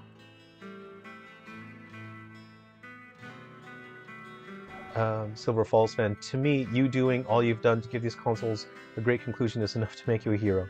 Aw, No, I'm not a hero. I'm just a normal. I'm the normal guy. It's it's. We need Silver Falls Jaguar. Hey, if the SDK is out there, I'll do it. But it's, it's. I'm just a normal. I'm a normal developer, and it's Nintendo. I think Nintendo are the heroes because they did something they didn't have to do. They weren't obligated to do it. They weren't required to do it, and they 100% did it because they were looking out for the fans. And for Nintendo to show that they trusted that there was a chance that I could actually do it. To me, Nintendo are the heroes, and they're really incredible. And I have a newfound respect for them that I don't know how you would even be able to explain what they really did, you know? They they held the door open. They should not have accepted these games, and there were so many issues, and I fumbled it. I messed up so many times. They should not have accepted these games, and they wanted to give the community something, and they trusted that I could do it. So I think Nintendo are the heroes. I'm not a hero. Nintendo is. Any Ghoul Busters fans in the chat, you might recognize the music that's playing. So there's a fun little mechanic in the battle system based on the characters that are in your party. If you have a character from another Silver Falls game, music from that other Silver Falls game can play. So what we're hearing right now is Ghoul Busters music. Because Atticus is in my party, we can hear Ghoul Busters music. I'm just gonna chuck some dynamite out there.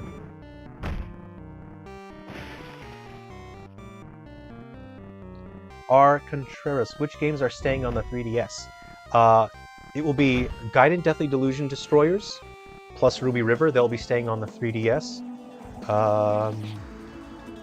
Guardians and Metal Exterminators is staying on the 3DS.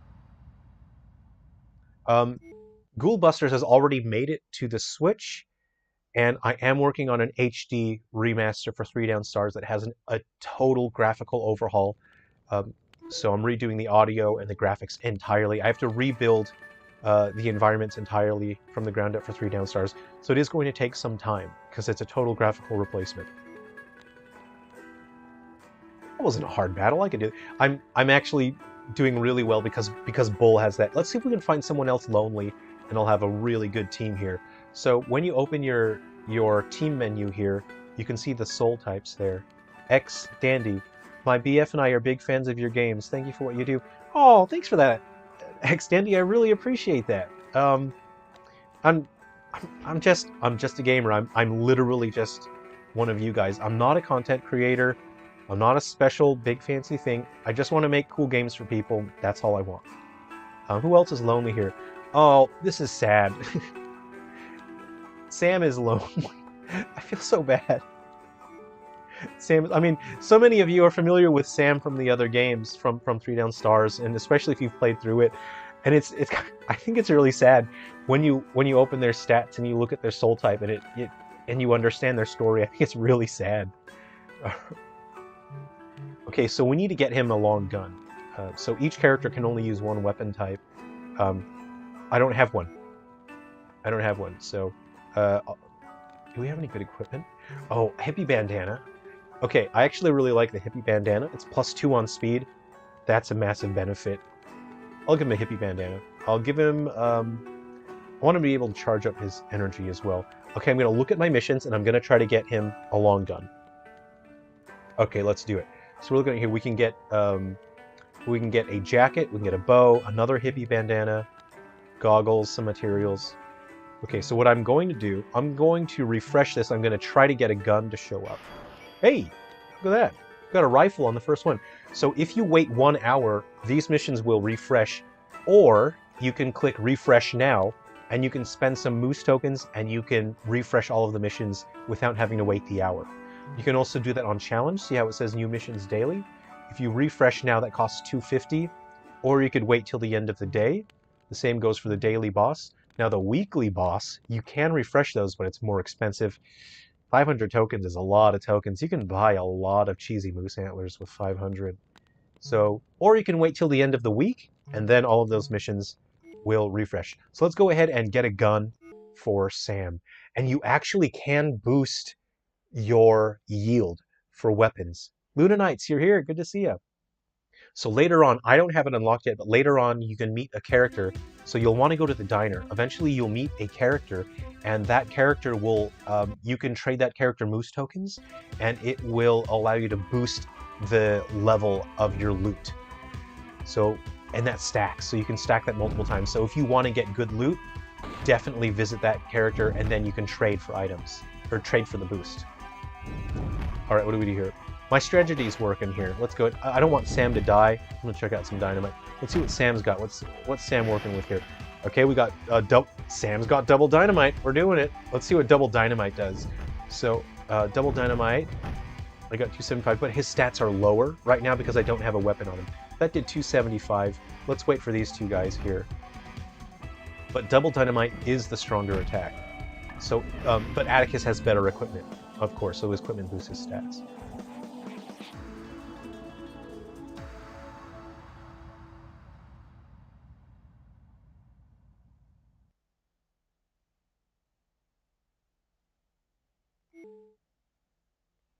Let's see. You're just in time, Lunar Knights. We're still hanging out. It's just a hype party, really. We're just hanging out, getting hyped. 2 days, everyone. We're going to have our final 3DS games. I don't know if we're going to get a Brick Break clone after it. Doesn't bother me whether Silver Falls is the last game on the console or not. I just wanted to help you celebrate. And we're all pretty hyped now, so I'm happy with what we got.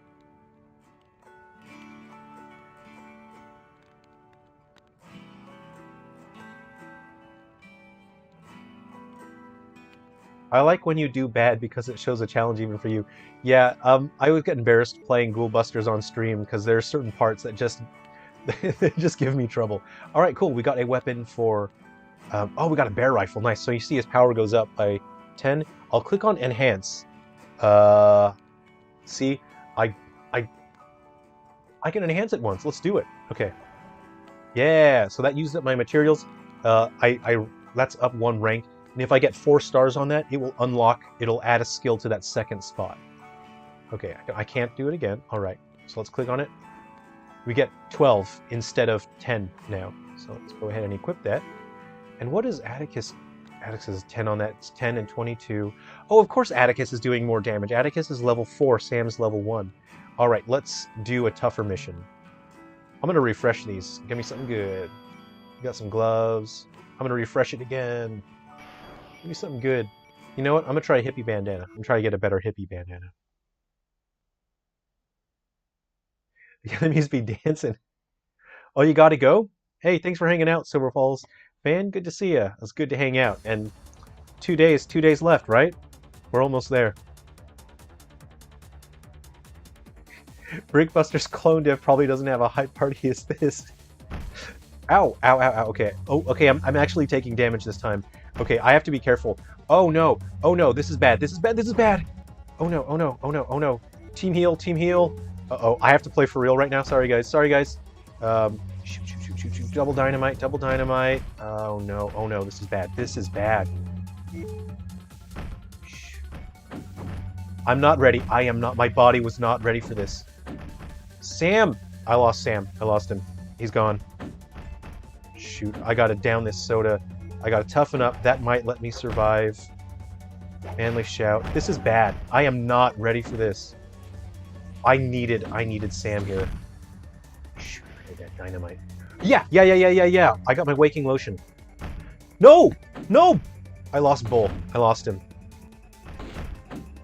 Dynamite, please die, please die. I'm not gonna make it, guys. There's 18 enemies here. Okay, I was not ready for this.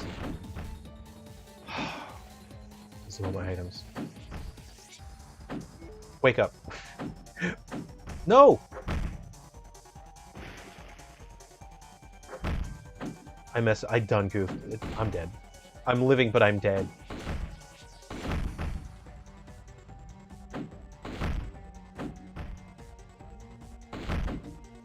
I'm dead. Okay, I was not ready for this battle.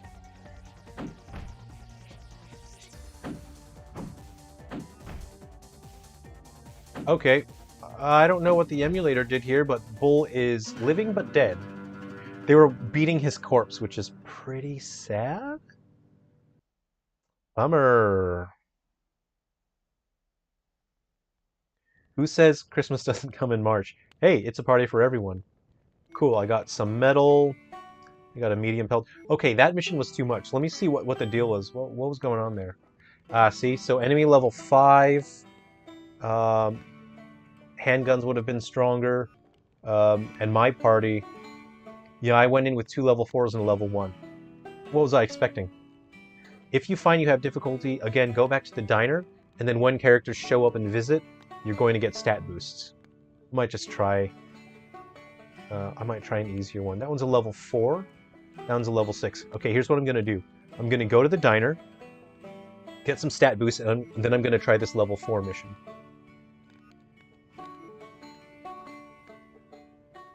Okay. Ram A91. Hey, thanks for hanging out on the stream. When's the last day to buy these games, and will I be able to re-download them in the future?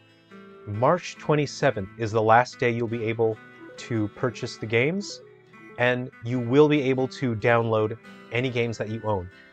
So after March 27, you can't make new purchases, but you can download anything you own.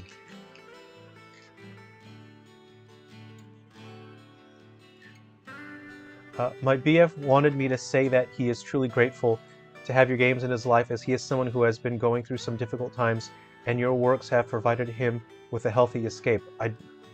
That really means a lot to me. I'm speechless. I'm happy that I could bring these games to you, and I'm happy that you're enjoying them, and I'm so grateful that you're supporting the series. And thank you, and especially for reaching out to me. Thank you for that. He says that despite you saying you're just a normal guy, he wants to assure you that you're an amazing artist and someone who really looks up to you for your incredible work ethic. I can't say anything other than thank you. I just want to make games. I just want to do it the best way I can. And it's the best thing in the world that I can share these with you. So thank you. Tell him I said I appreciate that and thank you. And I'll always do my best. I'll keep bringing the best games that I can just for you guys. Waiting for the dating sim, Silver Falls. Hey, April Fool's is a day that happens, and one of these days we joke about it. Keep joking about it, see what'll happen. One day on April Fool's we might just get a dating sim. Please pardon me, I'll just have a brief snack here. We're at the diner, right? Have some chips, have a laugh.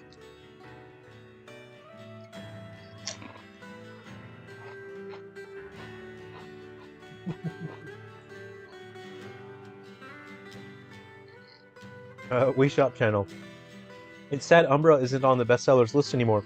Hey, it got to page 2. That's incredible. So that we haven't lost sales. That just means that the other games are making heaps more sales. I think Umbra will go on sale the last week of March. The last week that we have the eShop available, Umbra will go on sale. But of course, as the other games go on sale, they are going to sell significantly more. And Ram A91, if you have a tough time sorting out finances, getting the finances onto your 3DS eShop, again, I tell this to everyone who might not be able to pick up the games, please DM me. Facebook, Twitter, Instagram, Discord, DM me if there's any of the games that you can't pick up, and I'll get a download code to you so you can have a copy of the game. I don't want you guys to miss out on these, and I don't want you to feel pressured if things are financially tight for you. I have prepared merchandise. We've got posters, t-shirts, moose tokens, mugs, all sorts of crazy stuff, baseball caps. You can have a Silver Falls Dusty Cactus baseball cap. That's an actual, like, it's almost the exact same one that's in the games. Cup coasters. You can get cup coasters. So I have those ready for the merchandise store, but I originally wanted to launch the merchandise store on the 9th, but I feel like that would be irresponsible because people are already feeling pressured picking up last-minute games on the eShop. So I'm going to wait until the eShop has settled, and then I'm going to launch the merchandise. You can get your own Moose Steak Festival t-shirt. It's the official t-shirt that the characters actually wear in the game. And there's quite a few things. You know what? Let me see if I can share some of that with you. Oh, this is a different setup. I'll have a hard time sharing that here. Let's see, I'll just play a little bit of music. Let's see here. I'll play that and I'll just bring up some images here. I've been working very hard on these things. All right, here is, let's see here.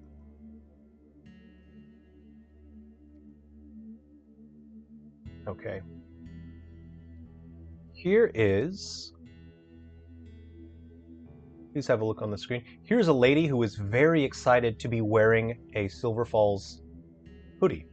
And that, I'll zoom in on there, enhance, zoom in. That does have Moss's sheriff badge, or the sheriff, yeah, patch, the sheriff patch. And the back of the hoodie does have the sheriff patch as well. If hoodies are not your style, we also have sheriff t-shirts. And this is the same patch that Moss wears, so we have t-shirts that will be on the store. Let's see.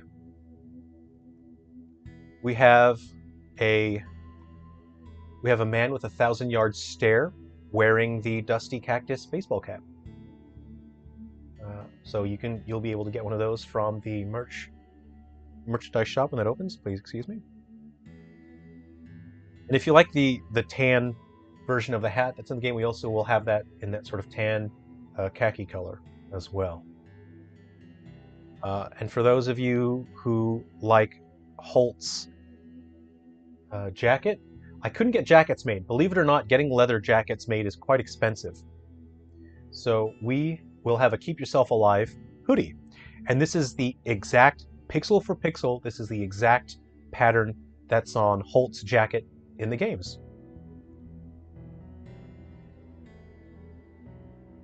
What do we got here? Oh, hey, yeah, we have the Mavericks.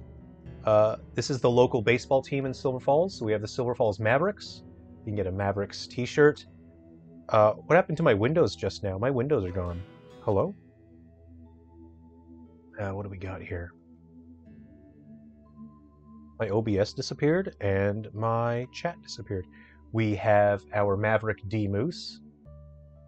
Keep Yourself Alive hoodie looks great from Katie North. Ah, thanks.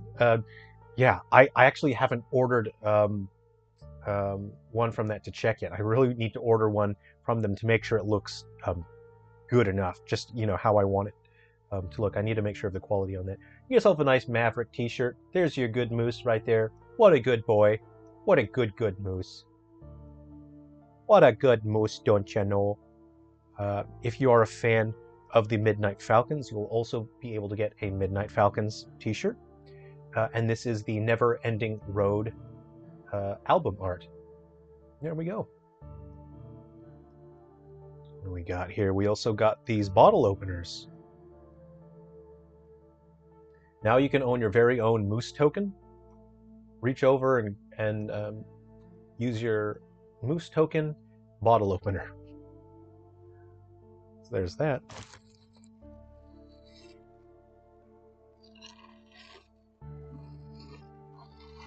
Ah, I've dropped a chip.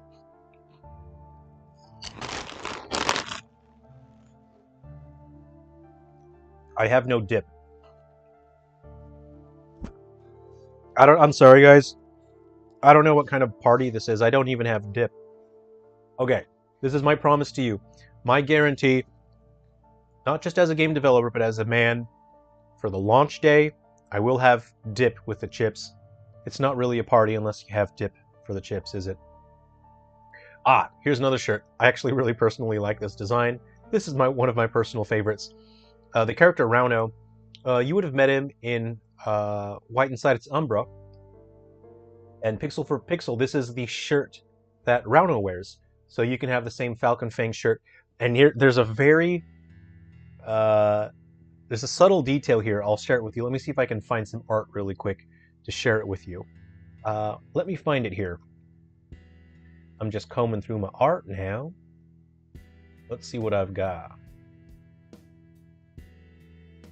Pardon me while I look through my character art.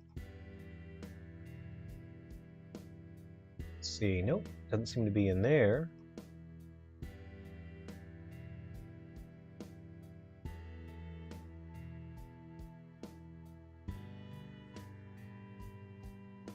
Where is it? Ah, okay.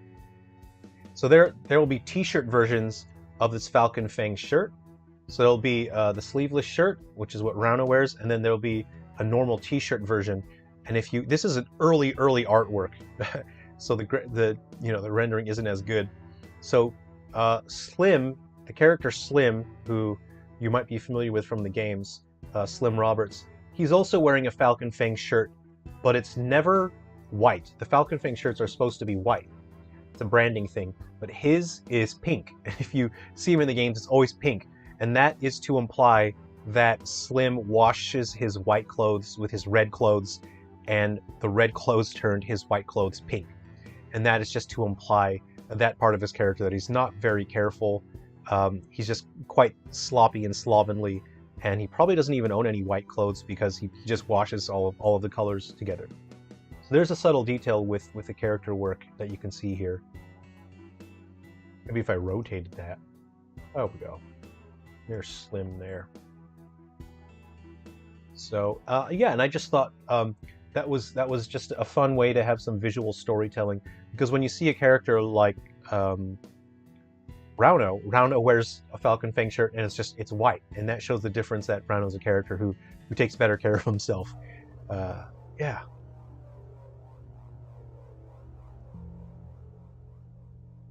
Ooh, hey, I'll share a little, since I have my art here. I don't normally share this HD art that often, but since we're hanging out here, I'll show you some of the art. This is Bull Brandish's alternate outfit in Frontier Hunters in 3 Down Stars. So after you recruit Bull Brandish from the code linker, you want to complete all of the easy missions, and you'll unlock Epilogue 2, I believe. And in Epilogue 2, you'll visit Bull's cabin, but you have to be playing as Bull Brandish. So play as Bull Brandish, go into the cabin, and then you'll find his alternate outfit. So I'm pretty happy with this one. I really like the look of it. It just looks like this is just a regular old work day for old Bull Brandish. And that's just how we do. That's how Bull do.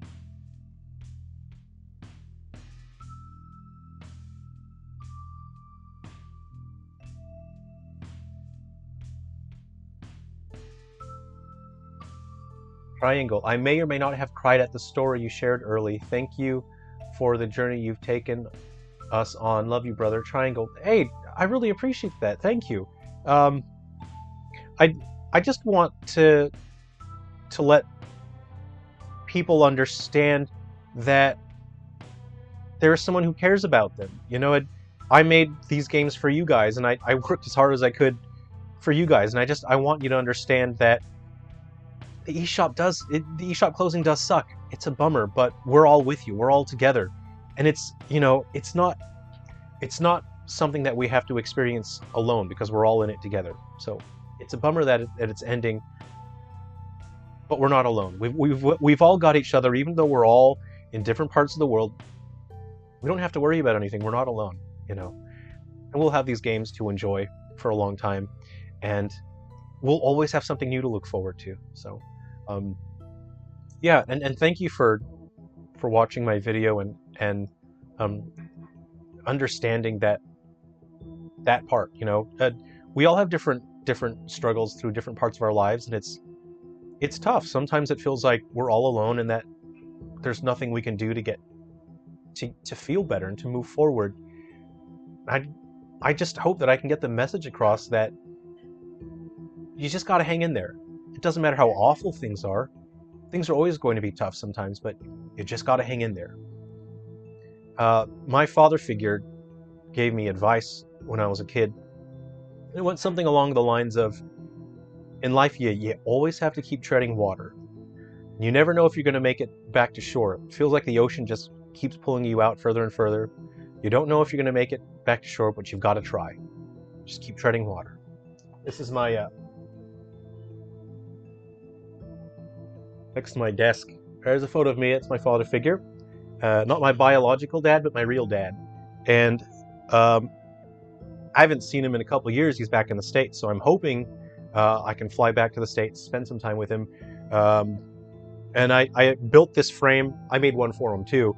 I built this frame out of a fence we were mending. We were taking down rotten old fence posts, and I said, "Hey, can I cut some chunks out of those old fence posts and use the material?" So I made this frame.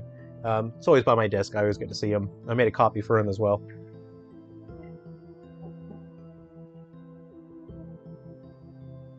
There you go. And that gives me motivation every day to work my hardest and to be the best person that I can be.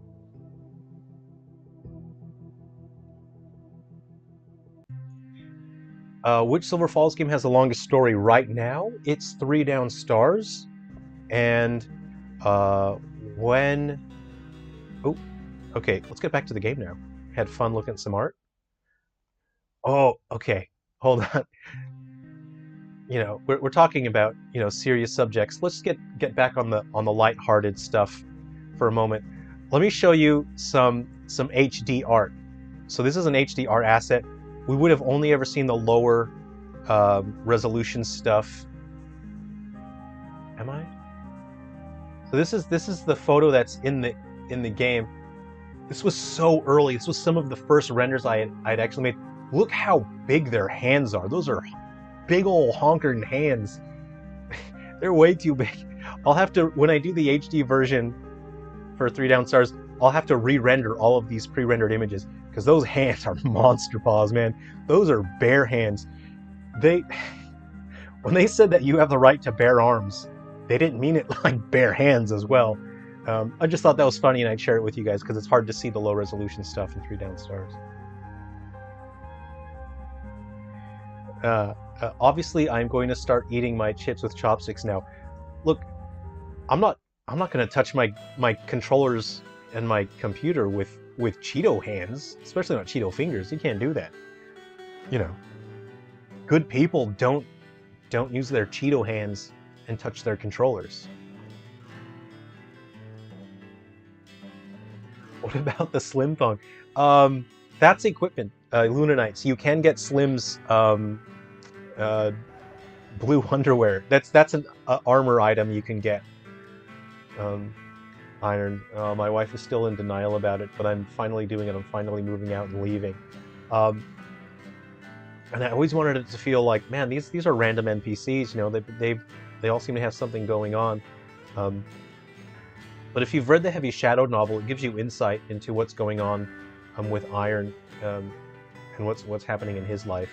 So if you've read Heavy Shadow, this offers a bit more insight as to what's happened. Simon MK7, hey, good to see you. Thanks for hanging out on the stream. Hulk and ready. Sink or swim. That is incredibly strong advice. Destroy. I don't have bare hands, but obviously Holt has bare hands. Obviously. Oh, you want a Slim Thong in the shop? We'll see. We'll see. I've already sorted out as you know, quite a few different options for different merchandise for clothes and whatnot. I'll see if anyone can do a thong.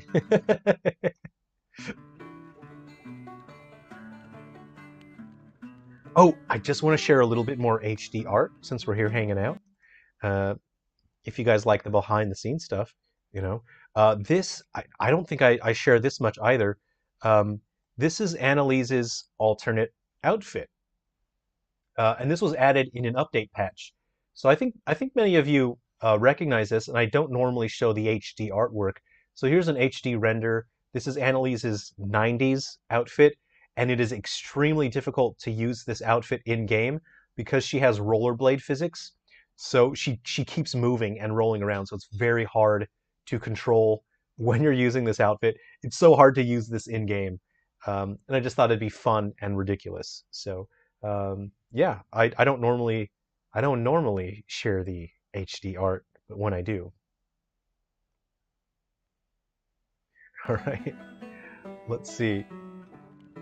I used up all of my items. I used them all. Okay, let's get some energy bars in there. Let's get some waking lotion. Let's get some cheesy moose antlers, some sodas. We want the team stuff is what I'm talking about. Alright, Atticus can have that. He can revive. Excuse me. We'll get some 4-pack NRG bars in there. Get some NRG bars. Bjorna is a good defender. We'll get her waking lotion. Bull, probably give him cheesy moose antlers. I think I'm gonna buy some more 4-packs of this energy bars and give Bull. Once you're higher level, the energy bars are not going to be useful to you anymore, but they will be good for triggering your skills that activate when they activate on your item use. Okay. Oh, this one has a warning. So enemies deal extra damage to anyone not wearing a shirt. I'm just gonna re-roll my missions then. Level 5, 6. I'm gonna get killed. 3. I don't want the medal though. Let's just refresh again. Crossbow, I'll take it. It's level 6, level 5. Refresh. Cattle prod. Level 4, I'll take it. Doing a level 4 mission. Gino's after 50 plus hours of Silver Falls games, I have thoroughly understood that there are no random NPCs in this town. You get it! You get it! There's no such thing as a random NPC in Silver Falls. Every character has years and years worth of lore, history, and story written for them. There's no such thing as an NPC, and I want people to suddenly think...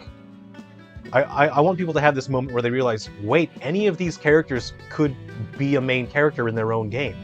All of them have enough depth to where they could stand on their own and have their entire own story in their own genre. Oh, this is going to be tough. I'm already having a tough time. Shoot. Heal? Help me. Okay, I gotta toughen up. Bull. Oh, no. Okay, you gotta boost. I gotta wait for these enemies to dynamite. Okay. Good. Shoot. Final stab. Okay, that lowered his stats. I can't afford Sam getting killed here. Sam, I need you. Please give me that dynamite. Oh no, please, dynamite. Gut punch. Oh no. Please. Manly shot, please. Whew, toughen up. Dynamite. Oh, this is tense. Oh no. Double dynamite. One more. Okay, Manly Shout will reduce this guy's stats. What do you got? Bjorna, tell me you got something, man. Okay, no. It's all... She can only physical. Ooh. Okay, that was actually a tough battle. That was really clutch. You saw I almost lost... Like, if you lose focus for even a couple seconds, and you lose one of your characters that you really need for part of your strategy, it's over. That was pretty exciting. Let's see. Simon MK, how many games are you planning to port from Wii U 3DS? So far, I only know that Ghoul Busters got ported to the Switch. Correct. Yeah, and Undertakers was brought to the Wii U. But right now, I have no plans to port any of the other games except 3 Down Stars is getting an HD remaster. It's a total graphical overhaul, a massive overhaul of the game mechanics in terms of the battle and enemy AI. So it's going to be a significant improvement on the Switch for 3 Down Stars.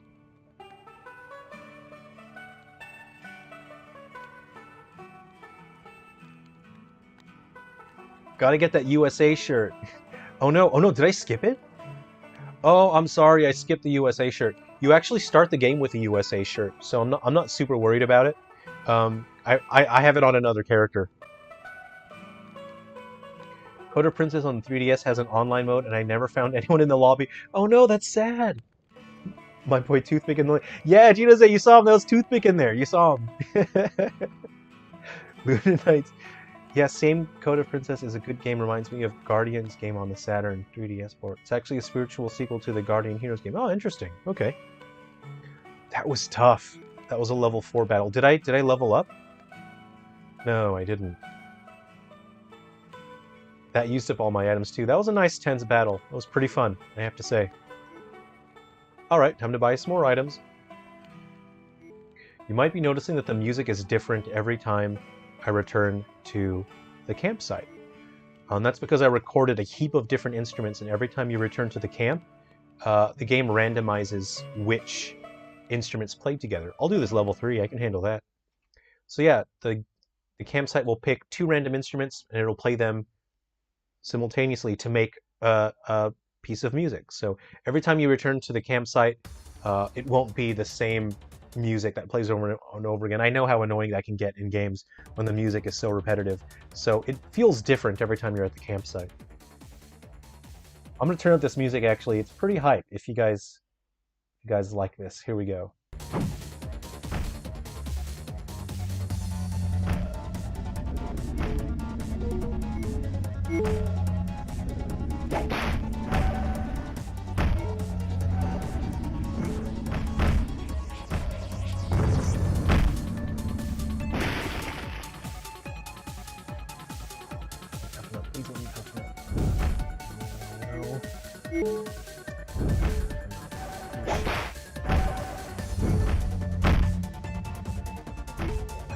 Sorry, oh, I got really quiet, didn't I? Please, okay.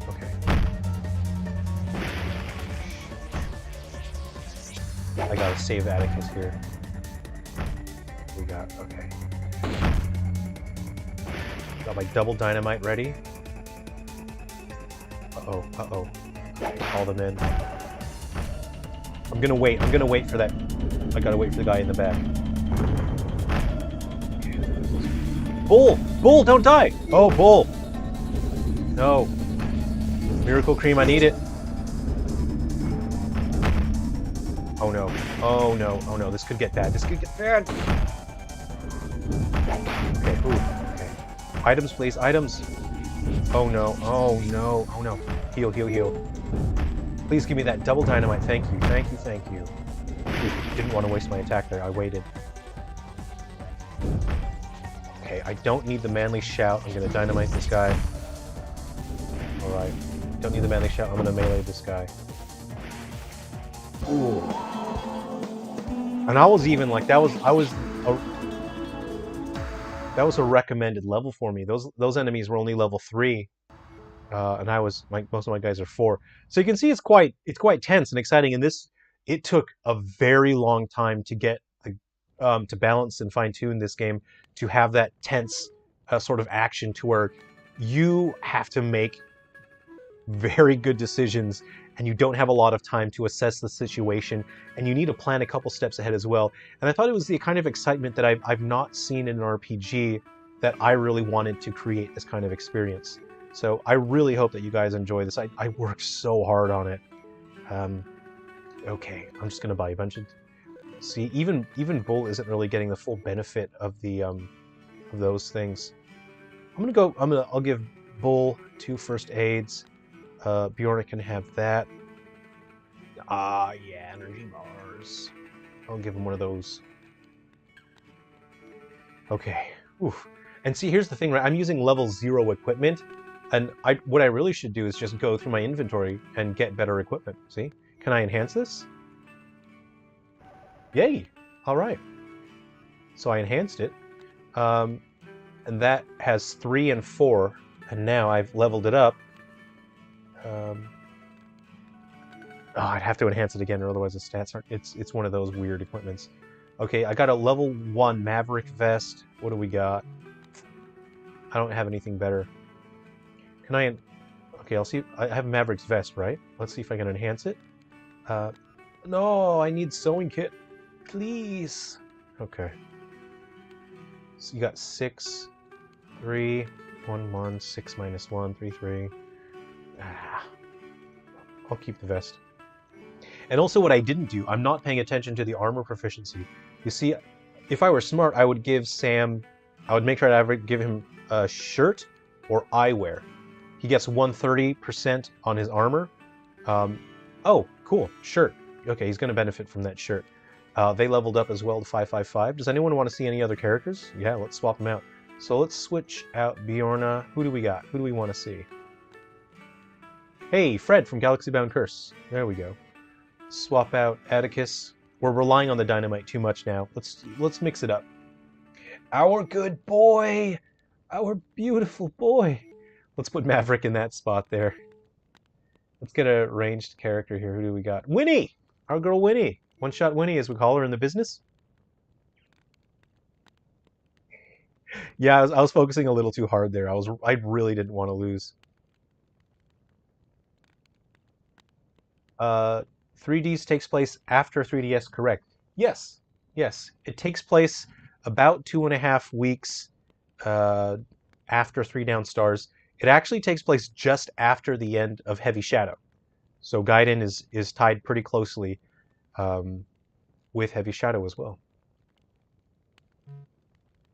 All right, let's get some weapons on these bad boys. I need to find a long gun for Fred.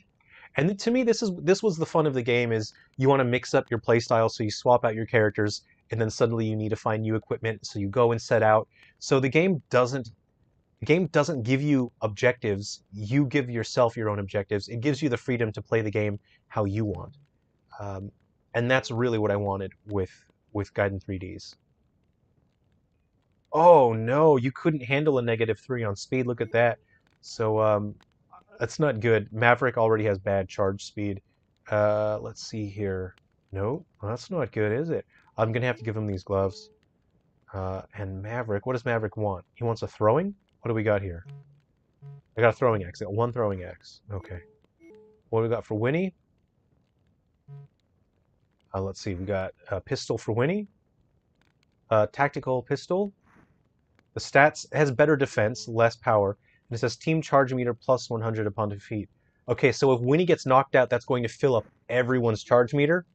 I'm taking it. Let's get them some items. All right, energy bars, NRG bars. There we go. NRG. NRG. Yeah, get some moose juice. Pour some moose juice in them, folks. All right, what does Sam got? All right. Actually, I'm going to get some more cheesy moose antlers. So these are very good. You want the 4-pack cheesy moose antlers. The 4-pack is going to fill up the most amount of team energy. So those are quite good. Now we want to get a gun for Fred. Hey, we still got that rifle mission from earlier. Let's go ahead and get a rifle. Also, no joke, right before I got my tax return this year, my alternator died in my car on the way home from work. Oh, that's just how it works, isn't it? That's just fate. That's always going to happen. 4 of my last 6 tax refunds have suffered from this. I hope it was other things other than the alternator. I hope it wasn't just the alternator. All right, so here's what's good about your long-ranged attacks. I think maybe I could hit both these enemies. No, I couldn't. Okay, never mind. You want to try and hit as many as possible in one hit. Okay, Maverick's got a throwing weapon. Uh-oh, I'm struggling. They're actually doing a lot of damage. Winnie has water bomb, which will actually allow electric attacks to do more damage. I don't have anyone with electric attack. So meditate will restore a little bit of your health. In this case, it did a heap of it, and it increases your attack power. So if you can find meditate on a character, that's great. Fred always has access to meditate. So if you're a Galaxy Bound Curse fan, I'm not going to say this is a little bit of fan service, but Fred's pretty good in this game.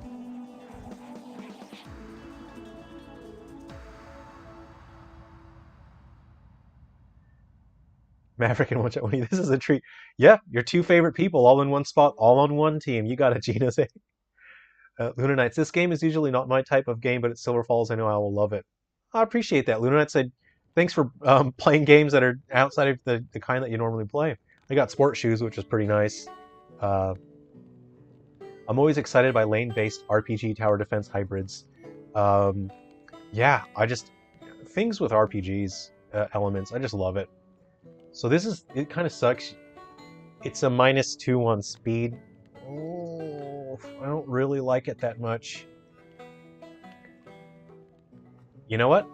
Let's grind that mission. I'm going to do that mission one more time. Try to get a better level. Because that was a level 0. Ugh, yuck. Am I right? Yuck, oh, level 0s. This looks way better than Frontier Defenders. Oh, you mean the the little board game in Compendium where you collect the action figures. So let's see here. So actually,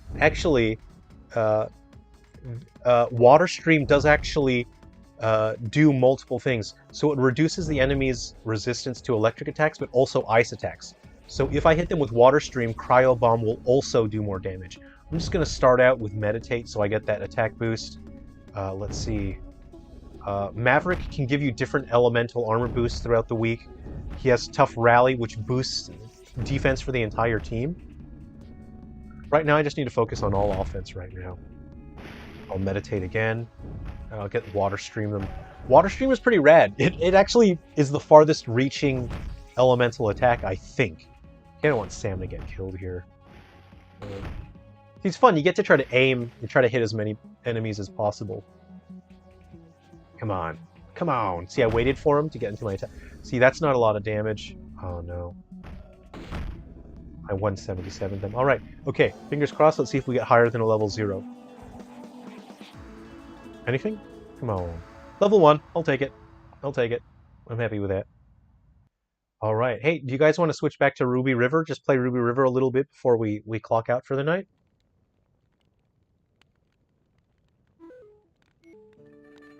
The Toys to Life Silver Falls minigame in Compendium. Yeah, I just thought that'd be like a... I wanted to create something in Compendium that I thought maybe this could exist in real life. And so that's what I was trying with Frontier Defenders in Compendium. All right, I got a level 1. No skills attached. That's all right. That's all right. I'm not complaining. So it's got it's 12 on power instead of 10. Not bad. Anyway, Michael Newsom. Okay, cool. Yeah, let's head back to Ruby River. We're heading back. That was fun. I had so much fun making these games, and then I had such a nightmare getting Unity to produce a working build. All right, let's go ahead and get that emulator back up. So I'll keep my promise. I will have dip for our launch party. It'll be a real launch party. I'll have other snacks. I'll have healthy snacks if anyone wants a healthy snack. I'll have chips. I'll have dip. Let me know in the chat what you're bringing to the launch party. I'll bring chips and dip, and I'll look for a healthy snack. What are you guys going to bring to the launch party?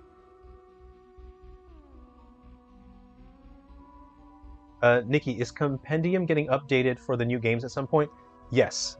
I will be updating Compendium, but because it's a low priority project right now because of the timing, right now my priority is on updating our Wii U and 3DS games because I don't know how much longer we'll have the option to update those games. So I'm focusing on those and also getting a new Switch game out. But I will update the Compendium. I'll improve it. It'll have more features, and I'll be taking out sort of the renamed and canceled games and putting in the new current games and also the upcoming lineup. Okay. I don't know if I want enemies killing me. I'm going to put it on chill mode. I really had to think that one through.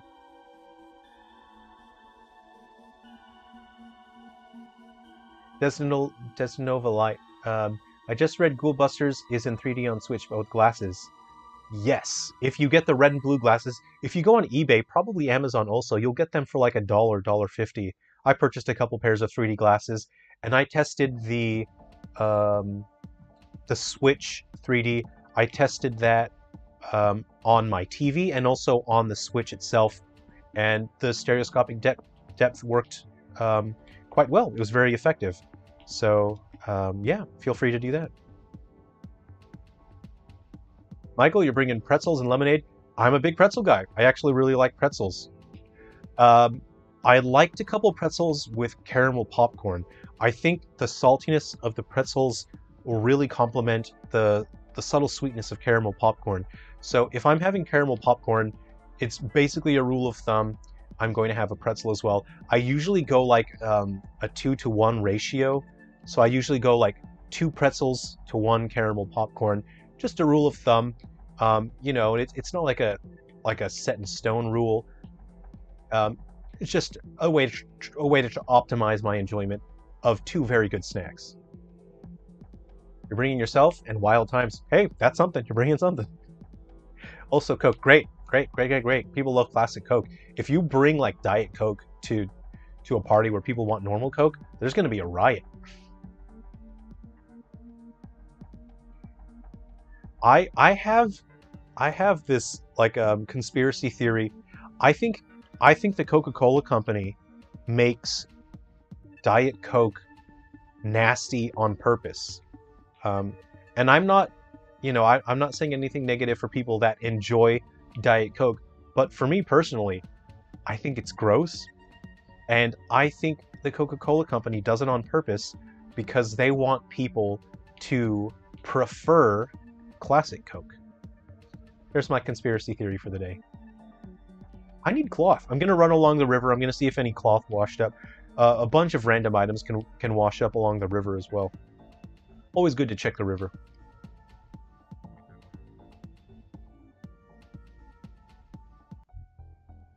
And I'm happy I'm happy I came up with an acronym for Frontier Guardians that actually spelled as Skylanders. Awesome. Energy drink, yeah, cool. Let's have some energy drinks. Cloth, yeah, nailed it. That's what I was looking for. Like I said, sometimes cloth will wash up along the shore, so it's good to check the shore area. I'll stay in this range, and I'm gonna walk along the shore again. I'll see if there's any more cloth, because I want to make some wilderness pants. So let's look at our armor. The wind is chipping away at my stamina, which really sucks. All right, let's look at our armor here. And I'm gonna go to wilderness. Oh, good, it's raining now, good. Wilderness pants. Okay. Here we go. Yeah, wilderness pants. What? I got rope, which is nice. I was unreasonably excited about being able to make those wilderness pants. And again, the wilderness pants increases the yield of item quantity you get when you're foraging and scavenging for items. Ice Cold Cola. I'm not secretly the CEO of Coca-Cola or anything, but that might be true. Well, your name is Ice Cold Cola, you know.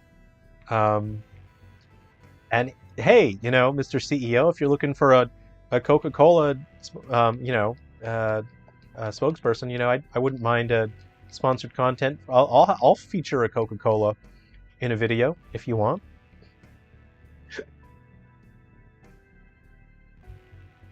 The Shining Absol. Oh man, I'm late to this stream. Congrats on getting this through. We're looking forward to it. Hey, thanks. Hey, good to see you. Great to have you here, Shining Absol. Yeah, we're just having a hype party. We're hyped up. We've been playing games all day. I've been sharing some behind the scenes stuff. I revealed an upcoming Switch game that isn't announced anywhere. It's top secret. So only the people I played the trailer twice. So only the people that have seen it know about it. Top secret between me and you. The rain's killing me. I'm dying, Anakin. Okay. Got some rope. I could have used with more cloth, but I'm not going to complain. Whatevs. I'm cool. I'm cool with whatever. And you know how you earn experience points? You can level up your crafting ability, and that will allow you to make your clothes faster, so you don't have to wait so long.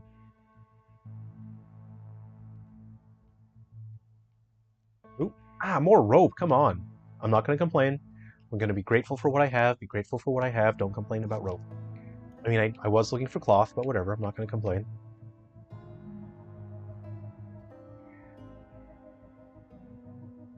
You're going to say, not even a conspiracy theory. That is fundamentally what they did with New Coke.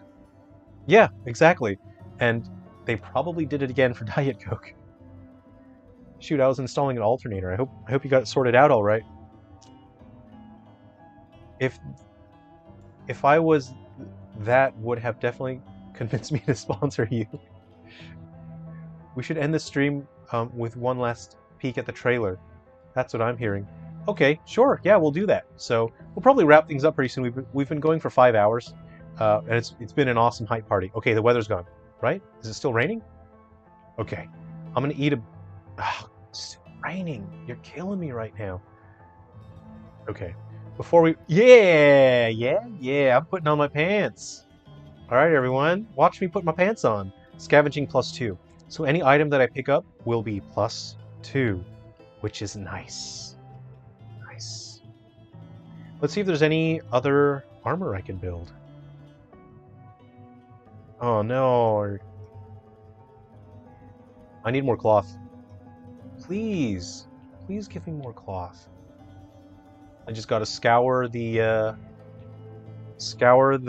riverbanks here. So this has 100 HP. So it's basically a 100% replacement for my default health bar. So I could take basically the full damage of my health bar before the armor breaks. And you can repair your armor by using the build command again, or the, yeah. So if your armor gets damaged, you can fix it. It's raining again. My wilderness pants are going to get wet. So cool. Great. Awesome. Wow. Fantastic. I was wandering too far from the river. I probably walked past a bunch of stuff. I'm dying in the rain. Can I make any weapons? Let's see. What do we got? No. No. Dang. Dang. Dang. Dang.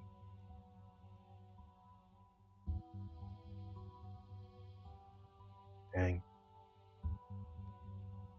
And one way that I was actually able to get this working, there were a countless tricks that I had to employ in order to get this to work on original hardware. And one trick that I had to employ was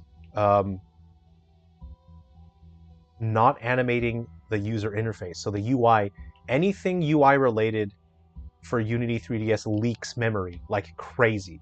So changing any element on the UI leaks memory. There's no way to stop that.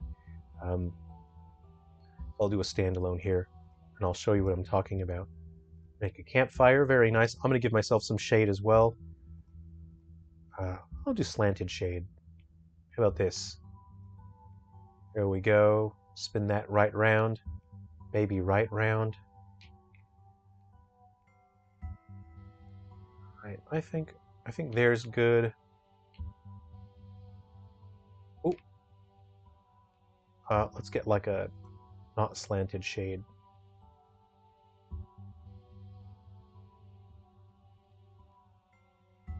Cool. All right.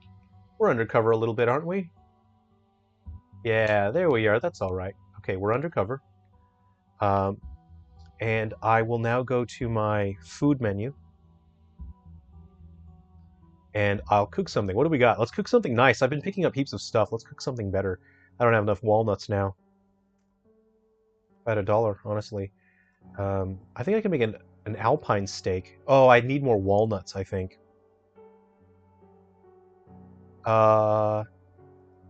Hey! Oh no! I want to make a fisherman's basket. Okay, we're gonna do a river run. I'm gonna see if I can find a clam. If I can get a clam somewhere around the river, then I'll be able to make a fisherman's basket. Please be a clam. Oh, please be a clam. I would be overjoyed if this was a clam. It's metal.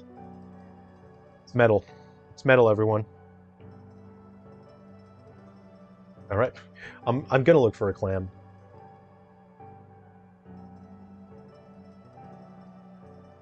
All right, far away.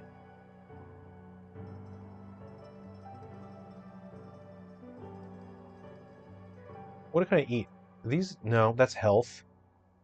What is that? Run. Yeah. Unfortunately, it was like probably a hypodermic needle. Is that a clam? Please let that be a clam.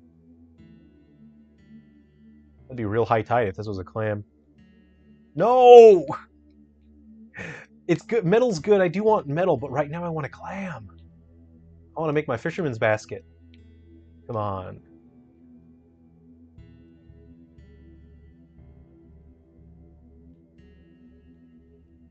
Okay, there's an item. That's going to be metal. I can feel it. I can feel it in my bones. This is metal. It's 23 degrees Fahrenheit here. That's cold. I knew it. I knew it. I knew it was metal. I ran out of stamina.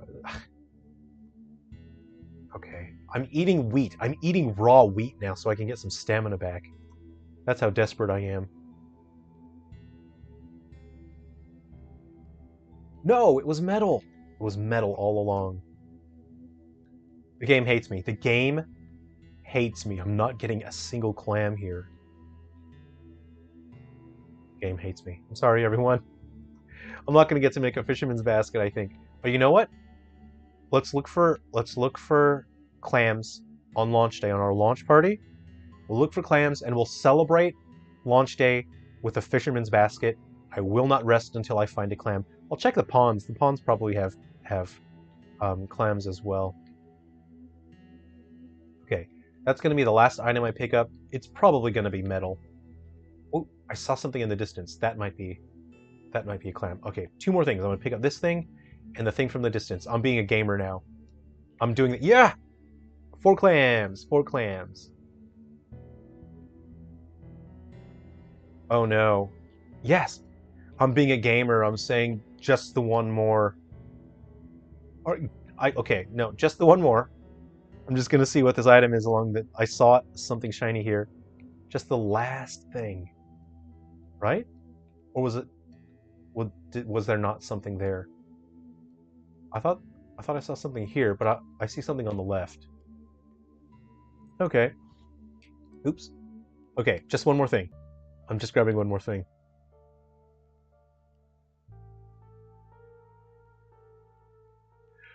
Look at all the clams! I've been rewarded! My patience has been rewarded. Alright, I gotta get back to my campfire. Hey, we'll do that. We'll play it on launch day for our launch party. So, okay. I'm going to play the trailer one more time for anyone that missed it. I'm dying from the cold. I'm dying. I'm dying, Anakin.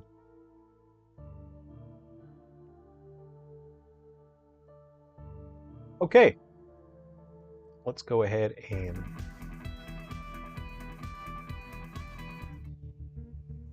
Okay, I'm just going to line up the trailer. So for anyone that has not seen this yet, this is an unannounced, unreleased Silver Falls game that will be exclusive to the Nintendo Switch. So I personally want to work on this game immediately, but how soon I get to work on this game depends on how well the current Silver Falls games sell. So if we don't sell that well with our current Silver Falls games on the 3DS and Wii U, that means that I'll have to work on a smaller game that I can launch within a couple months for the Switch, because I'll no longer be earning money from the Wii U and 3DS. If the games sell extremely well, if we get a massive audience for the Wii U and 3DS, then I can work on this game immediately, and there's a very strong chance I'll have this finished before the end of the year. So please enjoy this special presentation. Again, I've only shown this trailer, I've only shown this twice before, and that was on this stream. This is an unannounced game, and it's top secret. So keep the secret between all of us. Don't tell anyone. Don't even tell your grandmother. This is just between us. Why are you doing this to me, Winamp? You've betrayed me for the last time. Probably me. It's user error, of course. All right. Please enjoy this special presentation.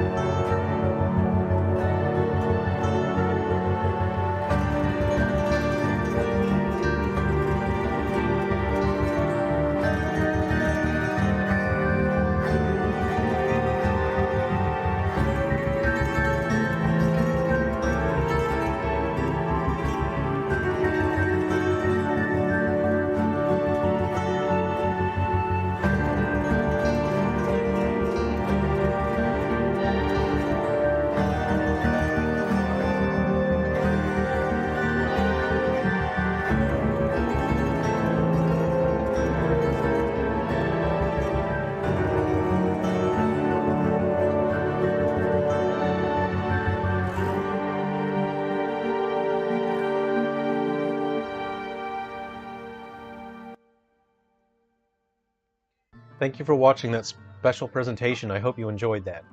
So that will be, if you missed it earlier in the stream, this will be a JRPG set in Silver Falls, and it will be the biggest Silver Falls game by far. It will focus on a story starring a character that you may have met in one of the other Silver Falls titles that's already available. So feel free. I will bake a cake personally for the first person who can guess which character will be the main protagonist of Road Past Guilt. So Road Past Guilt is a JRPG that will be exclusive to the Nintendo Switch, and it will feature a turn-based. It's sort of it's like a hybrid turn-based real-time battle system, kind of like Final Fantasy X, where your character's speed lets them take more turns. So it will be a battle system in that style. You can see you have 4 characters in a party, but I am doing tests, and I actually may consider maybe 5 characters per party, or leaving that 5th character slot for an animal. So we'll see what happens during development and testing. But Road Past Guilt will be the biggest Silver Falls game. It will have a long story to explore and adventure through. And Road Past Guilt will be compatible with Code Linker for every single Silver Falls game that is out right now, including many future titles that have not even been announced yet. So the Code Linker for Road Past Guilt will be far more extensive than we've ever seen. You won't just get new characters, you will actually get new stories. So these new stories serve as mini sequels to the games that they are code linking to. These mini sequels are called frontier chapters. So say, for example, you code link 3 Down Stars to Road Past Guilt. You will actually get to play what serves as a mini sequel to 3 Down Stars in the style of a JRPG. Every game that's out right now in the Silver Falls series will have a frontier chapter. So you get to spend more time with these characters, and you get to have them in a team together and experience that gameplay in a JRPG. This allows me to create even more interesting environments and focus on different characters and different stories, and not have to shoehorn in all of these characters into one game together. This allows me to organically create a game that feels like it is part of this expansive world that is one cohesive universe. So I hope you enjoyed the trailer for that, and I hope you enjoyed the theme music. If you'd like, I'll just play the theme music again. Let me go ahead and bring that into my playlist here. So I'm put in an immense amount of effort, an extensive effort, into making sure that every game in the series has its own unique sound. With Road Past Guilt, I'm leaning more into the big orchestra sound, especially how classic RPGs have this big, grand feeling to them. You feel like you're exploring the world and going on this huge adventure, and they had big soundtracks. You know, they sounded like an orchestra was playing it, so that's the sound I'm leaning into with Road Past Guilt. So I hope you enjoyed the theme song, and that will be an indication of what the overall soundtrack will sound like for the entire game.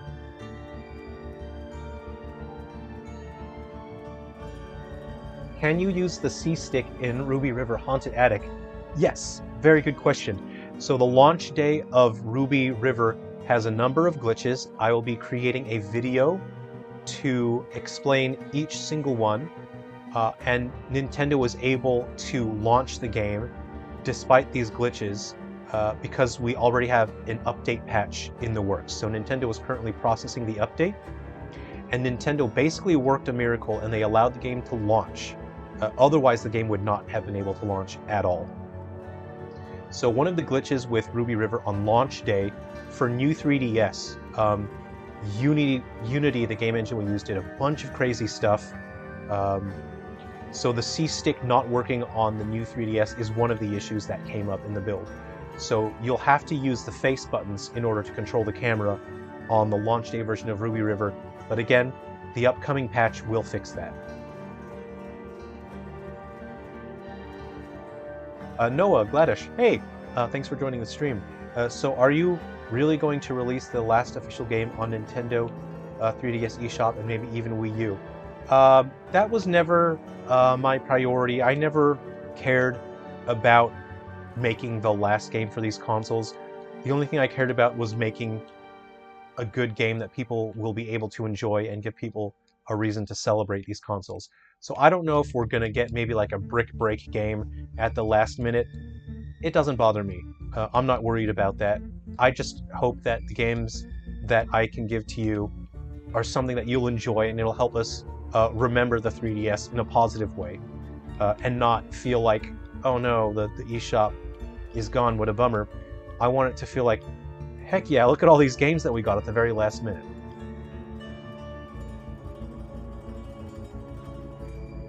Waking Bear, your games are the only games I've heard use Code Linker.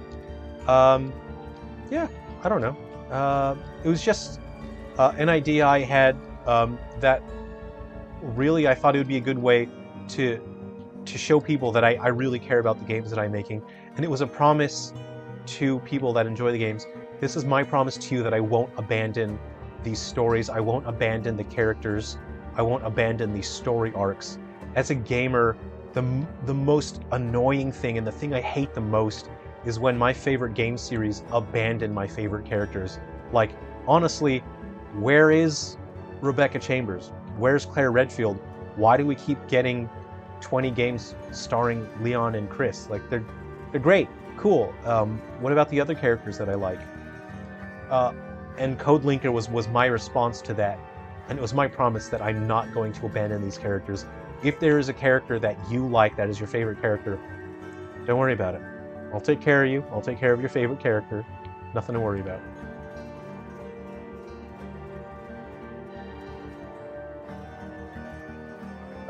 Waking Bear, the music is tight AF. Thanks for that. I really pushed to create something different. You'll hear what sounds quite different in there. I use a number of zithers. So what I've been doing, I'll share them in a future video. I've been purchasing antique zithers from the 1800s. They're broken. I've been restoring and repairing these antique zithers, and I'll be using them prominently in the Road Past Guilt soundtrack. So that is what you can hear in that Road Past Guilt music. You're hearing a lot of synth brass because I want to have that orchestral feel, but what really drives the emotion in this music are the antique zithers. They're stuff from the 1800s that I've fixed personally.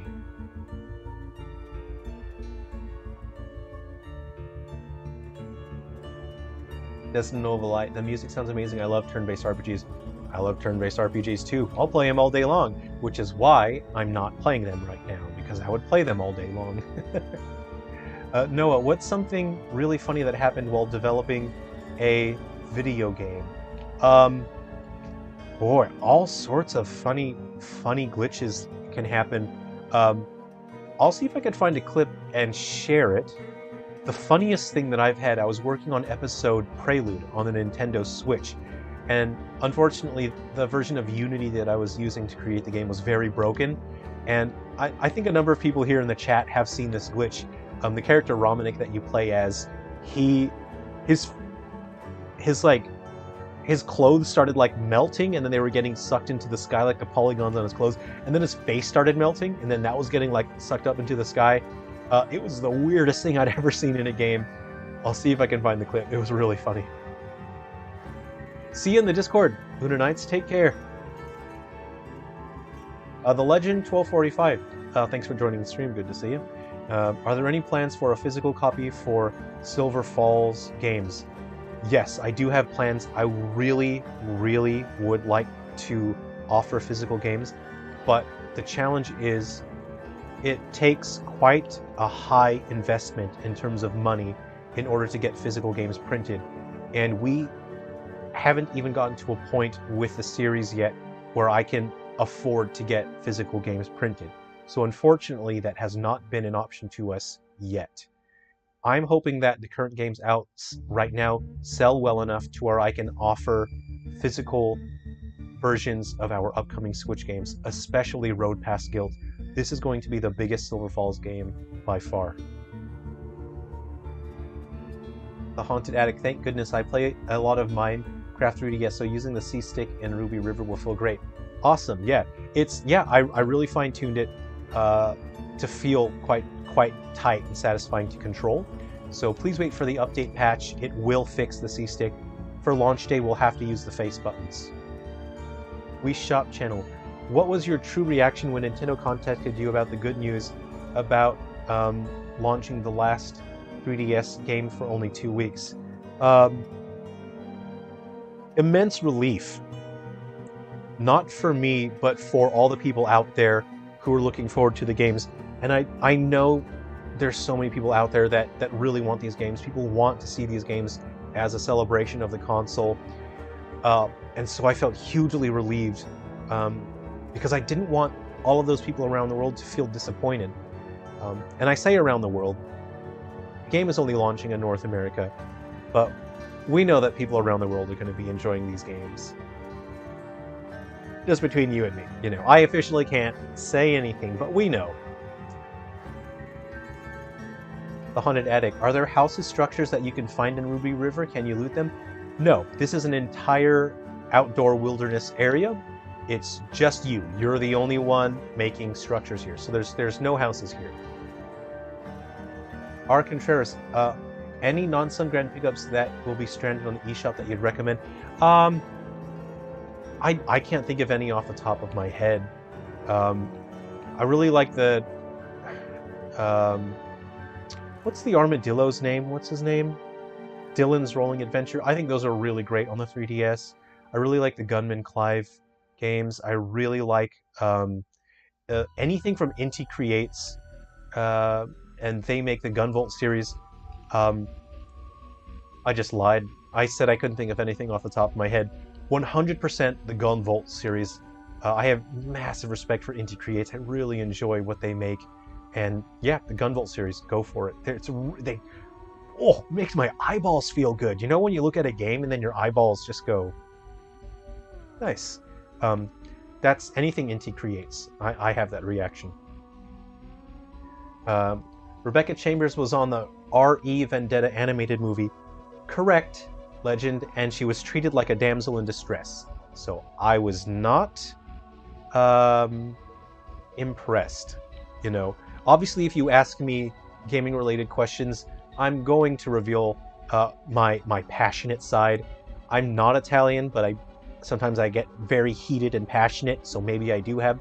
I am partly Spanish, so that's probably my hot, passionate Spanish blood showing. If you ask me about something game-related, I'll probably get a little bit excited about it. I may get heated, because my favorite Resident Evil characters always get shafted. Always. R. Contreras, I'd absolutely buy a Silver Falls collection physically. I would really like to work that out. If I could somehow make that happen, I absolutely want to make that work. The Legend 1245, I recently heard about your games today on a Facebook post. Hey, wow, I'm grateful that people are sharing it, and thanks for stopping by and hanging out. And please feel free to check out the other videos that I have on the channel. Please feel free to check the Discord, the Twitter. I share as much stuff as I can about the games. And really, the real defining trait about Silver Falls that you're not going to see in other games is the code linker system. The code linker system lets you shake hands with 2 games, and that allows playable characters to cross over from one game into another. Even if the games are decades apart, you'll see playable characters through different stages of their lives. So you might play as one character when they're 14, and then another game you'll play as them when they're 55. And that is my promise to you guys for enjoying and supporting Silver Falls, is I'll always do my best to try and keep these games connected and coherent and make these characters interesting, because it feels like you get to check in with these people through different points of their lives and spend time with them. That's my promise to you guys, is I'll always try to do my best when it comes to that. So that's really, if people were to ask me what makes Silver Falls different or special, it's probably going to be the code linker system, and that's the promise that these games will always do their best. And I will never abandon your favorite characters. Let me share, we're wrapping up the stream now, I'll just share a little bit of that in action. I'll show you just here. Let me open up one of these images here. Okay, I'll open my marketing folder. What do we got? Let's find some images here. We got Bull Brandish here. So we have a character named Bull Brandish, and he is the protagonist of Silver Falls Undertakers, which is on the 3DS and the Wii U. So you can play Undertakers. So when you play Undertakers, Bull Brandish looks like this pixel art here.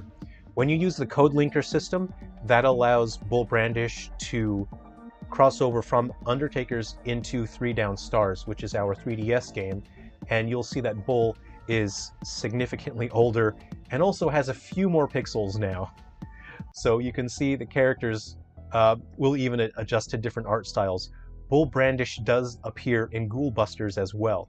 So I'm actually adding content that will make Bull Brandish playable in our game Ghoul Busters.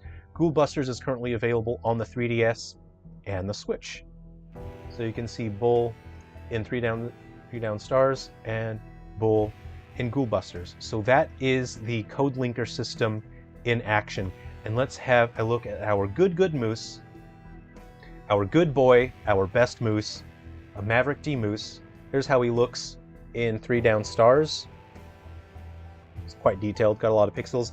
And you can use the code linker system and you can send him back in time to Silver Falls Undertakers, and you can play as Maverick in Undertakers. And you can see he's still a good moose, just has few pixels now. So that is the code linker system in action. Gunman Clive is on sale right now, so pick it up.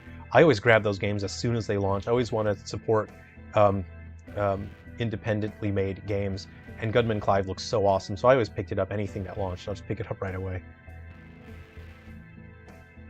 RoboCoop. Okay, we're signing out, so it's great to see you. Thank you for hanging out, RoboCoop. I don't like when my favorite characters are turned into damsels in distress, so yeah. I'm never going to do that with Silver Falls characters. Just wondering, what's your favorite Resident Evil game? It's probably number 1 because that's the one I spent the most time playing with my siblings, with my sisters, and we would trade the controller back and forth when we got scared of certain rooms. So I'm going to say Resident Evil 1.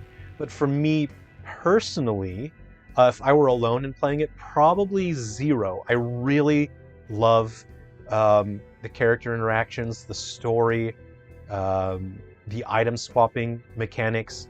I love how desperate 0 feels, that if you make a mistake, you could be screwed for the rest of your playthrough. I really enjoyed that in Resident Evil 0. I love Code Veronica because with my friends, I enjoyed doing an Alfred Ashford impersonation. I really enjoyed the legendary Frog Flash videos from the early 2000s, so I'm a big CVX fan. Smashing like also helps. Any Twin Peaks influence in your games, be it games or music? I love the Eagles too, by the way. Yeah, rock on. I just had earlier this week, I had a vinyl record, the Eagles' greatest hits. I had that playing on my record player.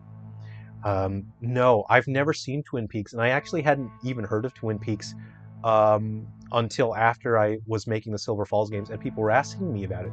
So I don't actually know anything about Twin Peaks, but it sounds like something I would enjoy watching. So in the future, when I have time, I actually may go and watch Twin Peaks. The Haunted Attic. I heard about your releases just a couple minutes ago from the Minecraft for 3DS Discord. They're basically saluting you over there. Whoa, are you kidding? Wow, that's so cool. I'm so appreciative. I'm so grateful for that. Wow. That's so cool. Yeah, I only have positive memories and positive things to say about Minecraft. I haven't played it that much. I only ever played it with my kid nephew. So I think Minecraft is very cool. I think it's an awesome way to spend time with people. But I was already on my game development journey when Minecraft really caught on and gained popularity. And so Minecraft was on my list of self-banned games because I knew that I would probably play it too much. So I actually never really played it all that much. I've played a little bit with my nephew, and yeah, I think it's a great game to spend time with people. I think it's really fantastic. So I'm so grateful that they are sharing my games. Thank you for that, Minecraft Discord. Thank you. March, congrats on your hard work. This looks great. Thank you for that, March. I'm really looking forward to the game launching. I just want to see what cool. Okay, before we sign out, we're gonna wrap up the stream here. We've been going for about 5.5 hours. I'm just gonna show you guys the obstacle course I was working on earlier. I know not everyone was here earlier. I'm gonna run over to my obstacle course near my house that I was building, and I'll just show you. I'm gonna shove some stuff. I'm gonna eat a bunch of dry wheat. You can eat dry ingredients. It says dry and chalky. Chalky and dry, not very pleasant. I'm going to eat a bunch of them because it brings my stamina up. If you need stamina in order to run. So what else can I eat? I'm going to eat pine needles as well. They're a little bit more palatable. It says aromatic and refreshing. Yum. All right, there we go. All right, ate a bunch of that. I'm going to head over to my house now. I'll show you my obby that I was building. And I was wondering, like, if people are going to play this, I know people are going to play it in an emulator. We could conceivably build obstacle courses and then share the save files with each other, and then we can play the save files through emulators.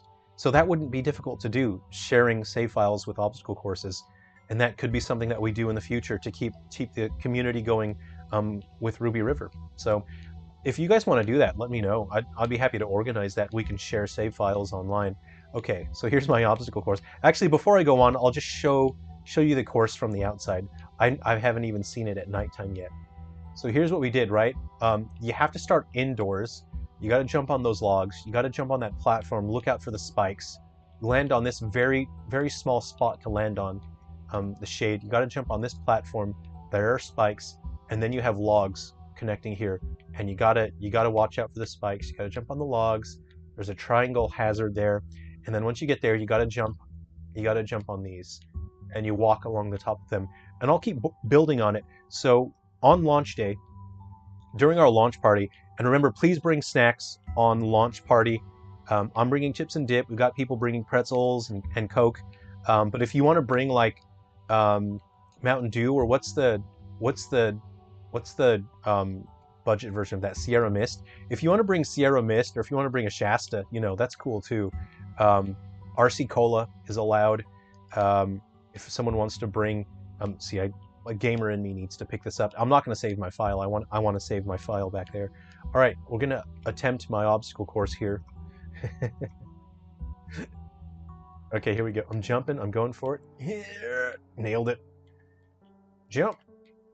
Jump. Okay, so on original 3DS, you have to use the touch screen to jump. You have to use the jump button on the touch screen. On new 3DS, you can use ZR to jump.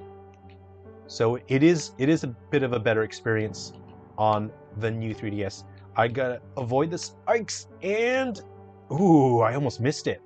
Okay, that's a trap. I put that trap there. You could fall through the middle of that. So it was a good thing I jumped. Okay, here we go. I'm going. Oh, I almost fell for the trap as well. See, I put that in a blind spot just underneath there. So I almost fell for that. Good thing I didn't. All right, here we go.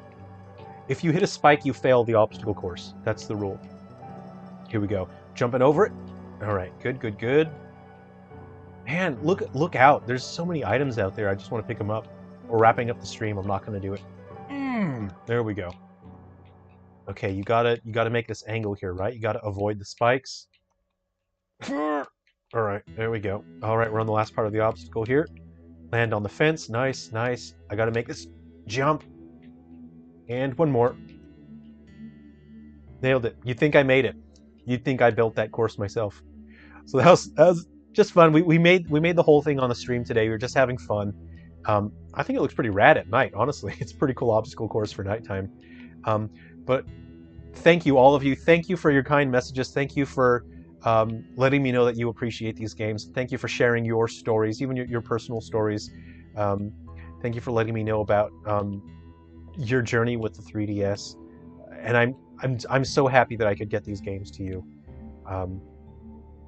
Just a massive, I feel a massive gratitude towards Nintendo for letting this, for making this possible.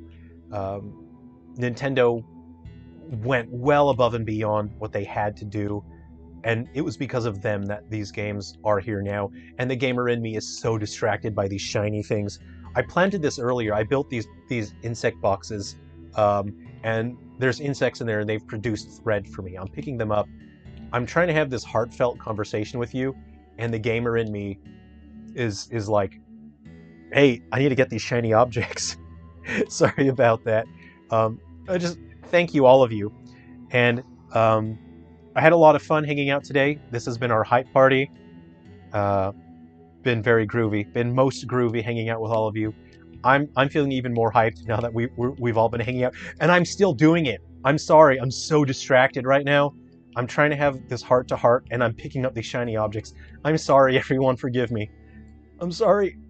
I'm a gamer and I can't help it. I'm sorry. I'm sorry. I'm done. I'm not looking at any more items. I'm sorry. We're gonna wrap up the stream here. It's been great hanging out with all of you. So we're going to have a launch party March 9. Be there. Please bring snacks. Yeah, we're gonna have a great time. We're gonna have a great time on the launch party. We can all play Ruby River together. Let's all see what kind of cool stuff we can build. And let's see, Art Contreras. I wish I could tip or super chat. Already bought a few of your games tonight. Thank you for your hard work. I really appreciate that, Contreras. Thank you. It's been awesome hanging out. It's been nice to meet you. I don't think we've met before. So yeah, let's catch up again on launch day. Let's all hang out. We can chat, and we'll talk about our favorite 3DS stuff as well. We can share if we see anything else cool on sale. We can all share that with each other. I hope that you guys are enjoying this. I've had an awesome time. I don't really want to do the super chat thing. You know, I just want people to, the sort of relationship that I want to have with other people is, I don't want to be a content creator that kind of says, oh, you know, please keep giving me more money, you know, to help me make my content, because my content is video games, and that's the kind of thing that you guys pay for once, and that's how you support me.